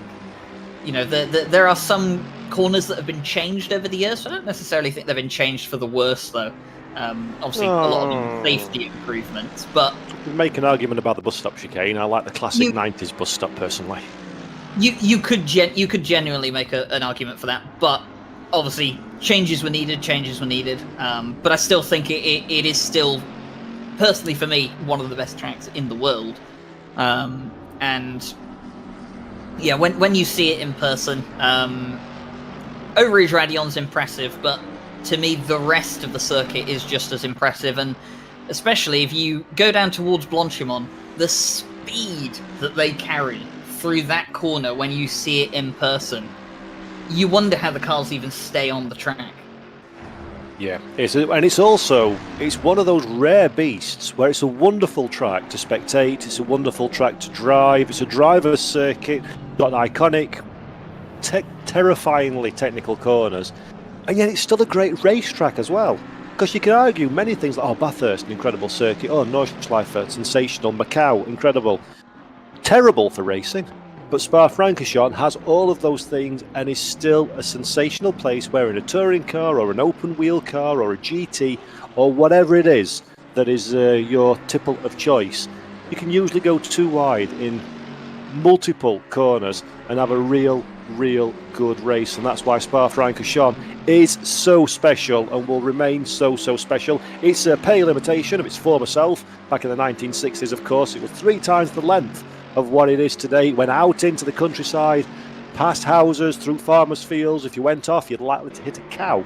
Such was the remoteness of the circuit back in the day. Of course, it's been sanitised somewhat since then, and that's the sensible, normal configuration that we've all come to know and love. And unlike most occasions where you have a beautiful, iconic track and you make a modern version, they've actually done a sensational job with Spa-Francorchamps, and it still, to this day, remains one of the finest racetracks, not just in Europe, but I dare say, in the whole wide world. Such as the quality, such as the iconic nature, and the world-renowned reputation of this ribbon of absolutely sensational tarmac in Belgium. Am I correct that you may be referencing a certain Hockenheim ring with how it has been? Everyone are a man.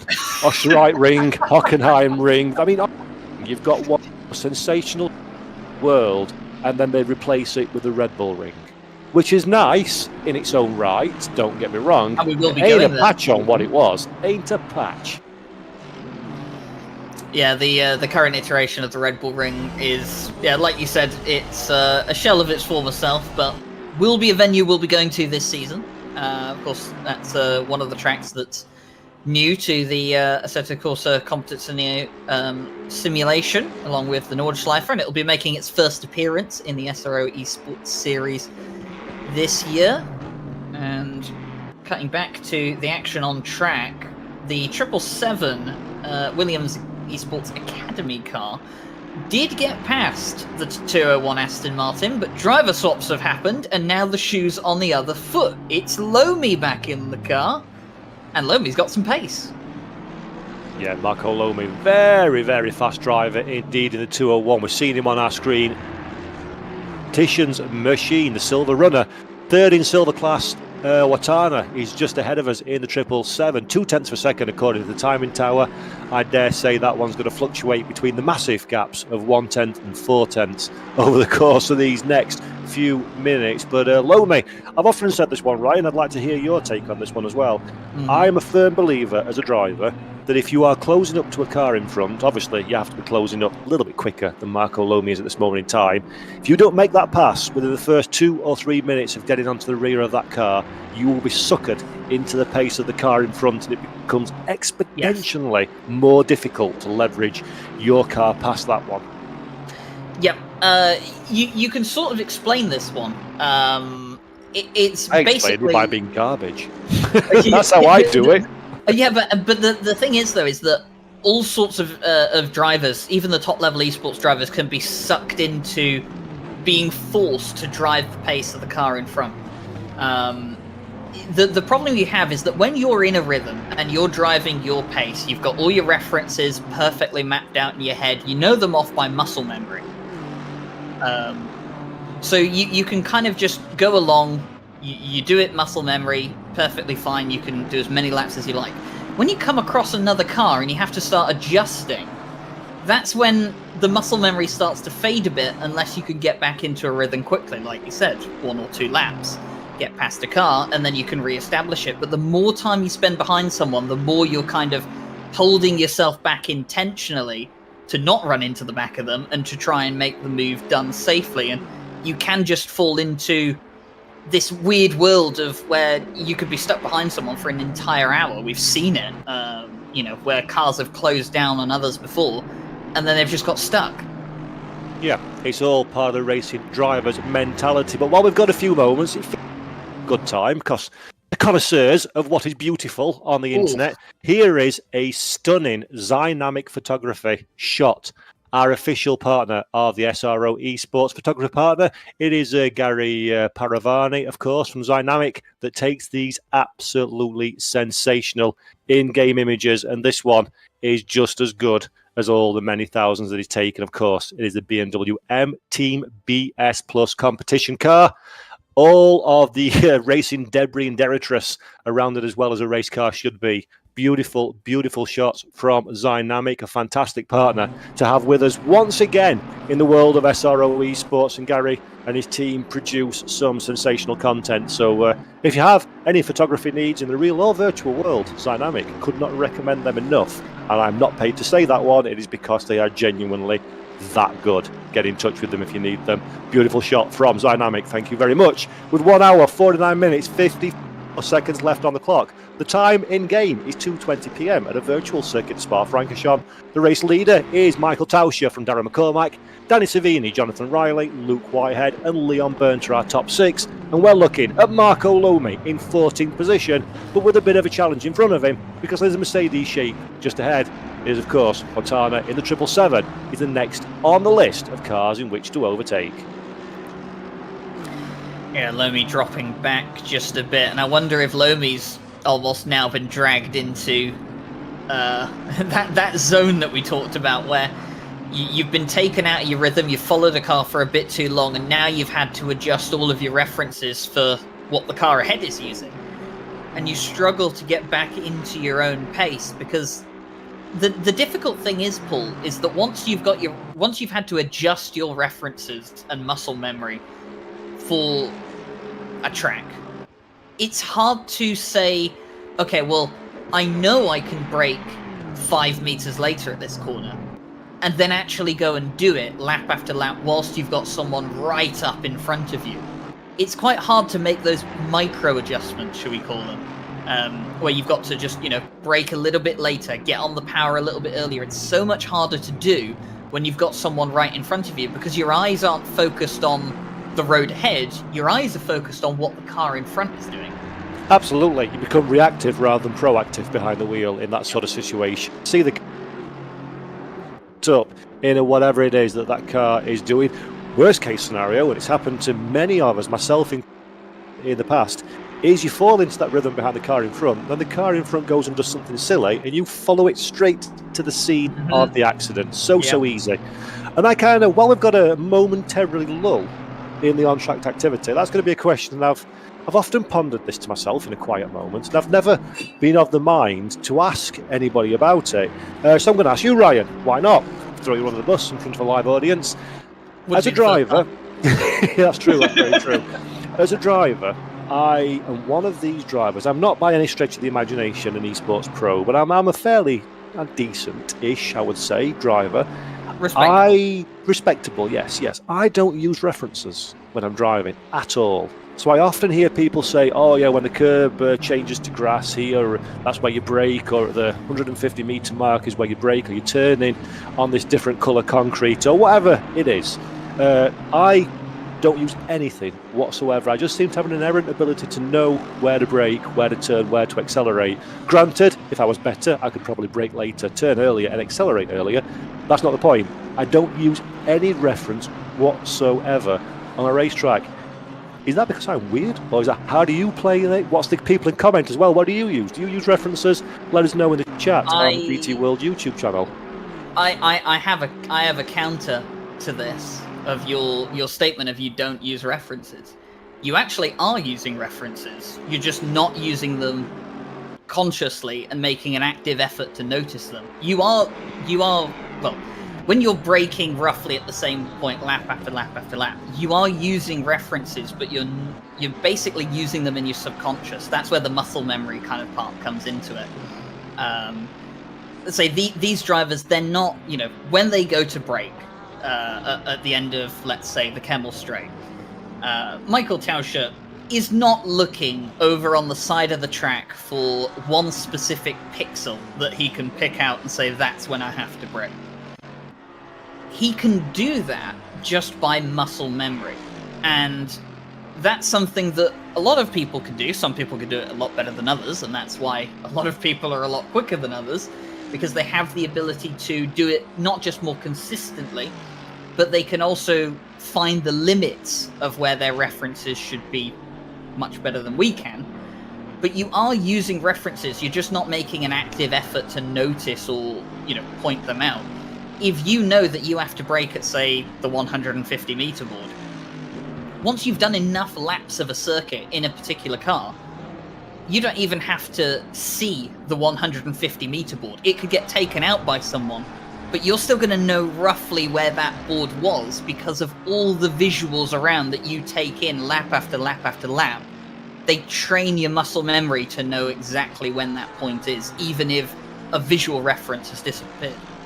Nicely put. And actually, that leads me on to a point. I'm glad you didn't stray away from the topic. It's Paul Jeffrey story time again, everybody. Settle down, children. Tell your tale from yesteryear. I'm going to start it with a question for the YouTube chat so they can tell me what year it was, because I can't remember. In Formula 1, pre-season testing, when a lot of it was held at Silverstone, or mid-season, I don't even remember which, when Jenson Button in the BAR had the all-black stealth livery. In chat, what year was that? Because that's the year that this story takes place. We went down, me and a group of friends of mine went down to Silverstone one day for Formula 1 testing. We were very naughty boys, and we went to the part of the racetrack that you're not supposed to, but nobody stopped us, so it's all good. And we set to the inside of a chicane, and we loved the spot where we were because it happened to be exactly where Jenson Button hit the brakes every single lap, bang in front of us for a test. And we thought, oh, this is wild. Hours we spent there, absolutely hours. Then at one point we got bored, got up and decided to move on.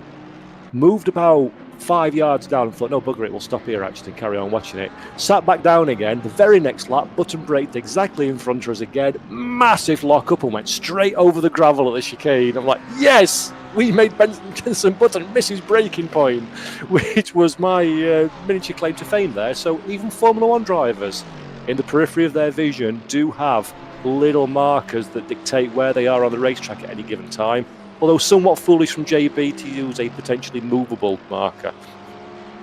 Yeah, I mean, that's what they always tell you if you're going to have a reference for a corner. Make it solid. Yeah, make sure it's solid. Although, that doesn't always work, because the Nordschleife, which we'll be going to later this season, did have a reference that a lot of drivers were using, which you would expect to be a permanent reference. It was a tree. I mean, year on year, you don't expect a tree to go walking away. But of course, they had a particularly bad winter one year, and one of the trees that a lot of the drivers used as a visual reference point disappeared. And they had to basically adjust around it. They had to find a slightly different visual reference to train their muscle memory for. So, yes, you are to pick out something solid. Fortunately, here in the sim world, if something is solid, it's not going anywhere. It's not like, for example, if you see a mark on a wall over here at the circuit of Spa-Francorchamps, the wall's not just going to disappear. Or if it does, you've got bigger problems.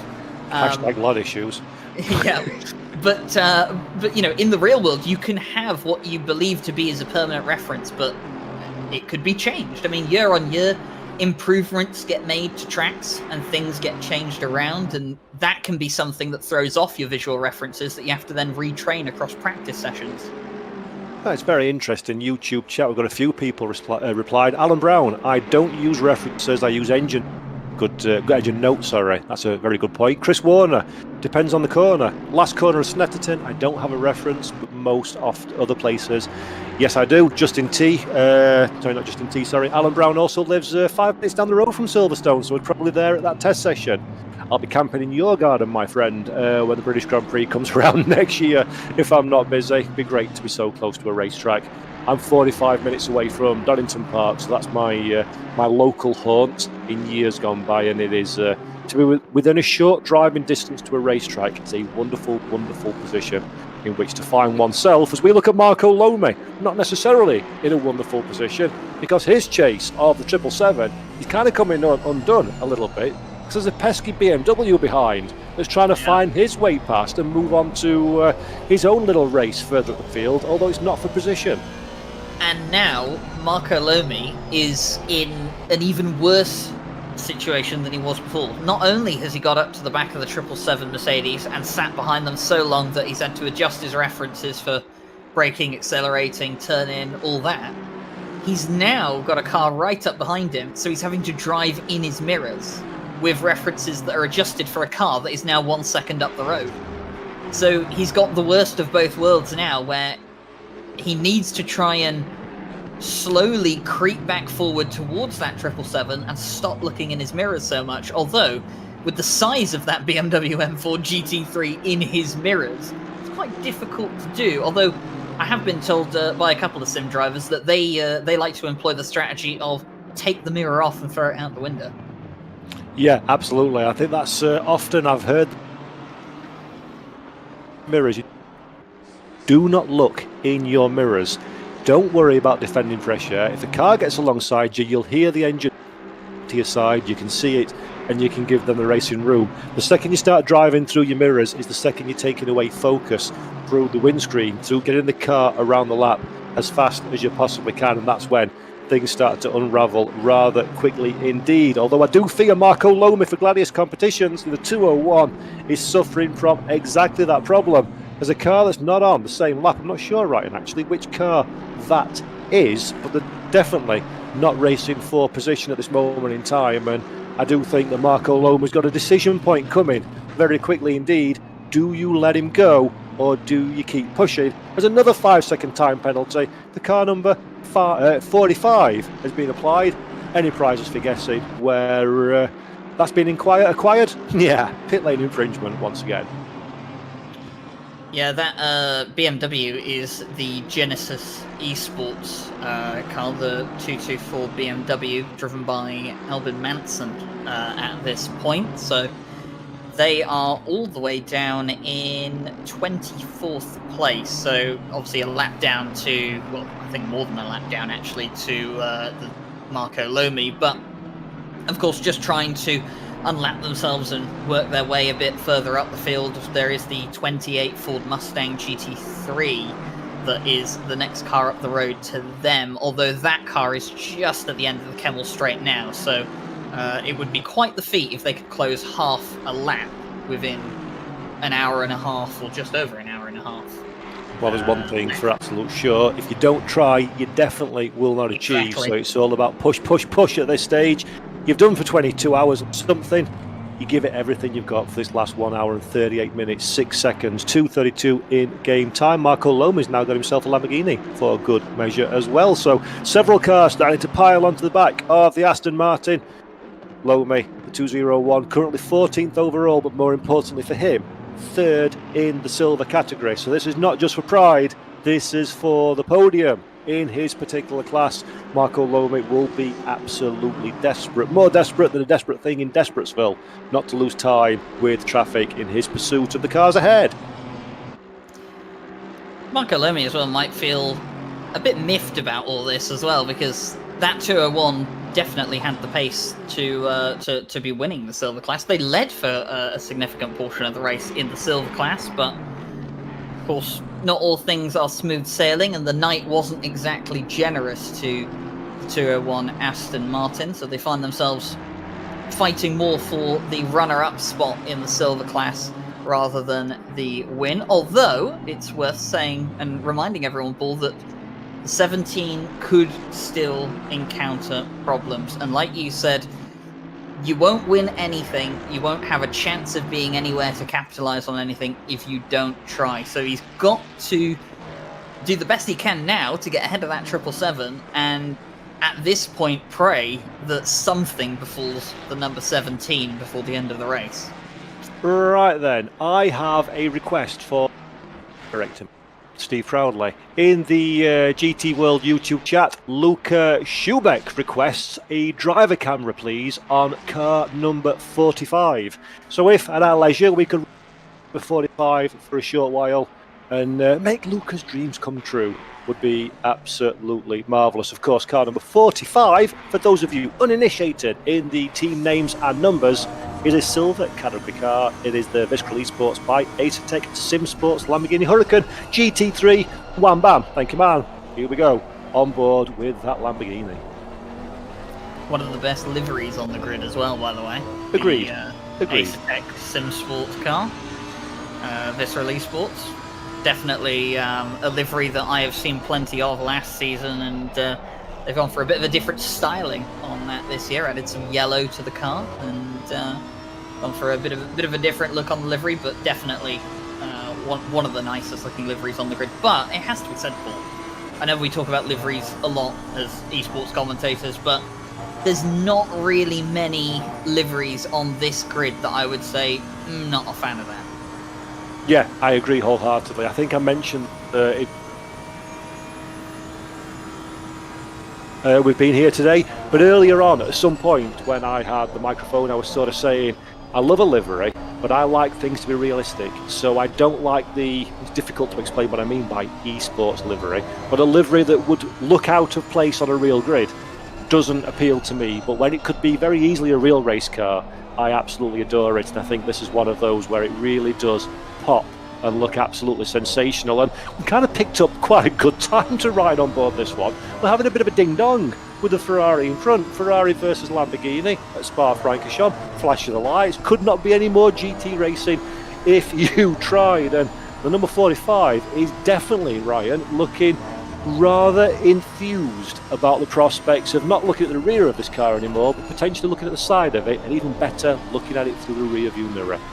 There's a lot of flashing of lights going on in this car. You can see every time they press the button to flash the headlights at the Ferrari in front, you can see the little light icon shows up on the display with the Lamborghini Huracan GT3 Evo 2. There you go, right over there. It's over the engine map module that it flashes over, and the 45, like you said, not really keen on spending too much time behind this Ferrari, and making sure that the Ferrari is well aware of that as well with this much flashing of the lights, but is going to go on through as the number 11 moves over to allow the Visceral Esports Acertec car to move on through. One of two Lamborghini Huracan GT3 Evo 2s that are run by Visceral Esports in this series. The 44 is a bit further up ahead in the standings, up in 16th place, although this 45 at the moment in 21st is carrying a 5-second penalty at the moment, but it won't make a difference to their finishing position right now. Right, this is good. This gives you some indication, if you've not been just how steep that section of corners is. Obviously the screen always fails to give you the real indication of the uphill downhill nature of a racetrack, but you saw then we were heading in to the compression, and absolutely a wall of tarmac in front of you. We just caught a glimpse in the top left hand corner, right hand corner even as well, of the Ferrari closing in very, very heavily in the slipstream, but electing to do nothing about it. And just look how squirrely the Lamborghini Huracan GT3 Evo 2 is at this moment in time in the race, struggling to get the car turned in. When you do, struggling to get the rear end to stay with what the front end's wanting to do. This is a real workout on board this Lamborghini, and we've kind of said this ad nauseum over the course of the broadcast, but 24-hour race, you're willing to sacrifice ultimate lap pace if it gives you a more stable platform underneath you. And it does feel to me like that Lamborghini is a little bit more of a handful than team and driver would particularly want at this stage in what has been a grueling encounter at Spa. Yeah, definitely so. And the Lamborghini, at the best of times, it's not exactly an easy car to drive. It's always had a history, whichever version of the Lamborghini that has been driven within the GT World Challenge series, whether it's the car that was the Gallardo car that was branded as the Reuter engineering car, or the Huracan, which has come in a couple of different forms as well. It's never exactly been the easiest car to drive. It's always been a bit challenging, a bit like the Audi as well, very twitchy car, and one that you really do have to set up well to get the best out of it. It's not one of the cars like the BMW or the Aston Martin, should we say, that the default setup's not going to be the quickest, but at least you can go on it and you can feel safe riding over curbs because they're front engine cars, and the default setups are, you know, should we say, quite stable, whereas you get in this car or the Audi and you immediately go out on the track and you think to yourself, oh, this has got a bit more bite to it. Yeah, absolutely. Famously, once upon a time used to be rather evil indeed over curbs, and we've seen several drivers all the way back in the very first SRO competition when it was the old Emil Frey Jaguar versus the Lamborghinis, and one of our star drivers at the time in a Lamborghini pirouetted over a harsh curb strike, and Kamil Pawlowski went on to win the Kamil Franchak went on to win the championship, the very first one in the Emil Frey Jag back in the day. That feels like a blast from the past, the old Emil Frey Jag, a firm favourite of mine as well. Beautiful piece of rather archaic but wonderful engineering, it has to be said. And is in this game as well. Indeed it is. Unfortunately not eligible to champion. No. I would have thrown the wild card in there and been like, you know, the Nordschleife for 24 VLM, like something obscenely inappropriate that goes out at the back of the grid is 50-60 seconds a lap too slow.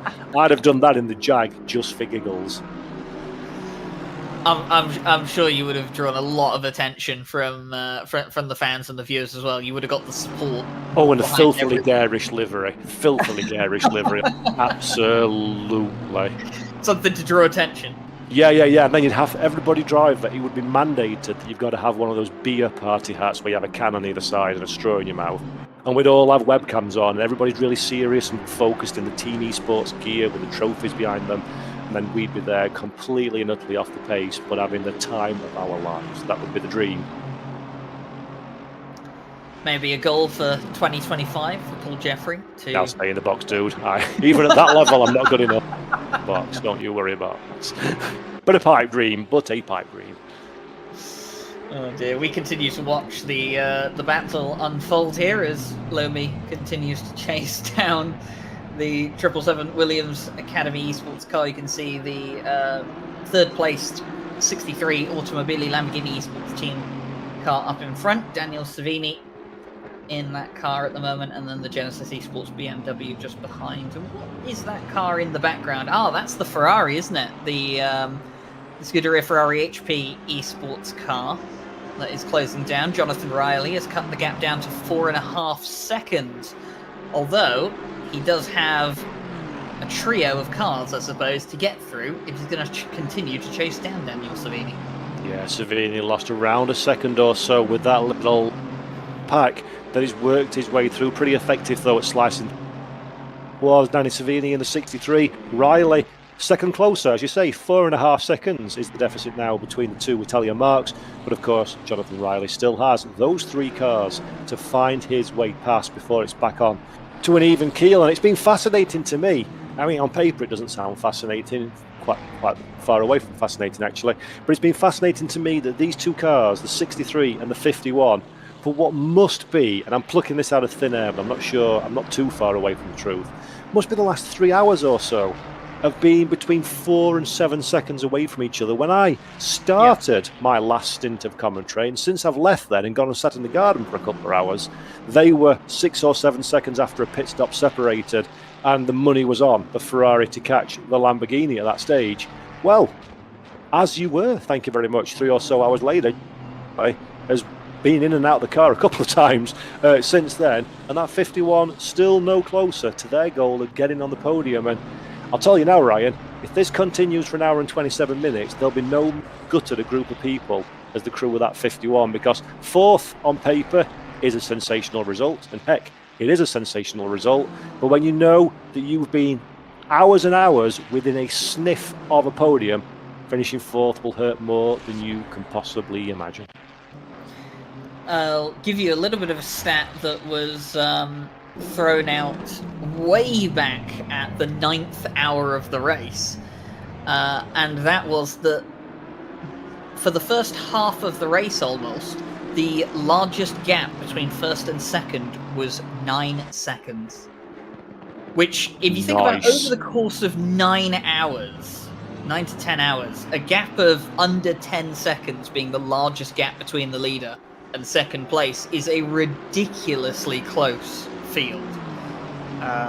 And it wasn't just one car up there. Of course, the 5 was leading the way for most of that duration, but there were different cars, coming back and forth, closing in with them. The 86 had to go, the 63, the 40, the 51, even the 7 that's no longer in the race. There was, four different manufacturers almost having a go at that number 5's lead and being able to slowly whittle it down before then they went in pit stops and it went back up again as the driver changes ebbed and flowed. So, you talk about the 63 and the 51, they've been very close for the last few hours. Well, that's reflected in how close it was for the lead much earlier on in the race. There was a point where the top 5 were just within about 20 seconds.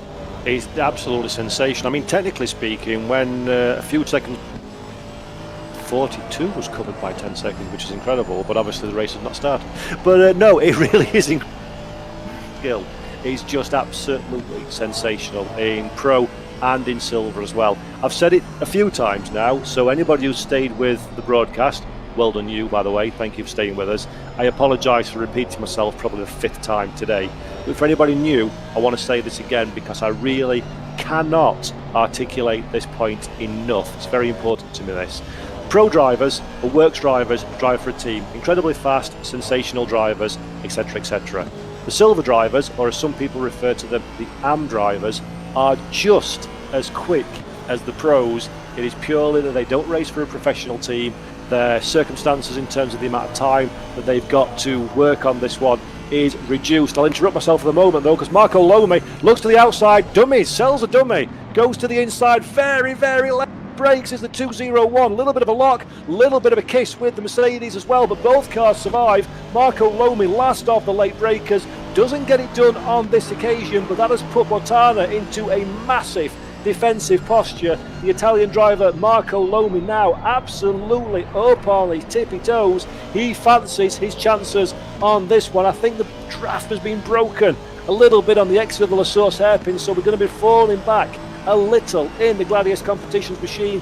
A little bit of live to find another day going on there. Will we get the draft through the Kemal Straight though? The Mercedes not good over the top of the hill and through Radion, so he's compromised somewhat, getting larger in our front windshield as now we look to the inside. Marco Lomi telegraphing this one nice and early, letting his rival, this is the deal, I'm coming through, like it or not, sunshine, that is my place. And the 777 eventually loses the position 4 corners after that particular manoeuvre started on the run to the bus stop chicane.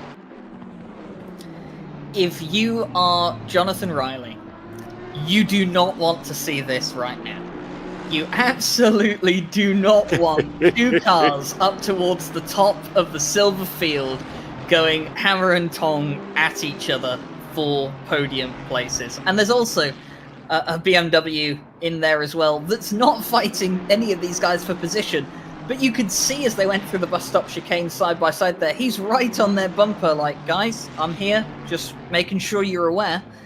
And, you know, looking for any opportunity to unlap himself from both of these two. And I think now that Marco Lermi's got through, it looks like he's going to try and pull away now from that 777, and the 777 now going to be in the rather unenviable position of having the 224 right on his bumper, and also having a 51 car that is chasing down a Podium in the Spa 24 hour, and he will not want to waste time getting past these three.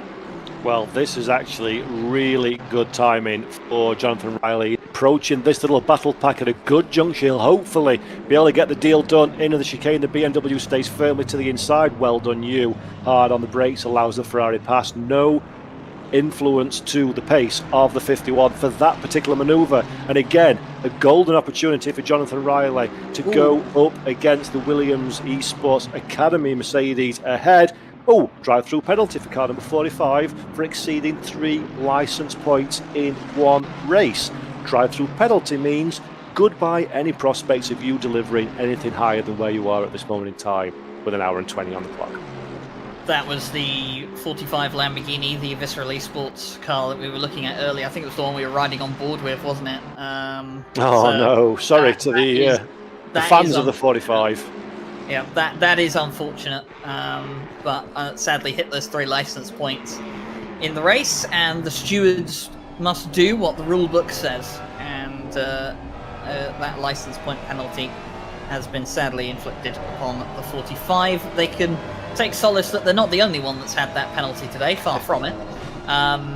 But yeah, it's difficult, isn't it, Paul? Because, I mean, you might think to yourself as a spectator that 3 penalties seem... Basically, you get 2 penalties, and then on the 3rd one, you get a drive-through added on to whatever the penalty is. It might seem harsh, and very harsh, but just like you have in the real world, you need rules, because if not, it just becomes a mess out there.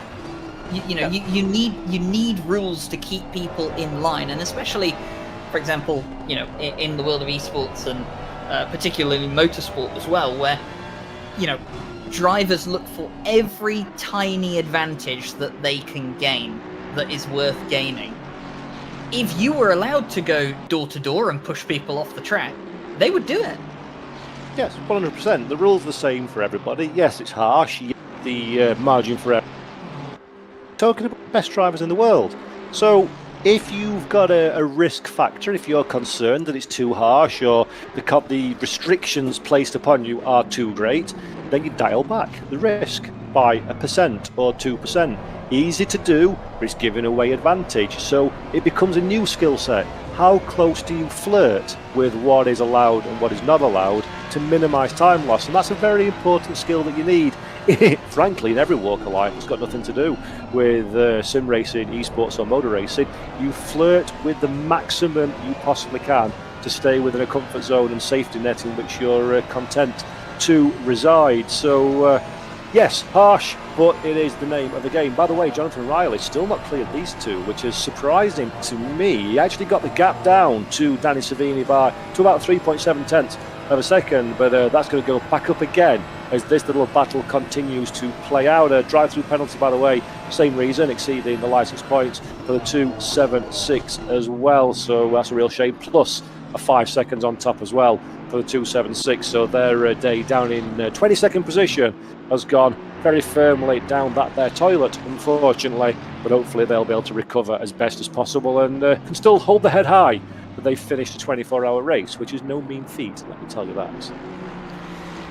Jonathan Riley doing his best to work his way through this traffic. He's got Lomi, who is the last driver that he has to get through from this trio, and that gap has stayed around about 4 seconds. It's actually just dipped under 4 seconds right now. So despite the fact that he's got traffic to deal with, he's not losing any time to Savini out in front. Is that maybe an indication of the tyres maybe starting to go on that 63, or is it just that Savini can't keep up the pace that he's been running in the first half of the stint compared to coming into what will be the second half of the stint now, whereas Jonathan Riley very much can. It'll be interesting to see how all that plays out, but at the moment, the gap is still hovering around that 4-second mark as it is, and Jonathan Riley giving a good flash of the lights to Marco Lomi, saying to him now, hey, look, come on, there's a gap behind me to that 777 behind, you've got some room, you've got some space, let's cooperate here and let me through.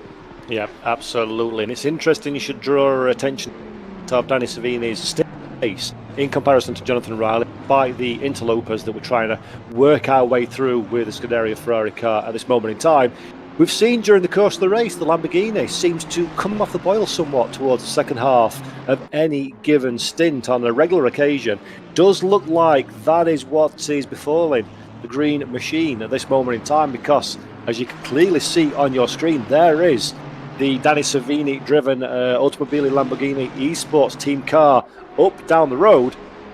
Riley is closing that gap down despite having all the traffic in the whole wide world to navigate his way through. I am very, very interested between now and the next time we jump down pit road, how much of an inroad that Jonathan Riley can make on that Lamborghini ahead. Now they've got some fresh air in front of them. Neither car is going to have any impact for traffic, at least for the next couple of laps or so. So this is pure pace at this stage in the race. And for me, I would sort of be inclined to think that Jonathan Riley can at the very least make a significant dent in that gap that's currently around the 4-second mark between these two cars before we go down pit lane in about 10 minutes or so's time. If we are correct in our assumption that these teams will be putting their best driver in for the final stint, which for the 63 would be Tanitsa and for the 51 would be Hartwell, Riley's job right now might actually be that he needs to get past Savini before he comes in, because we've seen with Tanitsa he's not easy to overtake, and we know that between Hartveld and Tanitsa they're very, very evenly matched. And I think if it came down to a 4-second gap by the time that Hartveld takes over and Tanitsa is in the car, and maybe we have about 40 minutes or so, 40 to 50 minutes left of the race, I think it's going to be very, very difficult for the 51 to not only catch up but then overtake as well, unless that Lamborghini is going to significantly deteriorate towards the end of the final stint. So that'll be interesting to watch. Meanwhile, by the way, the 72 car of the Ren Welton Ferrari is actually, looks like he's catching up to the 40 of Luke Whitehead for 5th place. James Bond villain-esque. I struck my beard in anticipation of what is to come for the next 1 hour and 15 minutes. By the way, Chris Warner is in the chat on the GT World YouTube channel. Hello, Chris, to you. Best of luck and best wishes to you and the team. Chris is saying that his final stint in the number 62 is going to be full-on qualification laps. And I dare say Chris won't be the only one out on racetrack that is going to be leaving absolutely nothing on the table in this final stint. Max Bochan that we're looking at now in the 777 and Marco Lomi round 362 is about to commence. Can the 777 do anything on this occasion? Not close enough. Into the braking zone will come. Too close to the Aston Martin. A big kiss and a hug. Hello, sunshine. I'm here. Have a little rat-a-tat-tat up your tailpipe for good measure. Marco Lomi, aware of the danger, alert to the unsettling of the car, managed to do the Playdays bus. Wingy, wingy, wingy on the wheel. Keeps it going in a straight line. Survives for now. But Watanya don't want to be doing that one too many times, otherwise the wrath of the stewards will come down on him like a holy hellfire. I think the stewards might have a look at that one. I don't necessarily know if a penalty will come the way of the 777. He didn't gain a position, and whilst might have given a bit of damage to the 201 behind, I think that they might get away with just a warning for that one. I'm not 100% sure though. I'm not That's the a steward risky team. business. That's a risky business making penalty prediction. You've Been away from the commentary box for a while. Well, I've been away doing race direction and stewarding as well, as you know, Paul. So don't hurt your popularity on stream, right? Don't tell people things like that one. I ruined that many. Suddenly we've lost 400 viewers in one fell swoop. put race director in the box. But no, I don't think there'll be a penalty from that. I think there'll be a warning, but we'll have to see how it plays out. But yeah, touch and go.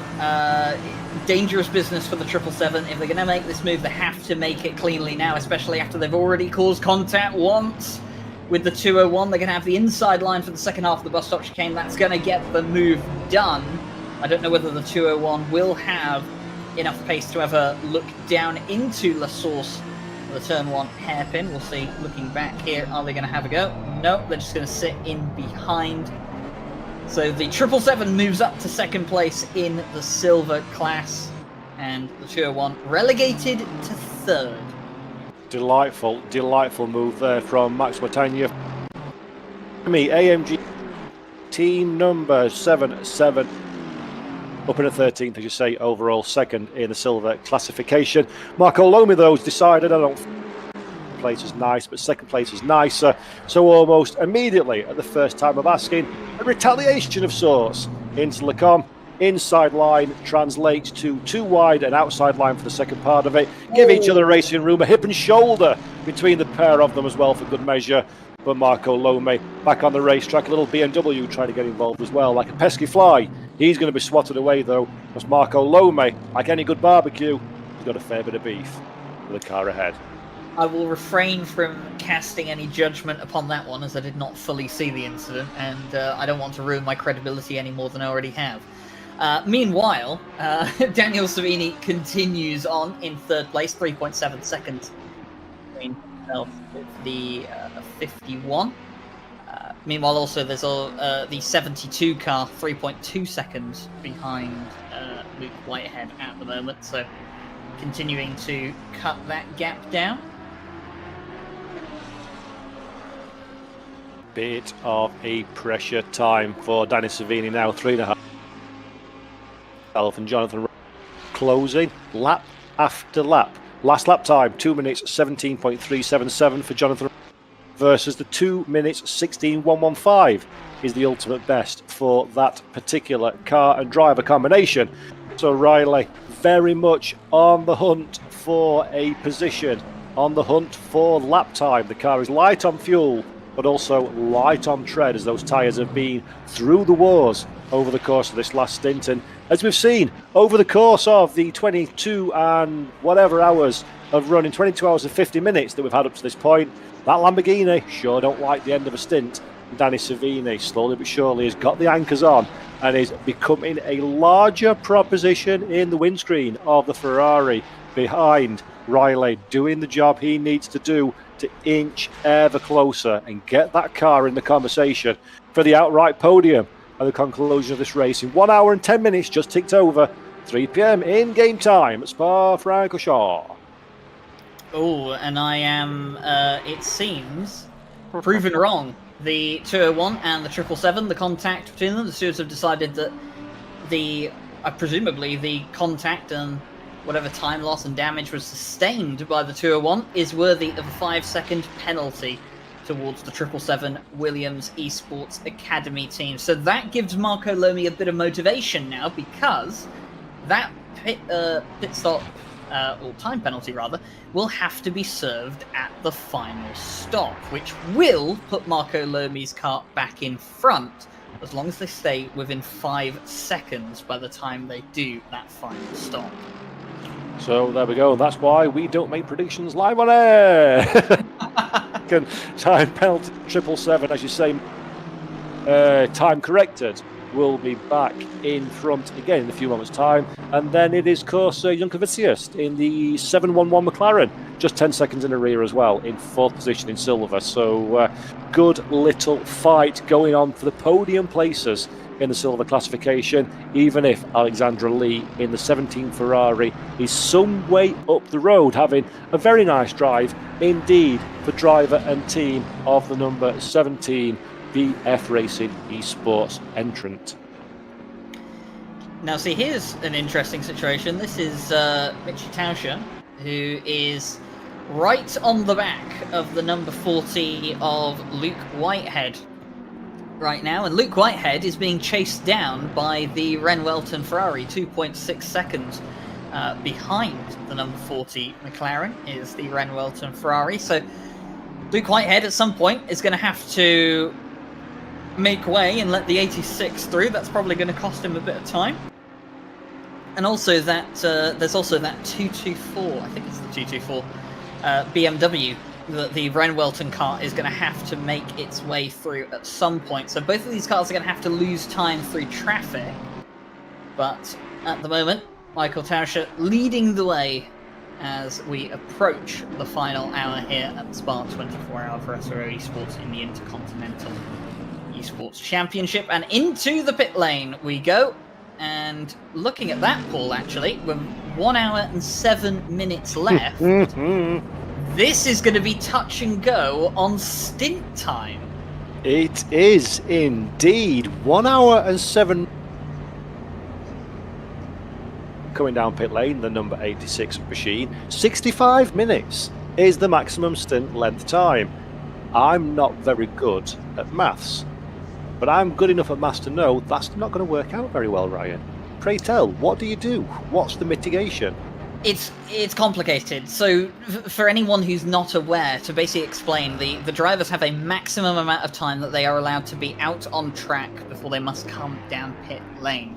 That is 65 minutes, and that is regulated to ensure that all the cars can do the exact same distance on a tank of fuel. So it's basically part of the balancing system that we use here within Assetto Corsa Competizione. It's used in the real world as well, and it works very effectively. Now, the stint limit only applies when you're out on track. It does not apply within the pit lane. So, whilst they're going down pit lane, the stint timer is not running, but it will start as soon as they cross the white line on the pit exit and they release the pit limiter. So what you have to keep in mind now, with 1 hour and 6 minutes left, is that anyone that leaves the pit lane with more than 1 hour and 5 minutes has to stop again. Now, we saw that the first couple of cars that came into the pit lane was the 40 McLaren and the 86 Mercedes, so it will have to be seen, where will they come out? Will they come out before that 1 minute and 5 mark? Yes, they will. 36 seconds too quick. That's a mistake. You want to park that car for 30 seconds and wait till the timer ticks down. Painful to be stationary for 30 seconds with a 50-second lead. A lot less painful than having to come through and do a full stop again. So I think, from my privileged position in the commentary box, where I don't have to make split-second decisions and absolutely nothing rests on my shoulders for said decisions, I think the Mercedes-AMG Esports Team MSI 86 has just made a race-limiting mistake right there. I don't think it'll cost them the win for the 86. I think their gap is too big for that to be a limiting factor, perhaps. And our broadcast producer has also made a good note. It does also depend on when they cross the line to start the final lap. That can also have an impact on it. One car that I think will be affected a lot more than the leader, though, is that number 40 McLaren. Because that car was only 2.5 seconds in front of the Renwelton Ferrari that went an extra lap pull. They're in pit lane right now, but as you can see by the race timer at the top of the screen, they're definitely under the 1 minute 5 mark. Somewhere at Veloce McLaren, there is a person on a keyboard thrashing the keys, running permutation spreadsheets till it comes out of their nostrils, trying to work out what are we going to do to get round this particular pickle that we find ourselves as we ride on board with Mikhail Statsenko for Scuderia Ferrari number 51, now behind the wheel. Fantastic driver, former SRO Esports AM champion back in the day in the dark brown Audi, right here at this very racetrack, in fact, when he came through and had a marvellous podium many years ago during one of the biggest pile-ups I've ever seen in SRO Esports. The lap 1 crash that we had today, absolutely nothing compared to that year. Sensational amount of cars sprayed across the racetrack. But Statsenko, now a Scuderia Ferrari Esports driver, he takes over from Jonathan Riley. He's got about 4 seconds to find for Danny Savini. So Riley, job done, tick in the box, close that gap down a little bit to the car ahead. Maybe not quite as much as he would have hoped, but Statsenko now has one very simple goal in front of him: find 4 seconds, discover where the expensive Audi is, the Lamborghini on the racetrack, and then do something about getting past him. Easy, isn't it, Ryan? Could do that in a heartbeat, can Stetsenko. Ha ha ha ha. Absolutely. No, definitely a lot more difficult than it sounds. And, well, Samir Ibrahimi has taken over the 72 Renwelton Ferrari, and now he is just about 2 seconds behind the number 40 Veloce McLaren, the Vex car, that is going to be touch and go by the looks of it. Well, it's definitely going to be over, but it depends on where the race leader, I guess, starts the final lap as to whether that will be something that they'll have to be concerned about. Obviously, like you said, there'll be someone in the background checking and making sure, are we good? Did we make a mistake? What do we have to do if we're not good? So a bit of chaos towards the end for a couple of these teams, and this is usually why they say to you, Paul, you always go as long as you can. You always have to extend the stint as much as possible to avoid situations like this. Yep, absolutely. Big pressure then for a lot of the drivers. We go out of our way in motor racing to avoid unknowns, to avoid the scenario where we don't quite know what comes next, or we don't have a plan A, a plan B, a plan C, and a plan D. And that's exactly what a lot of these drivers have found themselves, and these teams have found themselves in at the conclusion of this race. Okay, this is not what we thought it was going to be. The time has fallen, not quite how we hoped it would fall. There's the question mark of when we do or do not start the final lap.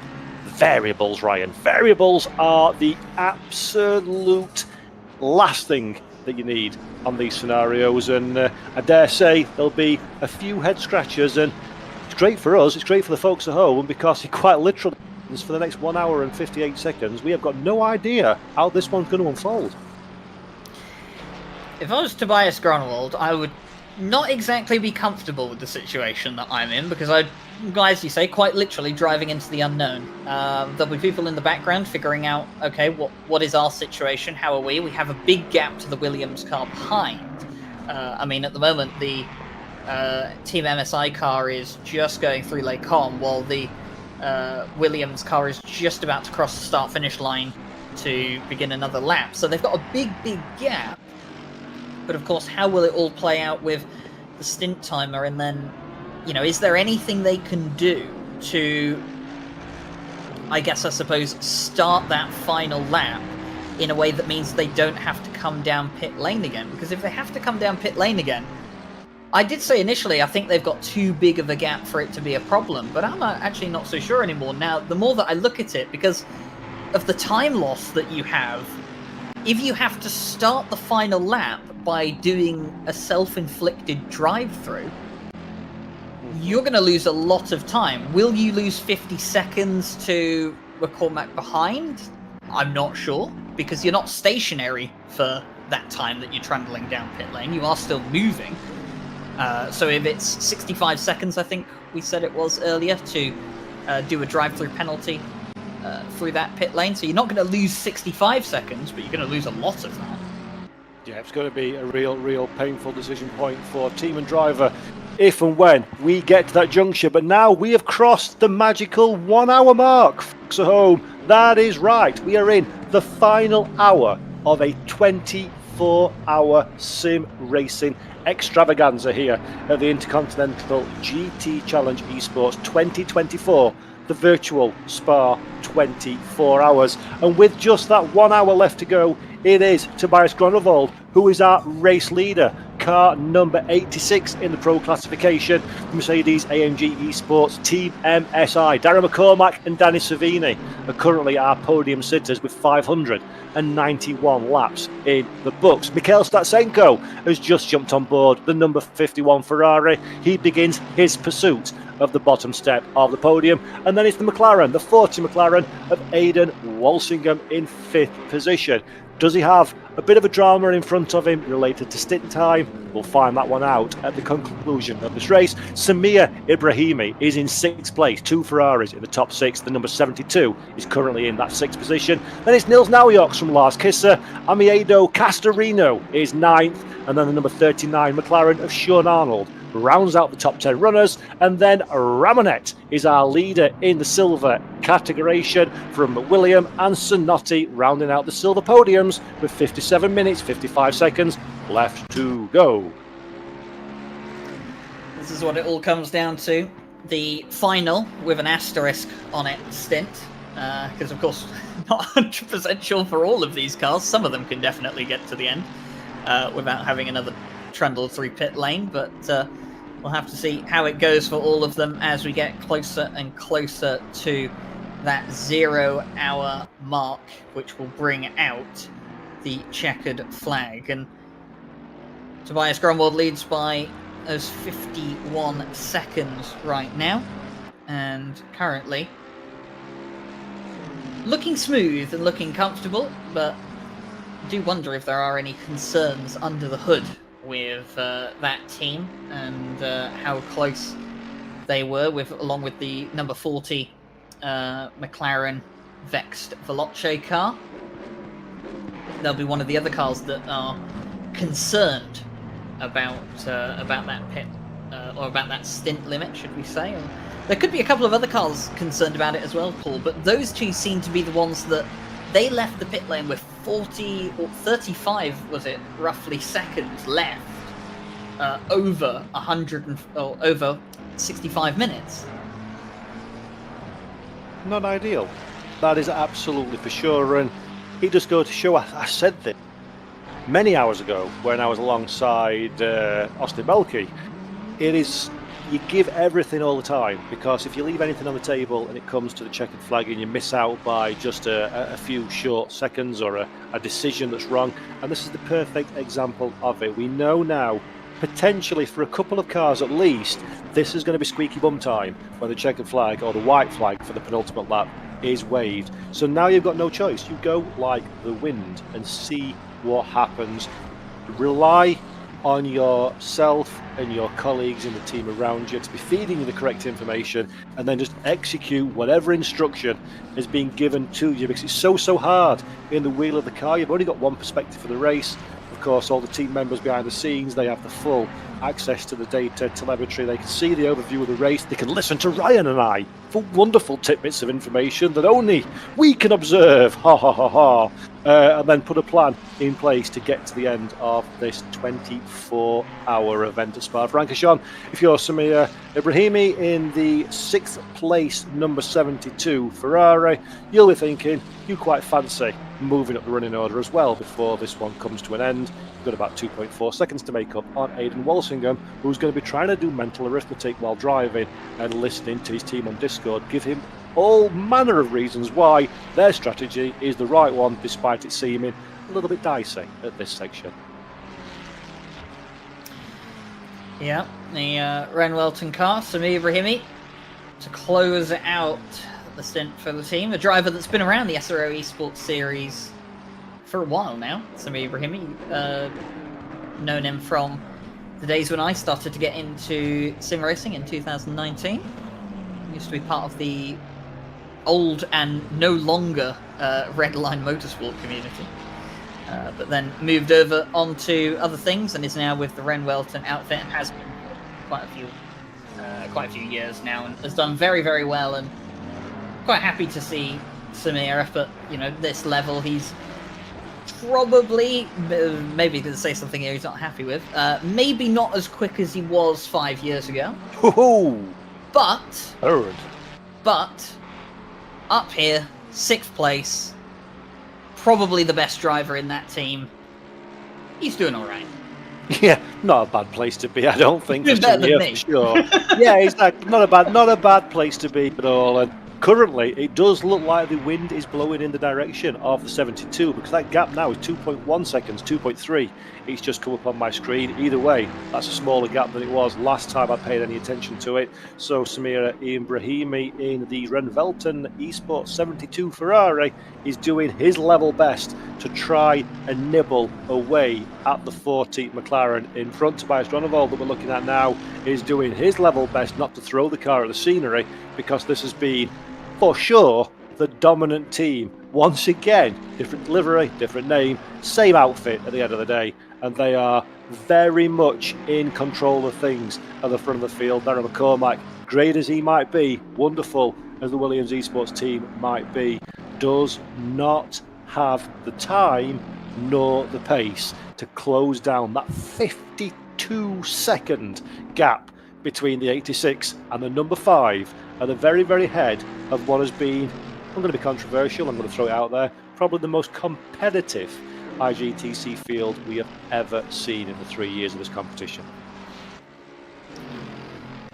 Yeah, definitely so. And I think, this will be the first time, Paul, would it not, that a team in the SRO Esports Intercontinental Series, or I suppose Endurance Series, has won the Spa 24 back-to-back? Would it not? I mean, I don't recall any other team in the other iterations of this championship, whether it was in its Intercontinental form or its European Endurance Championship form, in the esports world at least, having won the 24-hour back-to-back in consecutive years. I have a very poor memory on many different reasons, one of which being a particularly stupid person. So I don't recall that having happened, but I would not want to place any money on that being the case. If anybody knows, if we've got a super fan in the chat, the GT World YouTube channel or the SRO Esports Twitch channel, pop a little comment and let us know in the comment section, because Ryan and I, our memories fail us, and quite frankly, we're not good enough commentators to Google it at the same time as talking. So we're going to rely on you people to let us know if that's the case. Is this the first back-to-back winner for the Spa 24 hours? Please do let us know. Got 51 minutes and 16 seconds to get an answer. Yeah, 51 minutes left to go, and Darren McCormack looks like he will be the one to see out the number 5 Williams Esports car. And do you think, Paul, that Williams will be, I guess, not upset, but rather disappointed that they could end this race, maybe a minute behind the leader after, in the early phases of the race at least, I mean, definitely the first half of the race, they looked like the pick of the field. They looked like nobody could stop them. 1000%. You don't go into a 24-hour race thinking, yes, boys, you go for the win. Now, whether that's a second or 100 seconds behind, irrelevant. Williams will be disappointed with this result. It's a handy result. It's a very impressive result. Great drive from all concerned. Massive boost to their championship challenge, with it being times 1.5 points for the 24-hour racers.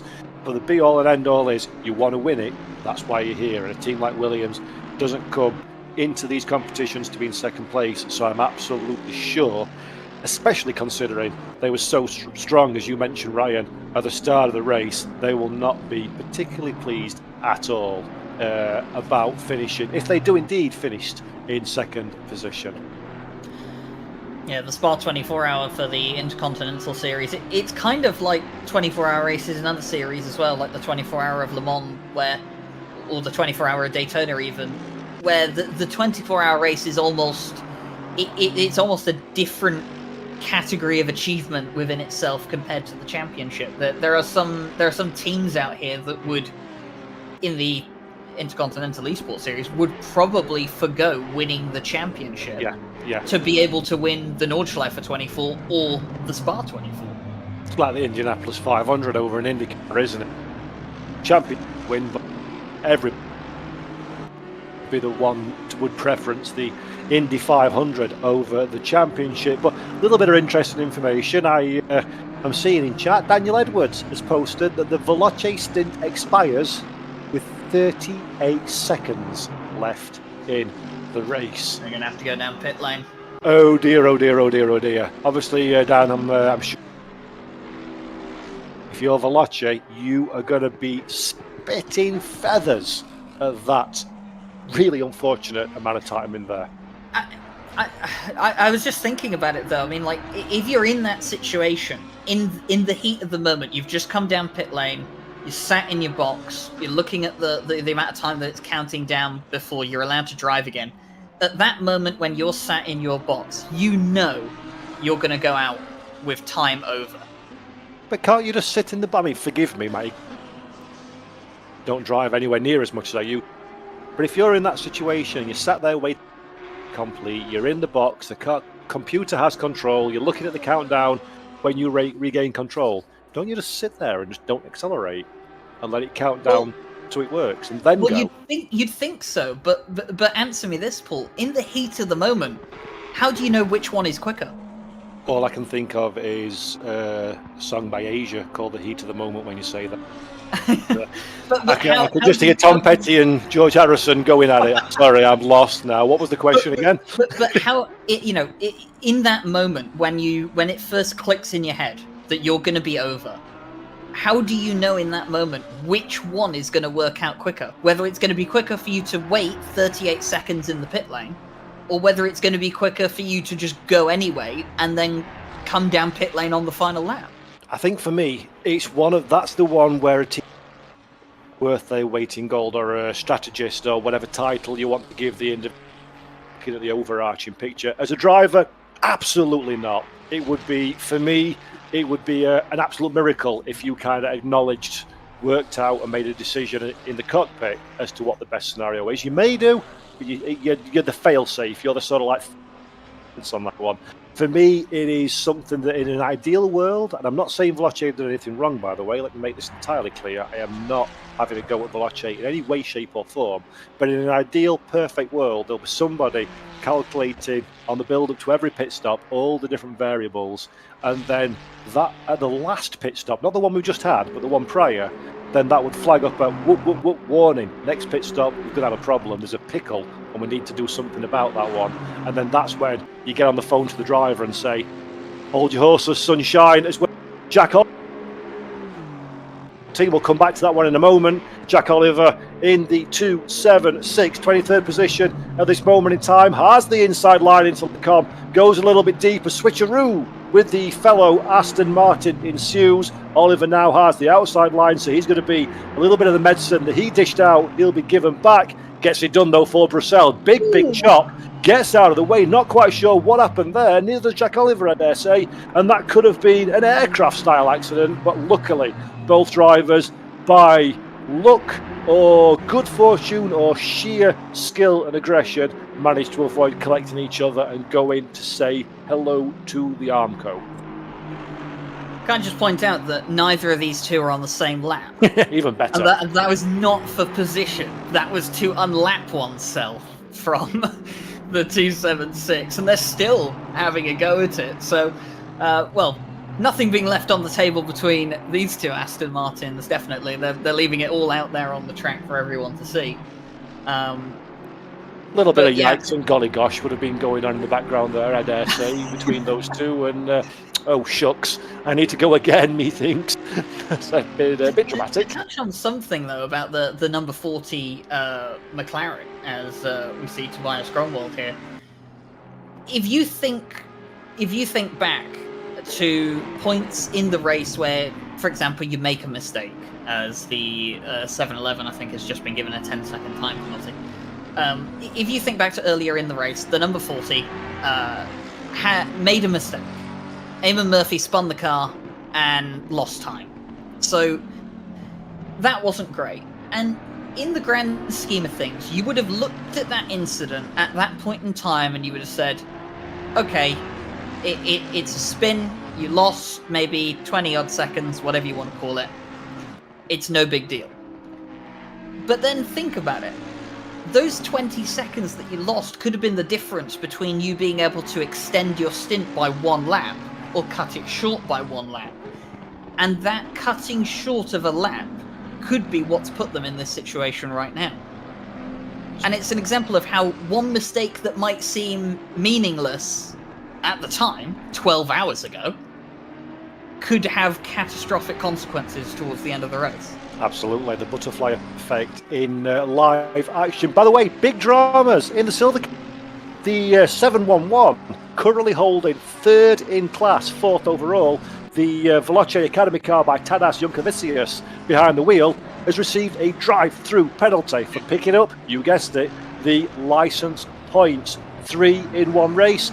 Drive-through is your reward, and that will categorically plummet that car away from the podium. And looking at those timing gaps, probably even drop it down into the lower reaches of the top 5. So real shame for the Veloce Academy machine, the McLaren 720S GT3 Evo, as we're getting into the sunset of the race, if not the weather conditions. A big error with a big penalty indeed. Yeah, and this late in the race, getting a penalty like that, I mean, well, what can you do, Paul? You can't rectify it now. I mean, exactly. you're going to drop down the order, and that's it. You're not going to have the chance to get back up to that position. Absolutely not. 42 and a half minutes left. A drive-through at this stage, you know, basically an execution, isn't it, to your race result? So for the 7-11, it's going to be a very bitter pill to swallow to get that drive-through penalty. And from their point of view, they'll see it as, well, we did 23 hours with just 2 penalties. You know, that they'll see that as very, you know, very good, because they managed to avoid the drive-through, but it's that last hour where it all just slightly fell apart.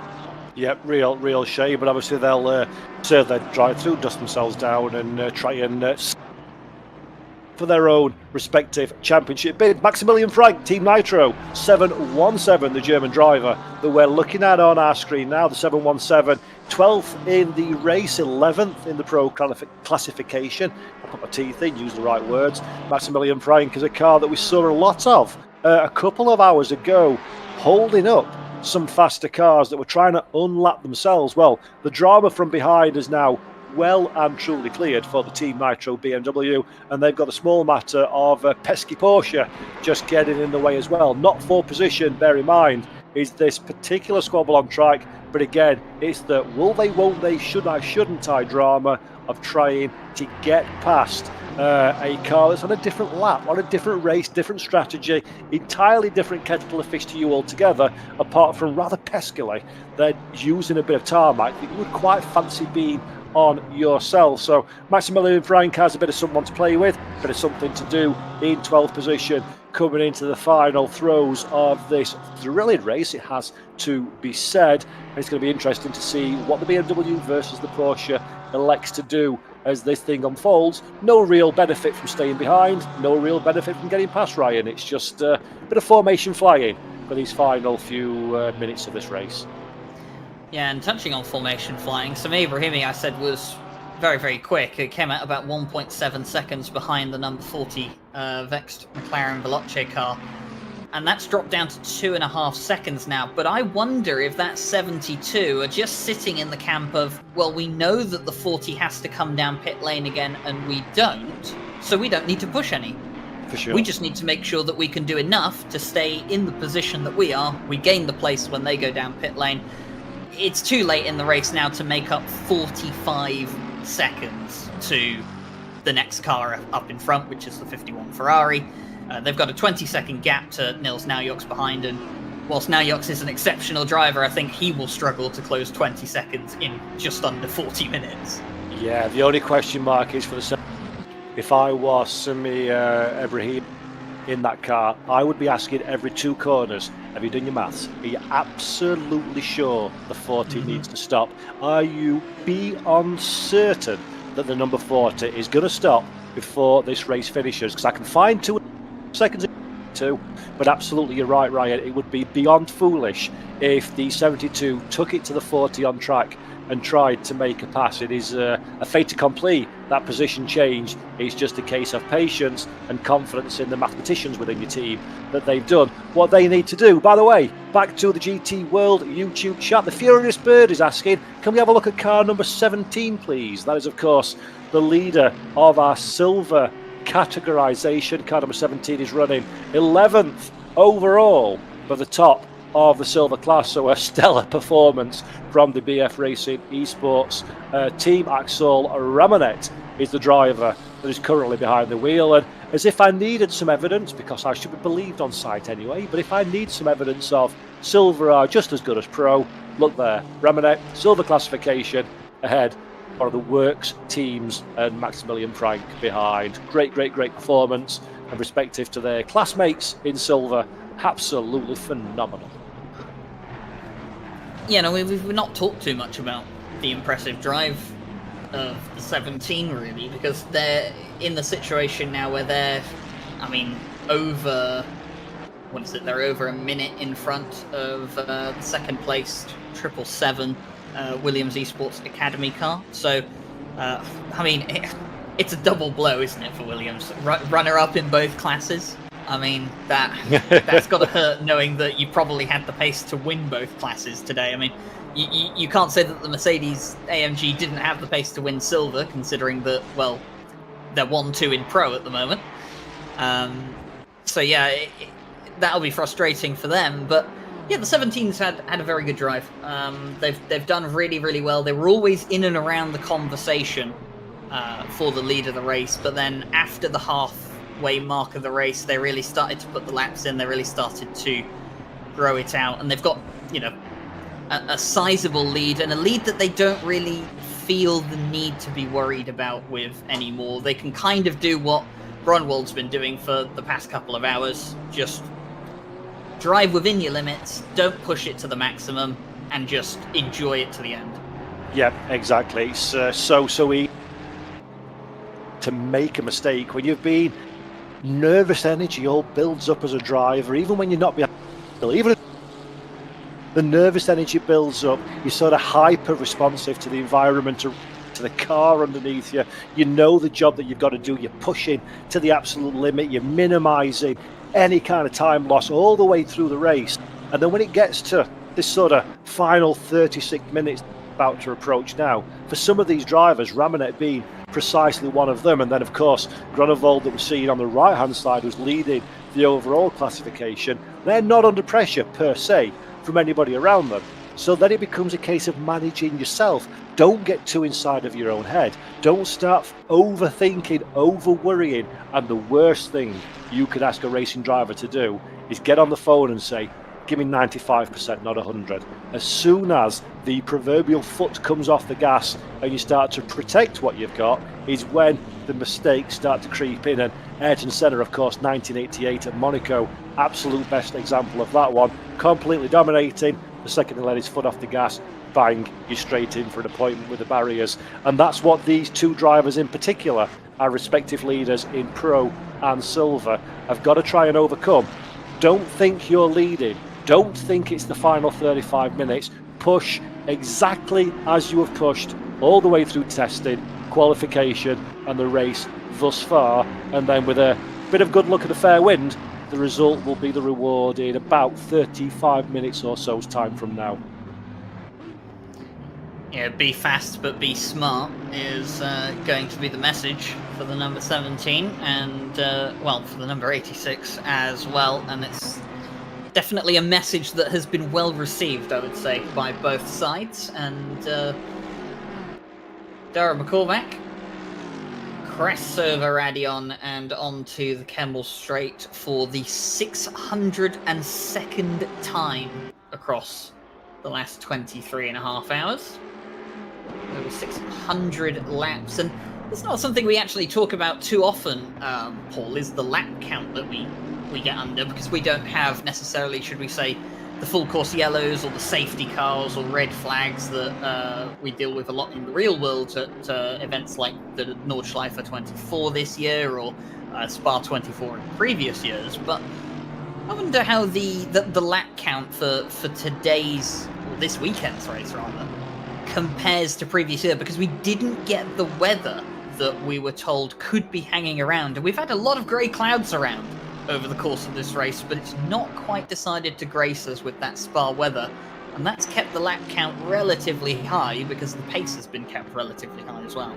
Yeah, you're absolutely right, Ryan. The pace has been fantastic, actually, pretty much from all the way through to this point. And I must admit, I thoroughly expected a little bit of weather to make its way over a virtual Spa-Francorchamps over the course of this race. I kind of anticipated initially that it was going to be during my first stint of the afternoon yesterday, but then I pushed it back to be overnight rain, and I don't know, I'll have to admit I'm moderately disappointed. a little bit of the wet stuff's not fallen from the sky, because a bit of spice is always nice, isn't it? You can imagine a curry with no spice on it wouldn't be very enjoyable. Well, a 24-hour race with no spice on it, still very enjoyable, but it ain't half as good as watching everybody skating around trying to decide which pair of tyres to shove on the car in the closing moments as we're riding on board a very mucky windscreen. Almost made me think there was a little bit of precipitation on it, but in fact it is just the dirt of 23 and a half hours worth of racing for Samir Ibrahim in the Renvelten Esports number 72 machine. That 2.3 second gap to Aidan Walsingham ahead. Not going down any, but it doesn't need to. Walsingham, though, for his measure, is not a million miles away from Mikhail Stetsenko either. In fact, no, he is. I tell a lie. Stetsenko is quite a bit of one. So, Ibrahim, as you mentioned earlier, Ryan, I am almost certain I'm going to say it is just a watching brief job for now, and then see what happens on that Veloce splash and dash that we're anticipating at some stage before the day says goodbye to us for now. Yeah, Samir Ibrahimi, I would have to expect it's pace management at this point. Just stay within reach of him, and let the race play out how they know it will play out. I presume. You did talk about Statsenko just a moment ago. I mean, that gap has not got any.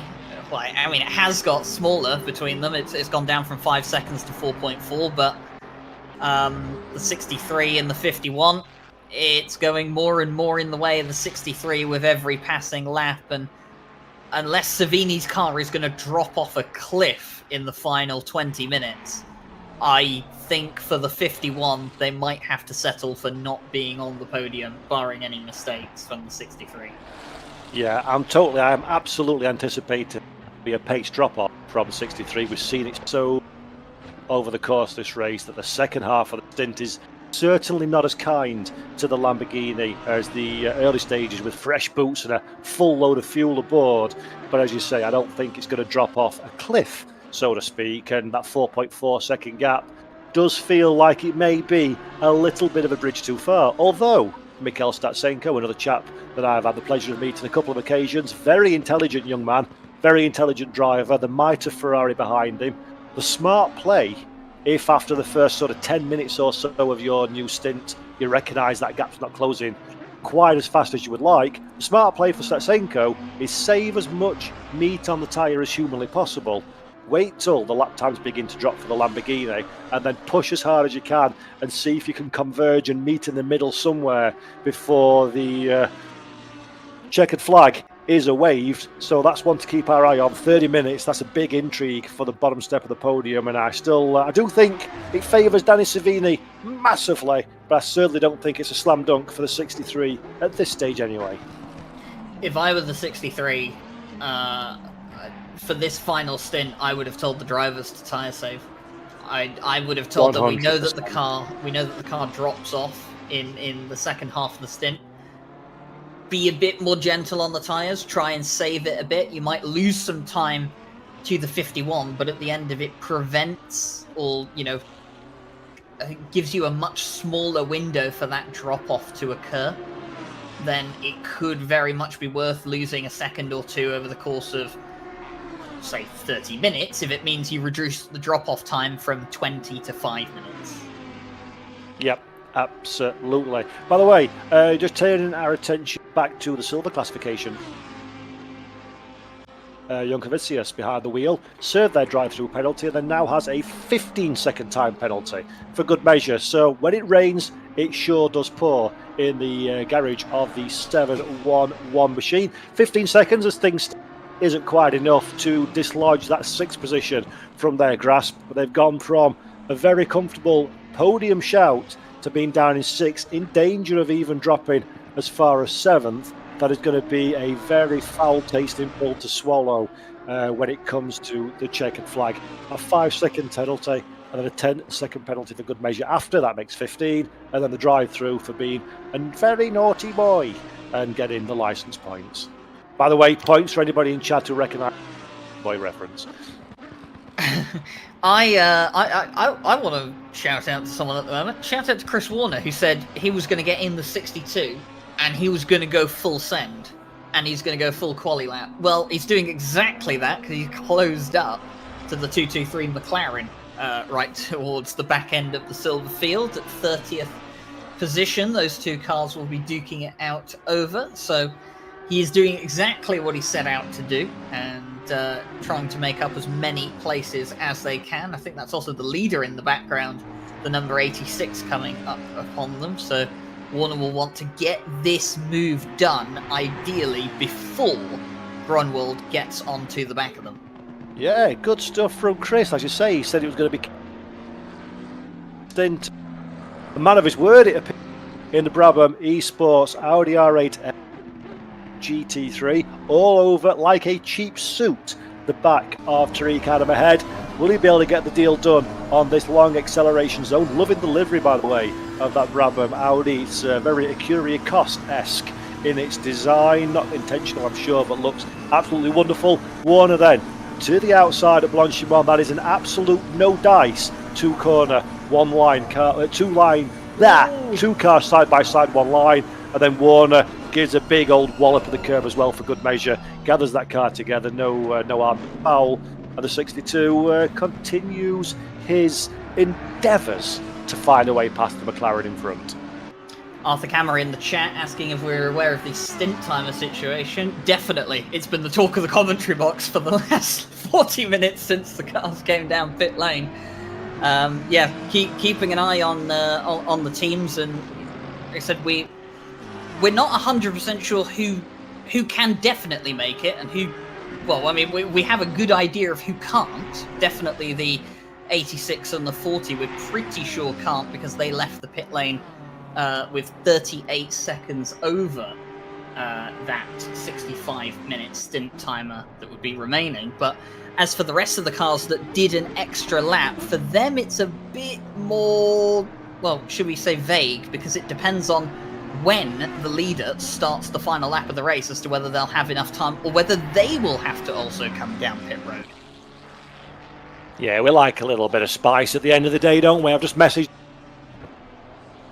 Times are okay for the team. Is it close or is it comfortable? And they're not an extra lap, so they should be pretty good, it seems. But of course, the 40 is the one where the big question mark is at this moment in time. Aidan Walsingham, we know, is 38 seconds short of the race distance for his stint timer. So we know for sure that the fifth place car will have to make an additional stop. There's a couple of question marks at the front of the field. We're not quite sure exactly how things will fall for our race leader, although we think he's going to be pretty comfortable. And Chris Warner does not care one iota about such boring things as stint timers, because he's got a job on his hand of getting past this McLaren, and that's where his attention is very firmly focused.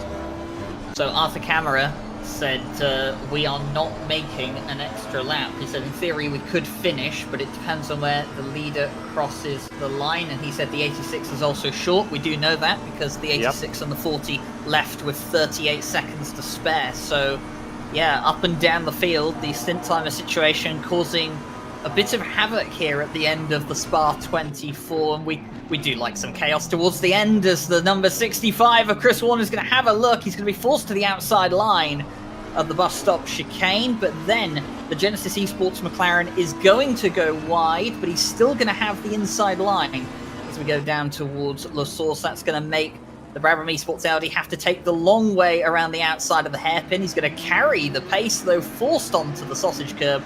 And now down towards Eau Rouge Radion, side-by-side pull. This could never end well as there's another touch between the two. Yeah, always a bit of a danger zone when it comes into a back behind again. Said he was going to do he didn't count on being other cars on a fast lap at the same time. But that's exactly what he's encountered with the 223 McLaren ahead. Warner seems like he does have the pace. He just backed off the throttle, actually. A little bit of big drop in pace as he just building a little bit of wiggle room between himself and the car in front to give him the downforce through the Lacombe section of corners. Yes, he does. Very nice indeed. I too like to attack that final corner. Gives you a good run down into Bruxelles. But at this moment in time, Chris Warner is a little bit blocked by those ahead. But I think he's got the pace in that car for sure to make a way past. I tell you what, the way this race is going to play out towards the end, this is one of those moments where, as a neutral, you're sat here, you're watching it, and you're just thinking, this is amazing. I've got no horse in this race. It doesn't matter what happens. I'm just here to watch the show. If you're involved in it, it is the most fingernail biting and tense and stressful situation of the whole race, coming down to how many seconds am I over a stint limit that I have not thought about for 23 hours. Yeah, real high intensity, high stakes race here at the circuit de Spa-Francorchamps for the SRO Esports Intercontinental GT Challenge. The 24 hours of Spa, there's 20 minutes, 50 seconds left on the clock. It's the 86 that is our race leader, the car that we see on screen right here, right now, the Mercedes-AMG Esports Team MSI. Tobias Granovold takes his turn behind the wheel to bring that car to the flag. Big question is, do they have enough stint time in order to get to that checkered flag, or is there going to be a last-minute drama for this particular car? Darren McCormack, car number 5, is holding station in second position. He's got a healthy gap between himself and the race leader. Will that be enough, though, should drama befall the 86? Danny Savini and Mikhail Statsenko continue a near race-long battle for the bottom step of the podium. Advantage to the number 63 Lamborghini. Then it's Aidan Walsingham, Samir Ibrahimi, Niels Doujoks, Lars Kisser, Castorino and Arnold. Rounding out our top 10 with Ramanet, the leader of the silver from McWilliam. And then in third position, I didn't have time to catch it before we change back to Chris Wilder once again. Chris Warner, sorry, once again on a charge in 31st. I was about to say I wasn't aware that the Sheffield United manager of Chris Wilder was in the race, but whoa. We shall have no football conversation in any commentary in which I'm part of. If it's not motor racing, you can keep it. Thank you very much. But Chris Warner continues his efforts to try and get around the Genesis Esports car. Now here's the 86 that has caught up to the back of them as well, and Grunwald, I mean, the intelligent thing to do here is to just not force the issue. He has a gap, just take it. If they let you through, like it looks like Chris Warner's going to do right here, a bit hesitant as they got towards who on there, but did eventually let the 86 go. Meanwhile, keep an eye on the gap between the 40 and the 72. I did say that Ibrahimi was just hanging back and keeping pace. Well, he's maybe turned on the power a bit and gone to close up towards Walsingham just a bit more. 1.9 seconds now, the gap between those two, as that started to close in again.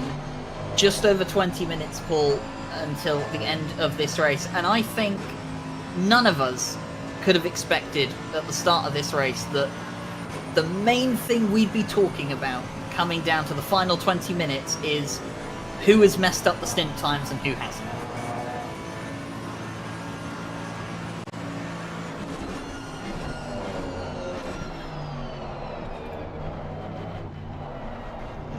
So 20 minutes to go then in the SRO Esports Spa 24-hour for 2024. Not the only 24-hour race we will have this season. We also have the Life at 24, as Tobias Grunwald is allowed up the inside and through on the Genesis Esports car. So puts another lap on them, and that will now allow the battle between the Genesis car and the Bradley Esports Audi to resume. And then a bit further back behind them, you actually do have the number 40 McLaren and the 72 Ren Welton Ferrari of Ibrahimi behind as well. So a lot of the action, Paul, taking place in the same part of the track at the moment. It really is, and it's wonderful to see. I realised I had my microphone during my last little speech, and it's a shame because it was massively and I can't remember what it is now, so it's lost forever in the echoes of this room. It's a bit like the song, isn't it, from Jack Black's band, the greatest song you've never heard or that they've forgotten or whatever. But anyway, microphone is now unmuted, and you're absolutely right, Ryan. There's a lot of action. Everybody's sort of condensing now. We had a period, let's say 4 hours ago or so, where everything was a little bit static. The gaps were kind of standardised across the field. No one was really in a sort of aggressive stance in their car or in a defensive posture. But now that is all out of the window. This is basically, forget 23 hours and 40 minutes. Sorry, 23 hours and 40 minutes worth of racing. throw it in bin, forget about it. This is an 18-minute, 37-second sprint to the checkered flag. But it's got a bit of a handicap because some people are further up the road than the others. But everything that's happened up to this point is completely irrelevant for everybody now, because it all comes down to the last 18 minutes. Throw the car at the scenery, last 23.5 hours were pointless.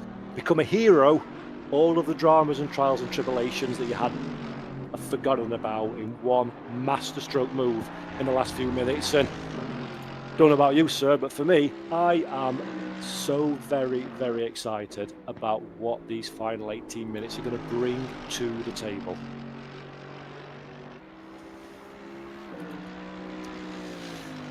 Well, Dara McCormack continues on his way. Not much he can do right now, and kind of just sat in a bubble on his own. 40-second gap behind, 50-something second gap ahead.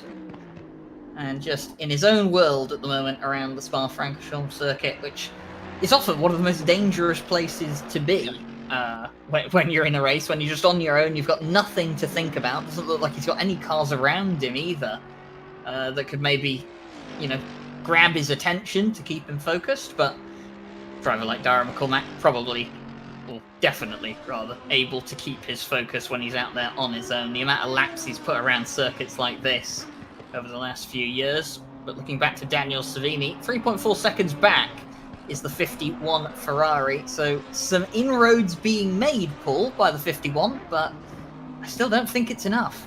No, it is a too slow rate of bringing himself into Mikhail Statsenko, but it certainly gives the 51 a little bit of something to focus their attention and think about into the dying embers of this particular race. But question I wanted to throw to you, if I could, Ryan, is the 86, as you say, up front, 609 laps on the books, absolutely nobody around him in terms of being in the postcode of a threat for that race victory as things stand, stint timer aside.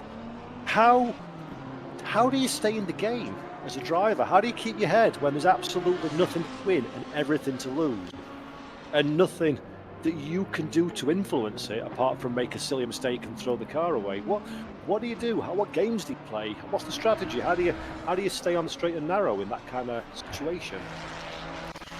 I mean, it's difficult. I mean, I personally have never been in the situation in a 24-hour race where either I've been the last person in the car or a teammate of mine has been in the last person in the car that's been in a chance of winning the race, and they've been all out on their own. I've had a situation in a 24-hour race where we were battling with someone for the win at the end, and it's not hard to keep focused when you've got someone breathing down your neck. But when you're on your own out there, it's easy for your mind to wander, and I suppose if I was in Gronwald's situation, I'd probably just want something simple from the team to keep my mind in the game. So, for example, every time I cross the line, maybe tell me the lap time from my race engineer. Give me a bit of, some form of feedback to snap my mind back into focus, to be like, oh yes, someone is still there. Because it's easy to feel like you're alone out there, but you've got your teammates alongside you. They're probably in a Discord call with you or a TeamSpeak as well. But when no one's saying anything and you're out there on your own, it's pretty easy to feel like no one else is around you. Well, that brings me on to Paul Jeffrey's story time, episode number 3. Same scenario, it wasn't me driving. Team, we were doing an endurance championship, and we were winning by a very healthy margin. The team manager, I forget when it was like the last 30 minutes of the race or whatever, in order to motivate the driver in the car and let them know, as you said, that somebody's still there to keep the concentration up, decided it would be a sensational idea to play the trumpet down the radio. Needless to say, our driver was not expecting this. Needless to say, our race ended in retirement. So, top tip for all you aspiring eSport team managers out there: musical instruments in the final 15 minutes, big fat no-no. Big fat no-no to keep your driver occupied. Not even a guitar serenade? Nope. Lap times, yes. The final post salute, no. So, there you go. That's story time number 3. I'm available round 12 if you want more stories, trials and tribulations of my life in sim racing. Oh dear. Being asked in chat, when is Team MSI going to pit? Are they doing it 30 seconds before the end of the race? Yes, we believe it's 38 seconds they have spare. Or not spare, they have 30 seconds over the time that they have left. So whether they will actually pit with 38 seconds left, we don't know, because they'll probably not run that stint timer right up to its limit, because they're not going to finish the race anyway. If they go over that stint limit, they'll get a very, very severe penalty that will lose them the race. So they're probably gonna up penultimate lap, I would say, Paul. Yeah. You're gonna have to come down pit lane. If you've got enough fuel left in the tank, you don't have to stop for a splash and dash. You can just drive on through. But if you do have to stop for a splash and dash, then that's going to lose you even more time and put you in a bit of a more perilous situation, perhaps. So, fill us in then, Ryan, audience at home. If, as you say, you can come down pit lane, and that will do, you don't have to stop the car in the box. Can you just explain to everybody at home why that is acceptable to go down pit lane? What's the reasoning behind that one? I know you mentioned this earlier in the broadcast, but for anybody who missed that one, what are we trying to achieve by being on pit road as a team that's got spare seconds on their driver stint timer? Yeah, so the stint limit system is part of... it's not directly a part of the balance of performance system, but it is part of a balance system to keep cars competitive, because the cars with various different engine sizes and designs that they have as well, and formats, the fuel consumption of these cars is very different. And some of the cars can go longer than 65 minutes, and some of the cars definitely can't. So they limit them to 65 minutes per stint to keep the cars balanced in terms of fuel consumption. Now, what this means is that every 65 minutes you have to come down pit road or you will receive a penalty. This is automated by the in-game race control system that also manages the track limits and the speeding in pit lane penalties. So it's not something that the stewarding team that we have here, or race control, actually have to have any input in at all. It is completely managed via the sim, and the drivers are aware of this. They've got little reminders in their UI of how much time they have left on the stint limit, their maximum driving time, and all sorts of information. So it's not something that you can just say, oh, well, we didn't know it would happen. If it's going to happen, it's something you figure out probably about an hour or two before it actually happens. You're going to put 2 and 2 together and figure out that you haven't got enough time. So the way the stint limit works is that as soon as you come into pit lane, it stops and it resets and it goes straight back up to 65 minutes. And whilst you're in pit lane, it's not counting down, because pit lane is not considered part of a stint. You're not out on track at racing speed, so it does not count. The same goes for the maximum driving time, by the way. So that means that as soon as you leave pit lane, you cross the line and let go of the speed limiter, the countdown starts again from the 65-minute mark. The problem that both the 86 and the 40 had was that they crossed that timing line on pit exit with 38 seconds over 65 minutes left of the race, which means even if they run down to the final millisecond of their 65-minute stint limit, there's 38 seconds left of the race will not end, and they will receive a drive-through penalty each. And that would definitely shift the result of the race back towards the number 5 Williams' favour. I have a cheeky idea. If you're listening, the crews of the 86, if Ryan's going to tell me if this is legal, but if it does, this might save somebody's bacon. As a former rule maker of the series. Yes, this really might save somebody's bacon, actually. I think I've just had a masterstroke, if I'm right here. So the second you are past the pit lane speed limit line, you are in pit lane, the timer stops, correct? Yes. So can you go into pit entry, which is at the bus stop chicane, as we all very well. The line is very, very soon off the circuit. Can you get across that line on the very final lap, drive up to a metre before the start-finish line, which is next to you on the racetrack, wait for 38 seconds, and on 39th second, floor it and cross the line. You don't have to go down pit lane and out of pit lane again, and then finish the race on the racetrack. You can finish it on pit road. True or false? to give you a bit of insight, this is actually an issue that some leagues, and particularly a community that I own and help run, have encountered in the past. And we actually added a prevention method within our sprint races to prevent people doing exactly that, because it was seen as unsporting.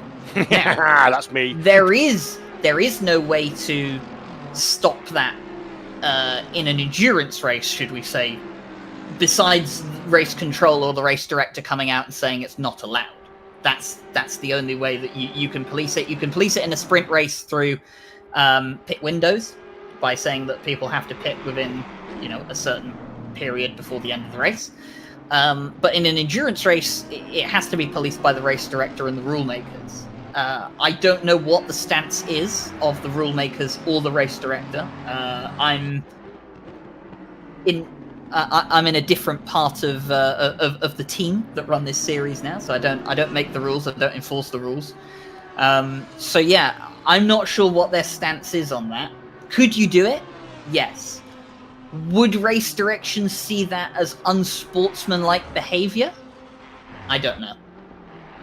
So, what you're saying is, Ryan, that you're going to sit very firmly on the fence and have absolutely no comment on it whatsoever, which is exactly how you do it as a commentator. Very well played, old commit to zero. I am going to sit on the fence, because for the first time in a few years now, I have absolutely no involvement in what happens out on track. And isn't that a wonderful experience to be in? Bear in mind the scenario that's going to unwrap in the next 6 minutes and seconds. I wouldn't touch that gold pig. I have got to admit, it's going to be difficult times for a lot of these drivers. As we look at Danny Savini, who's still under difficult times, it has to be said, because that gap now to Mikhail Statsenko has reduced to under 1.8 seconds, everybody. Let's remember, not so long ago, that was 4+ seconds, and Ryan and I were both saying, I don't think that one's going to be a gap you can bridge. And now look, Statsenko is getting closer by the corner. The number 51 Ferrari. He's better at the end of a stint, and now he's trying to use that one to his advantage. Danny Savini, get ready, get ready, get ready. 6 minutes to go then in the Spa 24 of the SRO Esports IGTC 2024, the second race of the season, and well, it has offered up a finale that we couldn't even have dreamed of living out 24 hours ago. Like you said, Statsenko 1.6 seconds away from that final spot of the podium, but with just under 6 minutes left, Paul, is it too late? Is it too little too late for that Ferrari to get past the 63? Does the 63 have enough left in them? And of course, I mean, we haven't really touched on this about the 63 and the 51. We don't know what their stint timer situation looks like. Yes, this is very, a little bit, not in the dark, I think. It's certainly somewhat shaded over our knowledge base back here in our virtual commentary boxes. Ryan and myself, Paul, Jeffrey in the UK. Danny Savini, though, what we do know for sure is Danny Savini currently has track position physically on the racetrack, but Mikhail Statsenko, he only needs to find about a second or so, and he's going to start receiving the benefit of that slipstream from the Lamborghini ahead. That's going to double difficulty on the young Danny Savini's shoulders. He's a very young man, very talented, very, very quick indeed. And I think we're going to get a wonderful test of how resilient to pressure Italian driver is on this case. And here we go. I'm hearing in my ear a big penalty. We're seeing it on your screen. Instant between 86 and 62 on 612. 5 seconds time penalty to car 62 for aggressive driving. Car 62 then receives a stop and go 30 for exceeding 3 license points in one race. Car number 62. Chris Warner. Penalty. That's a shame. Chris's qualifying laps need to be qualifying laps double plus plus with some 1980s sticker qualifying tyres as well to make up for it. Yeah, unfortunate for Chris there then. The qualifying laps coming out, but sadly the qualifying laps not coming out cleanly, which was what he definitely needed towards the end of this race. And, well, big penalty to boot coming towards the end of this race, and it has now been applied. I do believe the stop and go 30 to that car. 3.5 minutes to go then. Tobias Grunewald goes up and over Radion for, well, what should be the penultimate time. Yeah. Jeffrey? Yeah, I'm not committing to that one, mate. Hence the word should. But look at this, look at Tobias, it's picture in picture, beautiful shots there. He's got the window open for a bit of fresh air, that's a wise move. Just look how relative flustered it is. Now you can say he's going to be unflustered. He's just stroking the car home to the checkered flag, he's leading by a country mile. No. The stint timer drama is hanging over the head of this particular team as well. So Tobias Grunewald, he's got the weight of the world on his shoulders in his final few laps. And to not break a man in that scenario is incredibly difficult indeed. So big credit to Tobias and the whole NSI team, and everybody in fact in this race, for their ability to withstand the pressure so late in the day. We'll have to keep an eye out and see exactly what happens with the 86 on this given lap. Will they pit on this lap? Will they pit on the next lap? I mean, I feel they have to pit because of the situation we talked about, the 38 seconds they have spare. They can't go over that 65-minute period, so they're going to have to pit. I feel it's going to have to be this lap or next lap. It must be.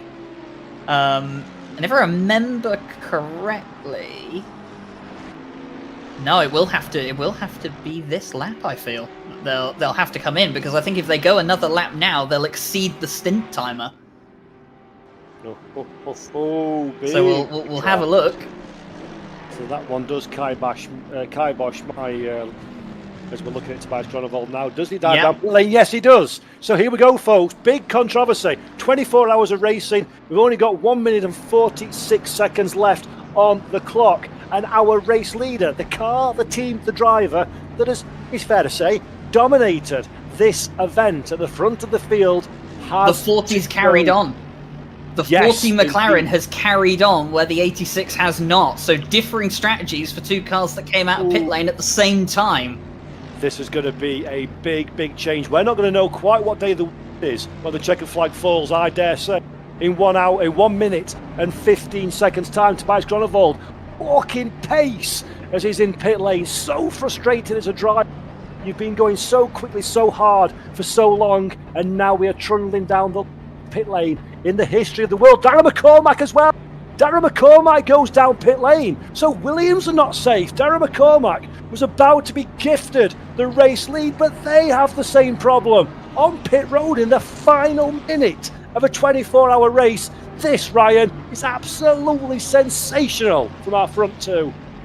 I wonder if the number 40 McLaren, they know that if they come down pit lane, they're having to give up the position to the Remwelton car. There's the drive-through for exceeding the stint limit. So that time will be added onto their race time at the end of the race. I wonder if they're hoping or praying that the 72 will also have to pit, and that will offset the drive-through penalty that they receive. That's not a bad shout, actually, from the 40. You're damned if you do, you're damned if you don't. Give yourself a bit of opportunity.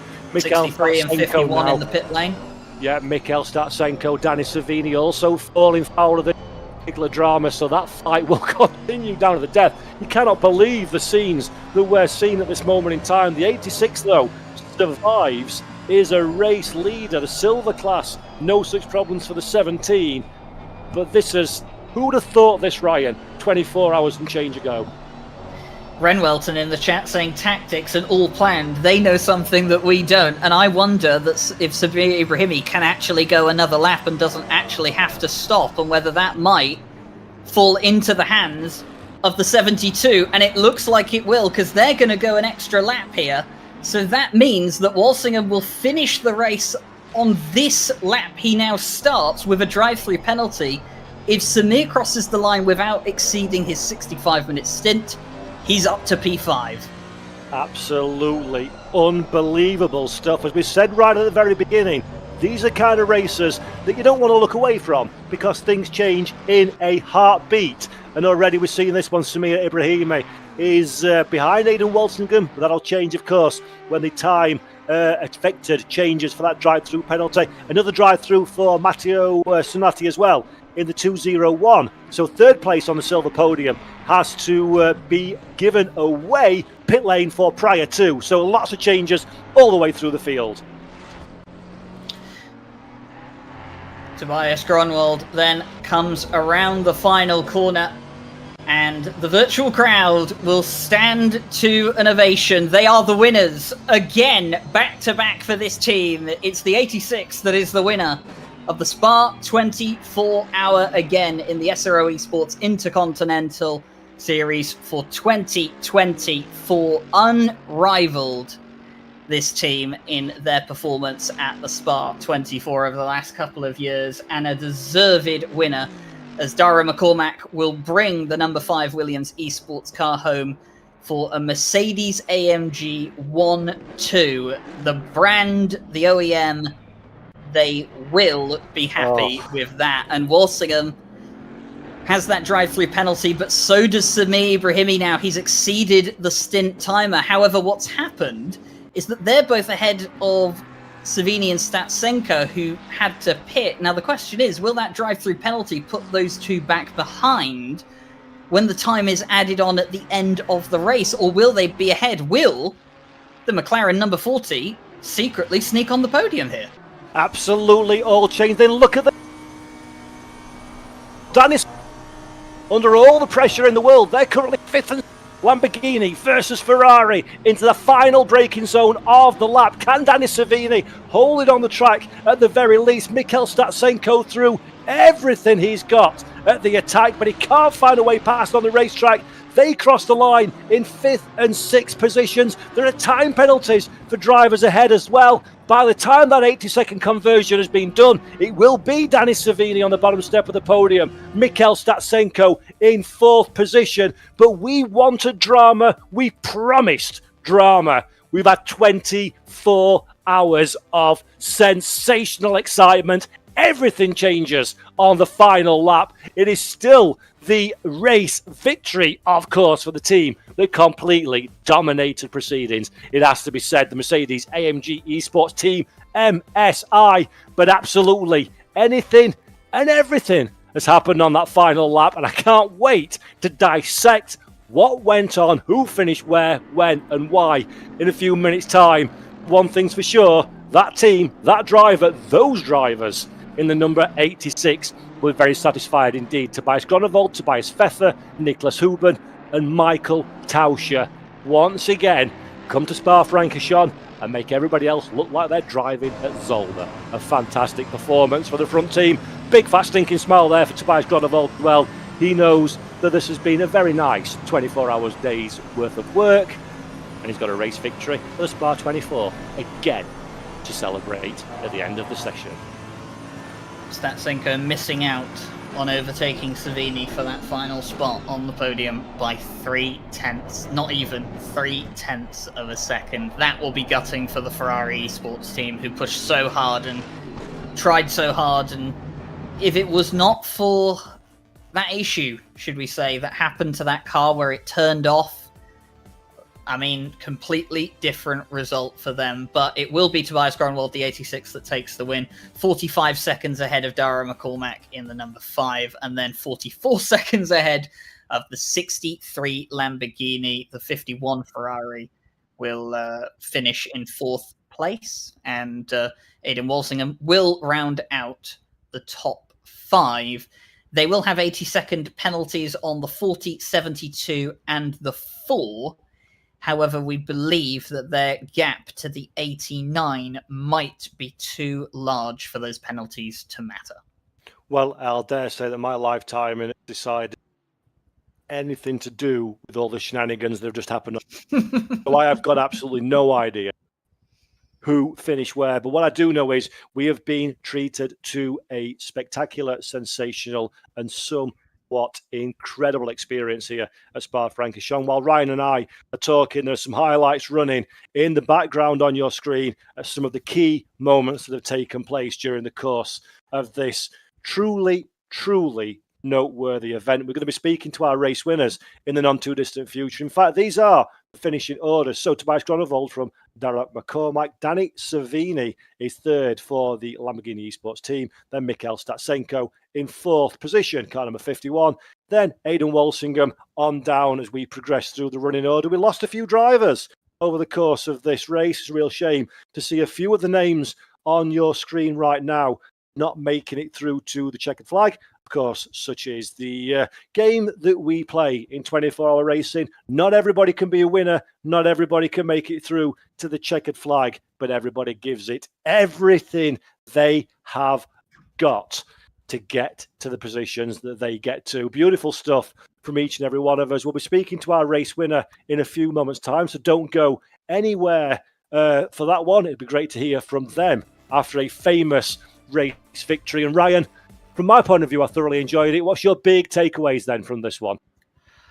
Well, my big takeaway from this is that I never thought I would see a race finish under the most bizarre circumstances due to a stint limit timer.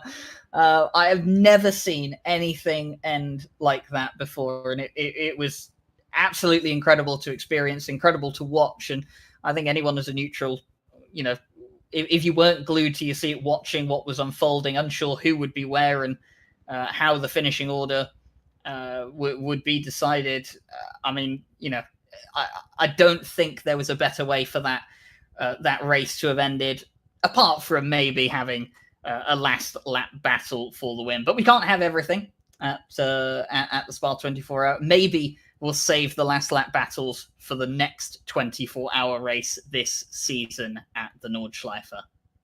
Lovely segue into the Nordschleife. I agree with you. Stuff from excuse me, from all concerned in this race, and big thank you obviously to watching at home as well. Daniel Edwards posted on the GT World YouTube channel chat that finish made up for no rain. With cherries on top, Daniel. I could not agree with you more. Wanted myself a little bit of rain. Didn't get it, so instead we rained penalties, which is just as exciting, and no umbrella is good enough to withstand the penalty onslaught in which happened in the final few laps. But the main thing is, for me, the main takeaway is I love a bit of controversy and a bit of change, but the right people won in the end. The right team dominated pretty much from the get-go, never realistically put a foot wrong. They were cute in how they dealt with the penalty at the end, and their reward after a long day of racing was a well-earned victory. So good for the drivers of the number 86 Mercedes-AMG Esports Team MSI. Yep, and we will have the interviews with the winners, just preparing. Of course, they're in the midst of their celebrations at the moment, as you can continue to see the highlights playing on your screen. So many moments, Paul. And as someone who was working on the back end of the broadcast production for most of this race, I can't tell you how many clips of overtakes, accidents, all sorts of stuff that we have back there. I mean, I think if you put the whole thing together, it would be hours of action. Yeah, it really would. And most importantly, it wasn't just crashes. It was great racing, great overtakes, good performances. A lot of the drivers as well. It wasn't a absolute disaster zone of contact, apart from lap one at Radion. Of course, as is always the case at Spa-Francorchamps, it kind of wouldn't feel right if that didn't happen in a big level eSport event. So thoroughly impressive from everybody that's taken part, irrespective of if you were a race winner or you finished all the way at the back of the field. Just to be a part of it and just to have got to the checkered flag is all the more important. But speaking of getting to the checkered flag, I fancy having a chitter-chatter to a few individuals from the Mercedes Esports Team MSI. Why? Because they've won. Gentlemen, welcome to the commentary box. Congratulations to you all. I'm going to throw this question, I think, to Michael. Talk to me about how you're feeling after what must be the most stressfully exciting race that you guys have had in a while. Well, This one's to Michael, if he's there, please. yeah, it was quite stressful. The last stint, of course, because there was quite some strategy game in there, and of course, 24 hours is always a pretty long race, and so much stuff can happen. But once again, we drove a fantastic race, just like the last 2 years. So yeah, now we won it 3 times in a row, but it's incredible. Like every stint was perfect. We basically didn't do a single mistake, and I couldn't be any happier. The team is great, the car was great. So yeah. Fantastic stuff, Michael. A big congratulations to you. And I want to speak to Tobias as well about your emotions going behind the wheel and just what you were going through your mind, knowing that you've got the stint timer issue to contend with while in a comfortable race lead, Tobias. I mean, it wasn't a surprise to us because we knew already a couple of hours before that it was going to be tight at the end, and we thought what would be the smartest way to do at the end. So yeah, everything was actually quite chilled. I think the boys in the strategy, they had a bit more to worry about. I was just driving and listening to what they said. So for me it was quite relaxed actually. Well, it was certainly stressful in the commentary box. Great job from you. And Nicholas, question to yourself: what does it mean to take this victory at Spa and continue a pretty impressive tradition of domination here?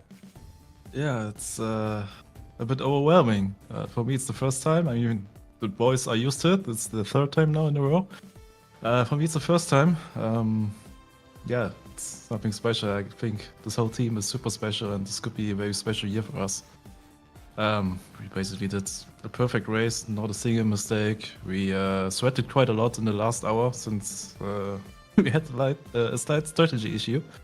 And just pitting 1 lap earlier would have cost us the win. So yeah, no mistakes were allowed. We did no mistakes, and it's amazing.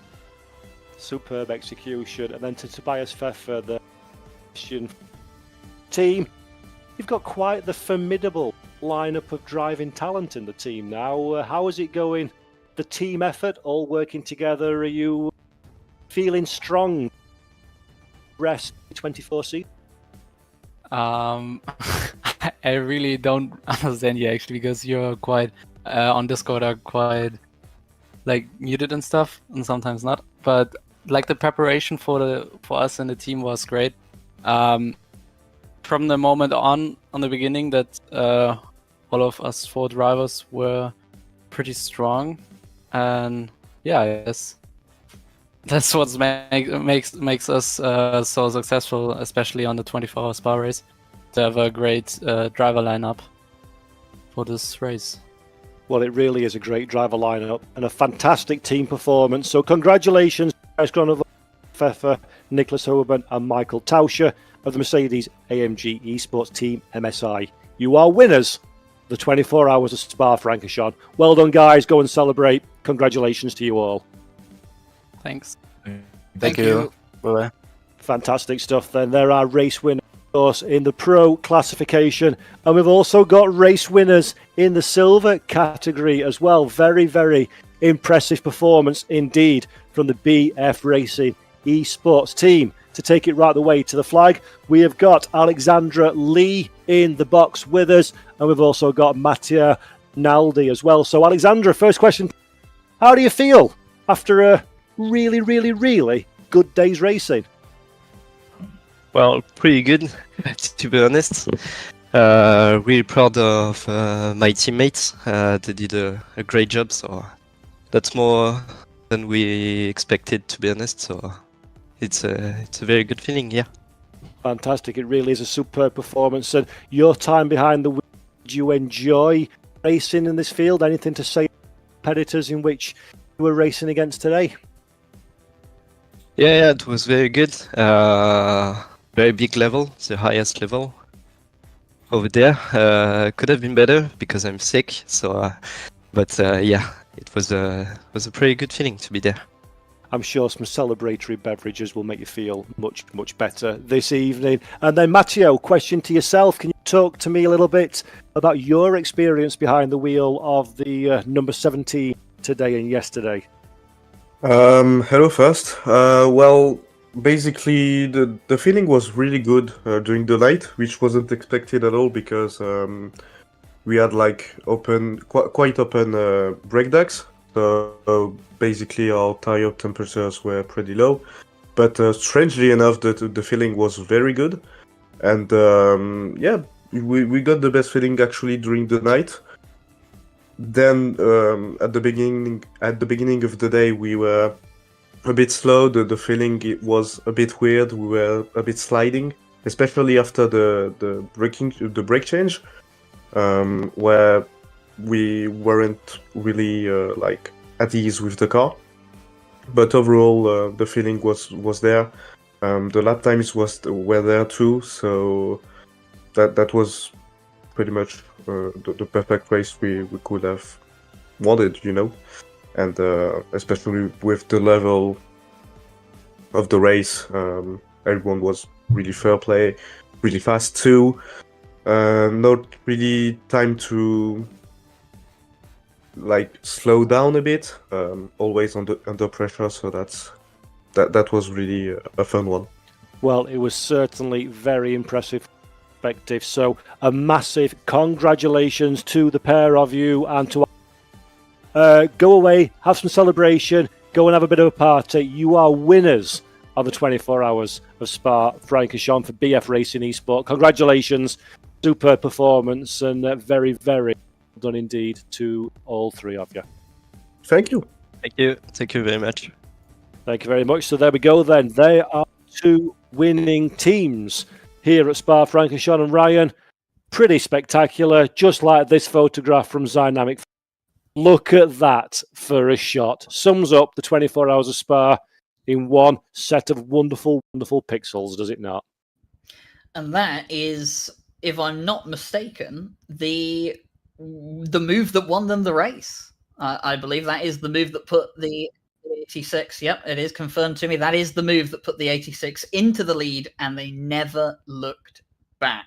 And that moment during the night was the moment that decided this race for the 86 team. Williams will feel hard done by, but as you said, the image absolutely spectacular.